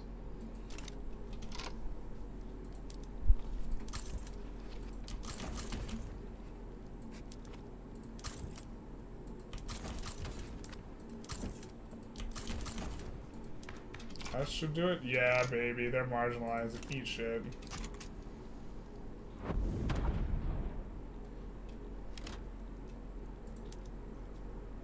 And our landing is starting to... What the hell, man?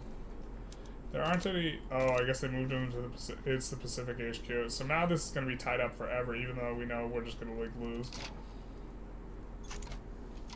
But this freed up the Dixie front. The problem is I don't think we can get our navy through them because our navy doesn't have ironclads. Their navy has ironcladed monitors, and we can't upgrade. Yeah. I feel like paradoxes are arbitrarily making the game harder, less elastic, so that the AI can maybe help. Well, I mean, the AI should be better at doing stuff. The AI should interfere and mix stuff up. You should be researching civilized mission. This will get a lot of pops to migrate. Oh, I forgot there's an event. That's true. We'll put it in there.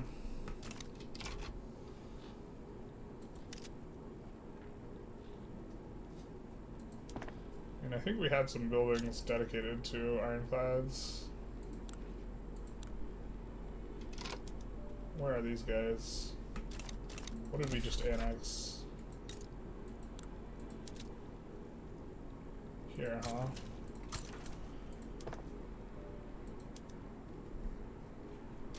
So we're not on elastics. Maybe switch this on to elastics though. And where's your shortage? Oh, no shortage? Shortage? Nope, no shortage, okay. Maybe instead of migration office, call it a cattle train. Not to dehumanize the employment finder. Yep, employment finder. Mission accomplished. Yeah, it looks like... I don't know, it looks like this isn't gonna work. I thought we could land them. Man, our navy just sucks balls right now.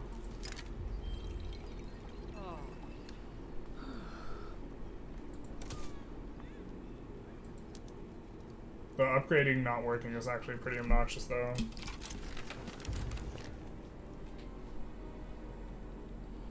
Maybe we just delete all these, huh?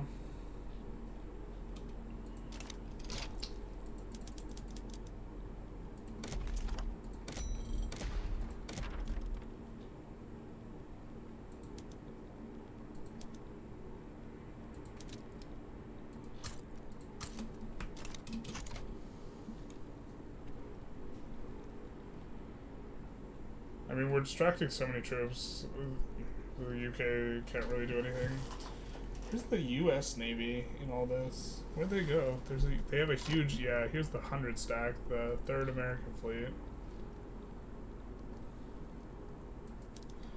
I mean, we could commit this unit, but the problem is once we commit this 50 stack, it's just like gone for like... Ooh, little by little.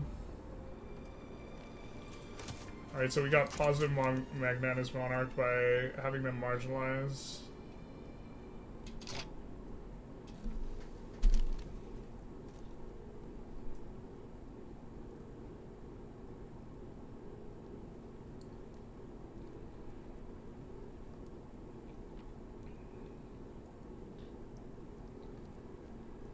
Let's see, are we gonna fail here? All of these, the bars reach 0, which it has, and they're not marginalized. So we marginalize both of them. Or all of these, the progress bar is below or equal to 50% and Pedro's dead. So we gotta get it above... Oh no, wait, no, it just has to be above 50%? God damn it, there's no way. Fuck, man. It's just not possible. Unless we get some crazy events, because we've... So yeah, I guess we just have to really early on be focused on marginalizing these cats.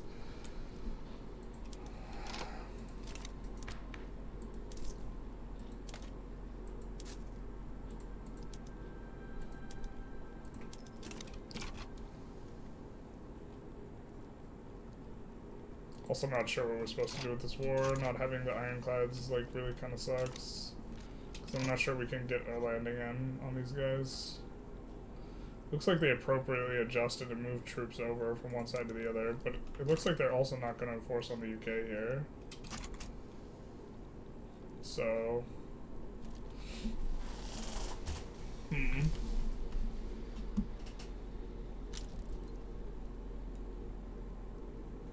Chainbreaker train, etc. Guns N' Roses fan camp. Man.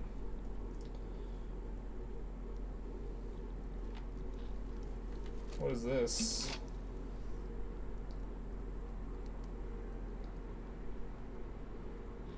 Oh, are they trying to do a landing 2 up there? I mean, maybe that makes it work.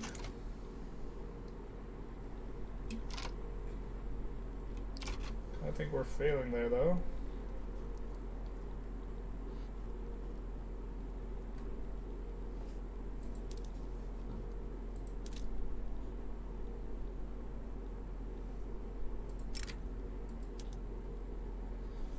Throw it in so bad. I think we just get dumped on when we try and get in though, because we don't have thing not working properly is just very frustrating. Alright, we're just gonna delete all these men of wars because they're just not upgrading. Oh my god, please.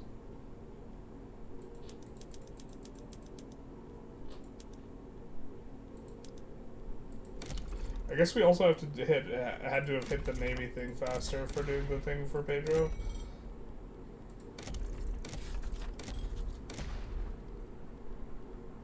Forget it's not in here. Let's...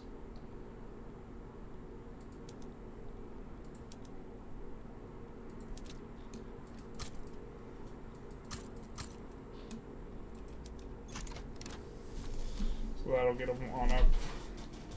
They'll build pretty fast too. Maybe we will have them in time for this war, I guess. Probably not, but maybe.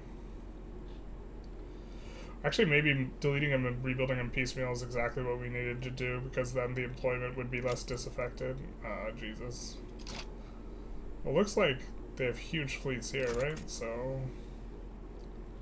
Oh, this 133 American fleet stack, though. They have too much defense, man. Their troops aren't here. Maybe now is like the times of the essence. God, this kind of sucks. Alright, we're gonna try and land here. This is hyper-committal, but all the troops are over here.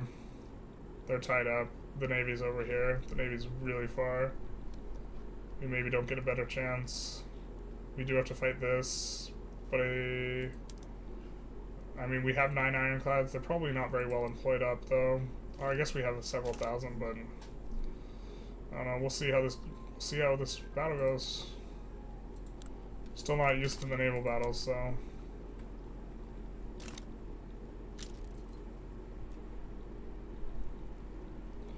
And they're starting to shift everything around after this landing fails. I think we retried just to try and get in.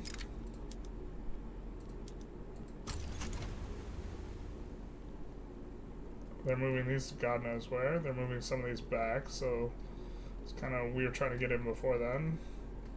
It looks like their Navy left, so it means we will get ourselves some battles.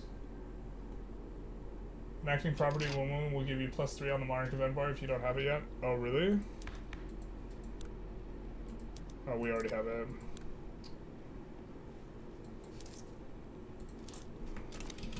We're doing that to be, well, I guess the next legitimacy tier, the big thing you get from it is faster enactment.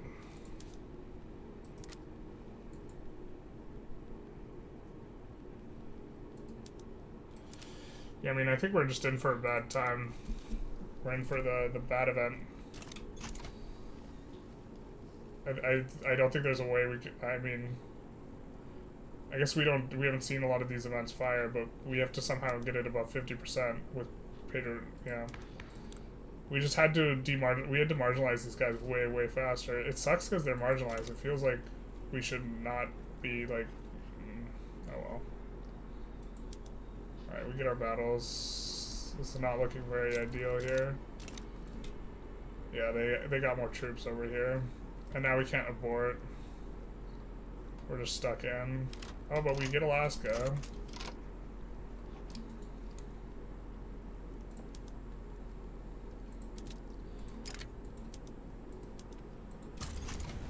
Try and see if we can establish a beachhead in California. I think if we establish in California, that the UK will maybe do the thing. I just know like localized army names is cool. Yeah, it's very cool. I mean, we'll try and upgrade our armada, our frigates, but before this was entirely not working, so I don't know what to say about this.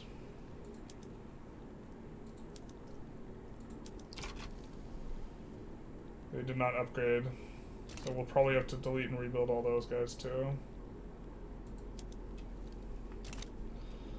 Oh my god. So hopefully this army on the east coast distracts them from the west coast. Looks like they're moving over the 8th army, so maybe this is not going to succeed. Looks like this army is also coming in. But maybe this army's too slow. 20 days versus 4 days. Oh, the army's too slow. The army is too slow. Can't make it to Cali in time. Rip the dream for them. Boop, boop, boop, and we're in. We are in. So we're going to put the Iron Army over here too. We're in, baby. We're going to push real fast too. These guys are built for pushing because they have the rail transport as well. As, you know, the Swift, almost all the guys have rapid advance, so.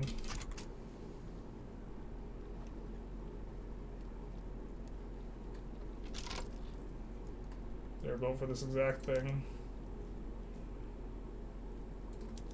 I think we're gonna give this guy, yeah, trade unionist, and then we're just gonna put this on the front as well. Kind of not really an organized army, but.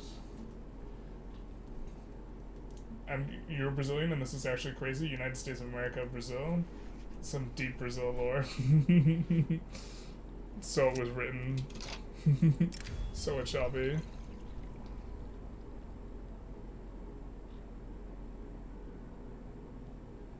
I think we don't really like most of our guys, so we'll exile them. Less up. And of course this is not going to get in, but then doesn't really matter because we're crushing them over here.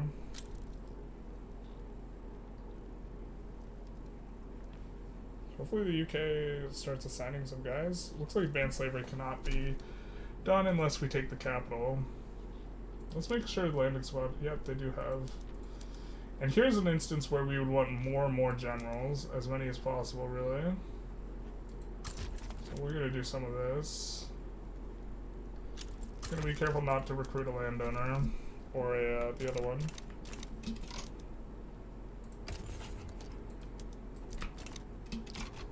But yeah, look at this guy. He's chasing the front, and by the time he gets to the front's already moved. Crushed. Yeah. This is the problem with really big states. Look, 19 days. Let's check back in a few days. 24 days. Yeah, he just 23 days. Because the days are 22 days, 21 days. The days aren't really going down for him. 19 days. He's back to 19 days. 18, 17. And is the front going to shift again? 32 days. So just absolute crushage. Now, we can't land here into the First American Army, but maybe we can do this. And then once we do that, we maybe take this landing army. If this landing army finally gets, like, opposed, then we maybe take them and land. Oh, no, wait. Look, completely open now. They've sent everyone to deal with this. So let's try and land these guys on the capital here.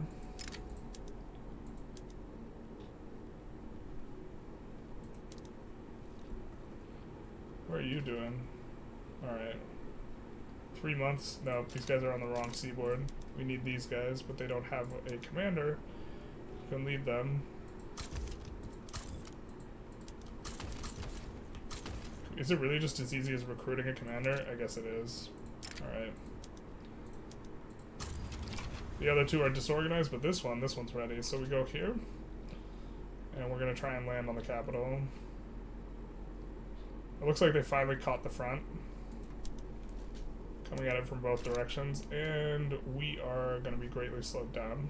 So maybe we wanted to do it with the other army. But we have a huge chunk of USA. I think it's going to take a while for them to peel it back if they want to. And maybe they can't even. Looks like they moved some troops back. 4 stack was this?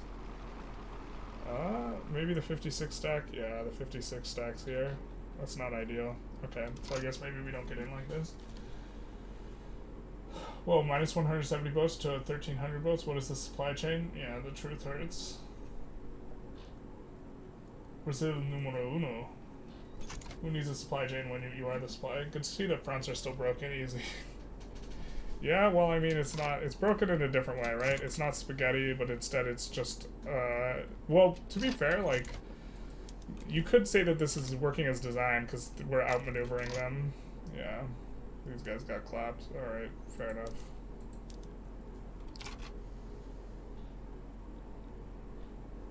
Well, they can't, yeah, alright. Really would be keen on actually getting some troops from the UK and such here. These guys are going back to the HQ. But USA is like, I feel like, well, they don't lose the war off of this, you know? Alright. It doesn't cause them to lose the war. We're just gonna do some of this because we just want the places to employ up. And that's a little bit faster. We'll also try and get some convoys here.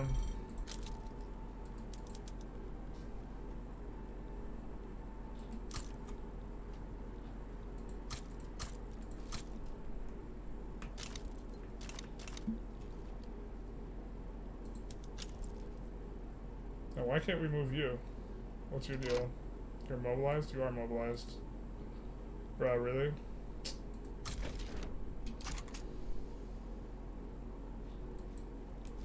Okay, well, I guess he's stuck and unusable for 90 days. Because it's bugged, I guess. Alright, so we're struggling on this front. Tempting to move the National Guard in, but I think we gotta keep them at home. So we're gonna slowly get pushed back out of the US, but because we can't bring this unit because the unit was bugged out. Yeah, maybe there are a lot of bugs here. You don't come to Brazil, Brazil comes to you. Yeah, basically. It's just an American skill issue, not broken. Exactly. Casual Brazil moment, the Brazilian blitzkrieg. Yeah, but like, we couldn't move this general even though he was like at home, and then because it said he wasn't mobilized, so we just click the button and then it says, oh well, can't mobilize, can't remobilize after you've been demobilized. Gotta wait 3 months. It's like, okay, well, you got us, I guess.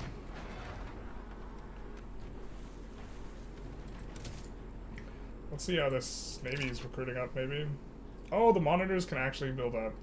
Bless up, man. These things can actually upgrade.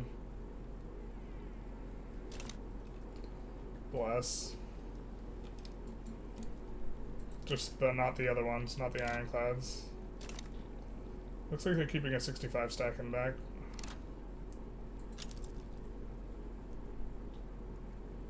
$29 days. Come on, dude. I figured that's kind of just so obnoxious. Great Qing's out.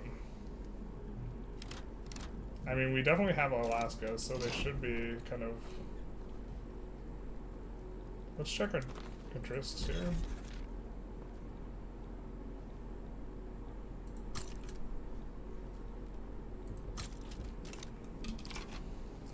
This might give them enough, like, turmoil and problems. Publicly traded. Oh my god, this is the most tedious PM. This is peak. You may not like it, but this is what peak gamer experience looks like. Peak gamer experience.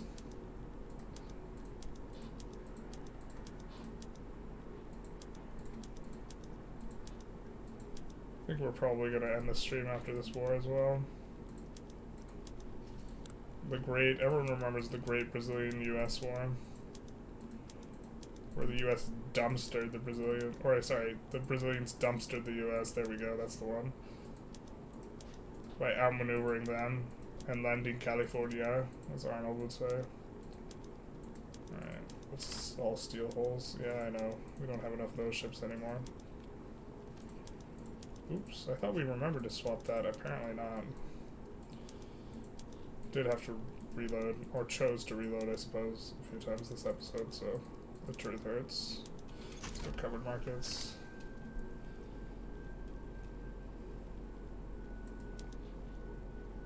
One day we'll be able to raise you. 7 days, 6 days. One day coming soon.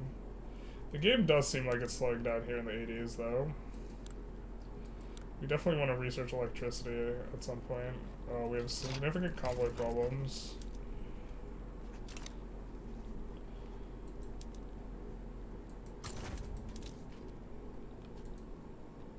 This is going to make the convoy problems worse. Maybe we just stick them at home for now. Because we do have the convoy problems, right? So, let's come on up. But, are the US raiding our convoys anywhere? This is a British fleet kind of helping us out. I guess this is the US terrifying fleet. Or this fleet's huge. Man, they've built up navies so big. AIs just feel so strong. I don't know how they're maintaining. Let's actually check their GDPs. What is this about? Bro, we have a bigger GDP, and they just have this absolutely massive navy. Okay. I guess. You got us.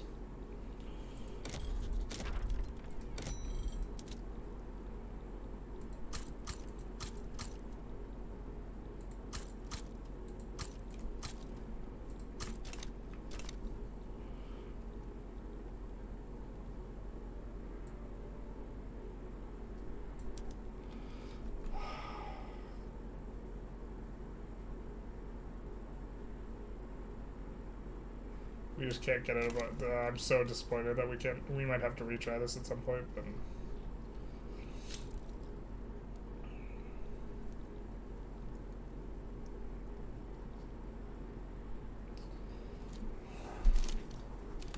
It sucks we can't enforce below zero mechanics also silly. Because the US can't be enforced below zero right now, right? Unless we land their capital, which we can't do. Which I'm glad they're like the AI is able to seemingly competently defend against this, but maybe we do this and we look to extricate this unit out. I don't think this unit's actually helping us too much anymore, so we're gonna switch these all to defend front, and then we're gonna look to get this guy out of here.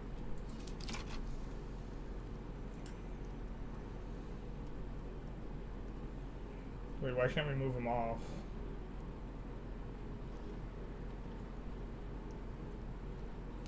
I mean, I get you're in a battle now, but why couldn't we move him off before? What? Why is everyone leaving? Is there another front?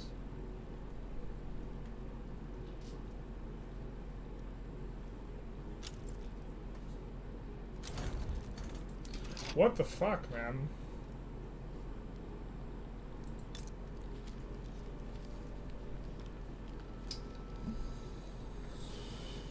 Yeah, I mean, he didn't have any war goals in on us. Dude, this is so stupid. We had Alaska for so long.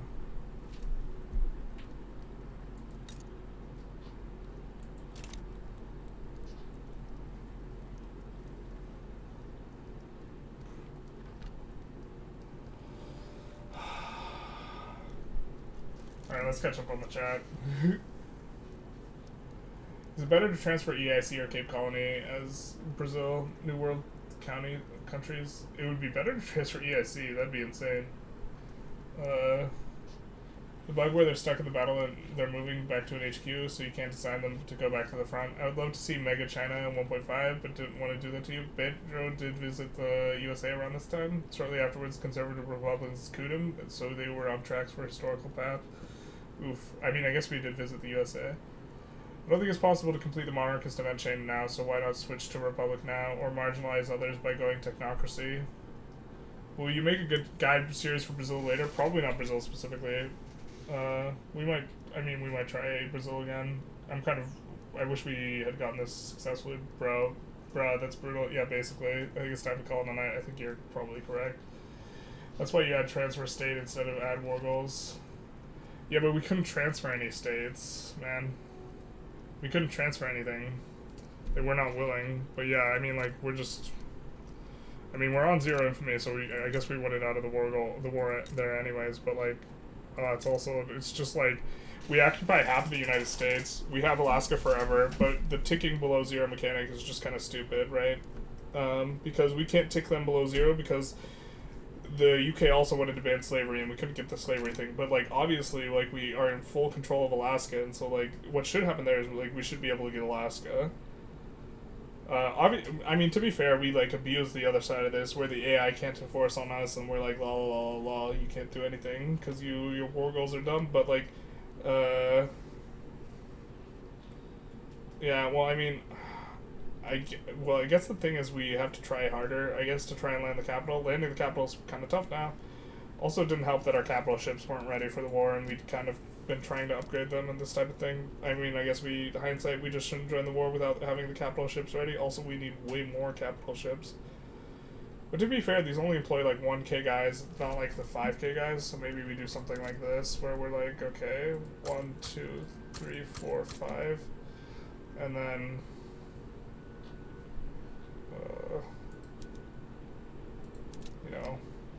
1, 2, 3, 4, 5, so we're just going to double the size of this huge armada, or what we think is kind of a relatively large armada, and be able to land 100 stack armies, and maybe we look to upgrade this army to kind of a bigger size as well. To get in with the landing squad. But yeah, I think that, and like, I think you have to really push for getting this like way earlier. You have to, like, for Brazil, you have to like marginalize these guys very intentionally, very early, as quickly as possible. Probably manipulate clout. Obviously, yeah, because we weren't really sure what was driving these events, because they're just like these events that are popping up, and we like as a player, you don't really know what's going on. But I think that, does it say in here we have to try and marginalize as much as possible? I mean, marginalized is in here, but so I guess we try and go parliamentary republic before Pedro dies. Which the armed forces and landowners want. God damn it, dude. Surely we can invite a radical though, to try and do it. Communists would prefer it. I don't think we want to invite a communist. We'd actually love if we could get an anarchist though. Ethno-nationalist, Jesus.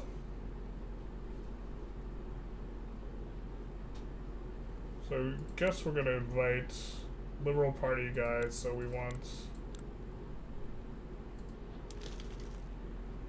Liberal Party radical.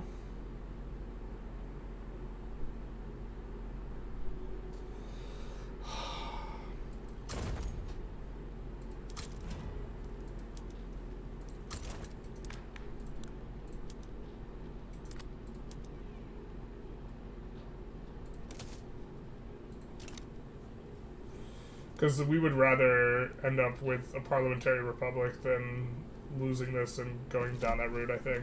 Unless, actually, I guess we could do... Yeah, magnanimous. We're not going to get that, but Brazil complete the new republic journal entry.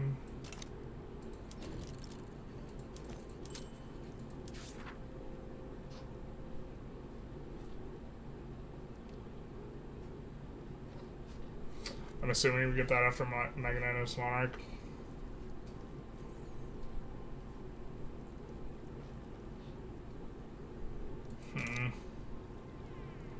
This round's been a bit of a hot mess.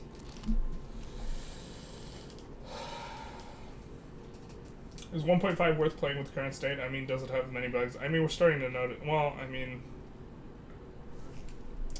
there was a lot of things I was assuming were kind of going to be fixed or a little bit better, and they're not. I think it's better than 1.4. I think it's definitely improvements.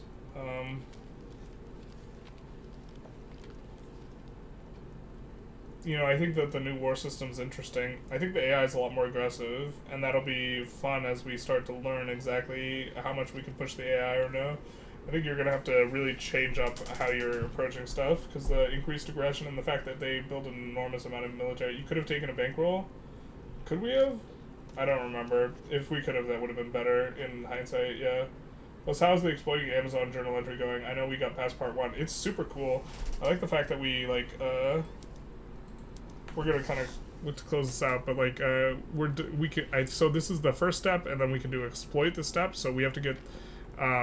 does not have taming the Amazon, and we get the building. We have to get urban center, like up to urbanization up to level 4, which we don't have in any of these places, right? But we have the rubber plantations up to the sufficiently high level. I mean, the rubber's really nice here, but like we could even build tools here, to be honest, because the tools have rubber as an input. We could also build clothes here, so maybe we want to build clothing in this one because they have access to cotton, except they have rice farms too, so maybe not. But clothes maybe in this one because they don't have iron, and these two have iron, so maybe we build tools in these, or we put them on auto expand and we get them going a little bit. Like this already has the steel there, right? Because it has one of the inputs in the iron, so we put in tooling workshops, we put them on auto expand, something like this. It looks to increase the urbanization, get through the next portion of the entry. You can see the events if you hover over positive or negative.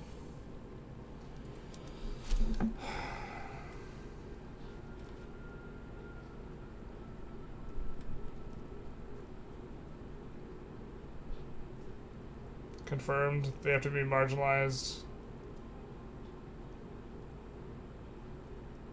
We completed the Brazilian national identity. The negative conditions.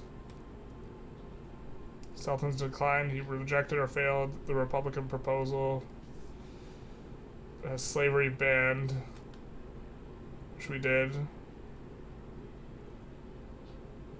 Brazil does not have tenant farmers or serfdom. Oh, did that... okay. Failed the Ragamuffin... We have to stay on tenant farmers? Any revolution progresses above 50%. Oh, I guess that's what clapped us, huh? The revolution's going above the progress. Okay, so you're right. We just can't read. That's fair. Damn. I mean, yeah. Okay. That's on me. Reading's hard. I mean, we're focused on a lot, but, like, reading's also hard. Yeah. Yep. Coffee with milk exists. Other than green or grassy, because I honestly can't tell you other than build something like a government building. Yeah, the gold events will also drive people there. What's your opinion on the new tools PM? It's probably it's the best manufacturing PM in the game, other than the small arms one. But there's like no demand for small arms, and there's a ton of demand for tools. It's just insane. I think you were gonna rush. I mean, I was looking at it in the spreadsheet. The spreadsheet's updated to have the new tools PM, but the PM is just insane. So it's and like rubber is also really efficient. So and normally you don't really like the rubber as much because it's hard to create demand for rubber, but it's insane. And it's also makes clothing way worse because you're gonna want I think you're gonna be crimped on rubber in the same way you're crimped on oil, and I think you're just gonna want it for machinized steel tools rather than for the clothing. So I think that it dramatically changes things, and I think that that some of these states that have like this state, if this state gets rubber, that's like gonna be insane. Like this state's like Para and Mato Grosso, long term actually the mapping might be really good having all this rubber right here because it'll help further going in the tools and like this type of thing. And you can even do clothing as well and maybe use the rubber in the clothing, but I think you kind of don't want to. But yeah, the PM just looks very, very strong. Trade Center would do it. Build the government thing, yeah. But I think we're going to conclude this episode. I'm not sure if we even want to continue I'm just kind of disappointed because we're failing Magneto Swan Arc and there's like not much we can do about it because we don't know how to read. Just kind of like half the point. I guess we could restart the run. But then, I don't know, maybe we'll pull this in terms of what people want to do. We're about like 15 hours in, right? But we could restart the run and look to do a little bit of a better performance. Obviously, we're trying to showcase stuff and talk about mapping and do like a lot of things and not contained with like doing Brazil perfectly. But then like kind of coming into this now, we would have a little bit of a better thing.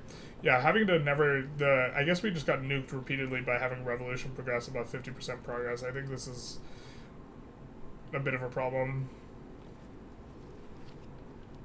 And so, yeah, we'll have to marginalize the landowners without any revolutions.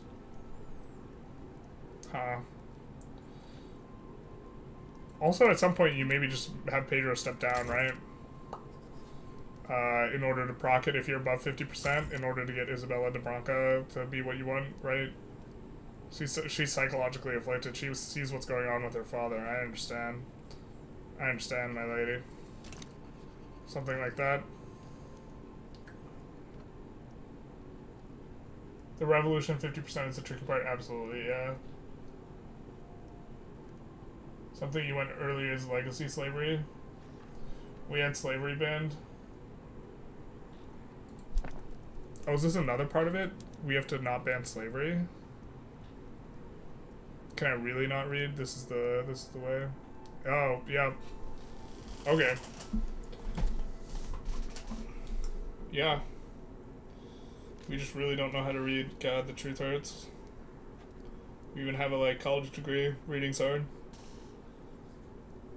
Shout out to my other channel, Generalist Ideas, where I do a bunch of book reviews.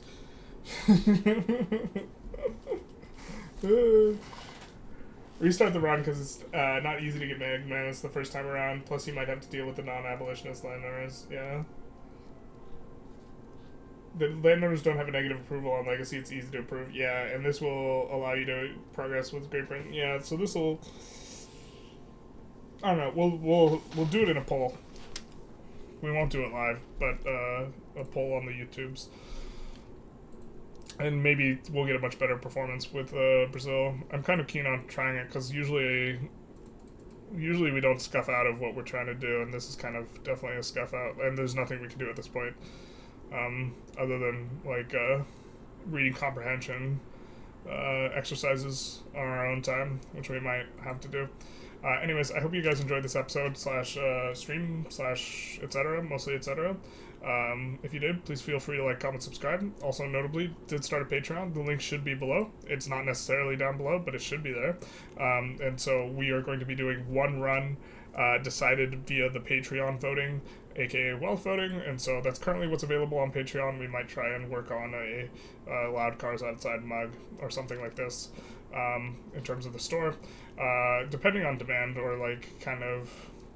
I have to feel that out and see how many people are interested in that type of thing, because paying an artist to do a design, I guess we could do an AI. We could do AI. Truth hurts. AI is killing artists.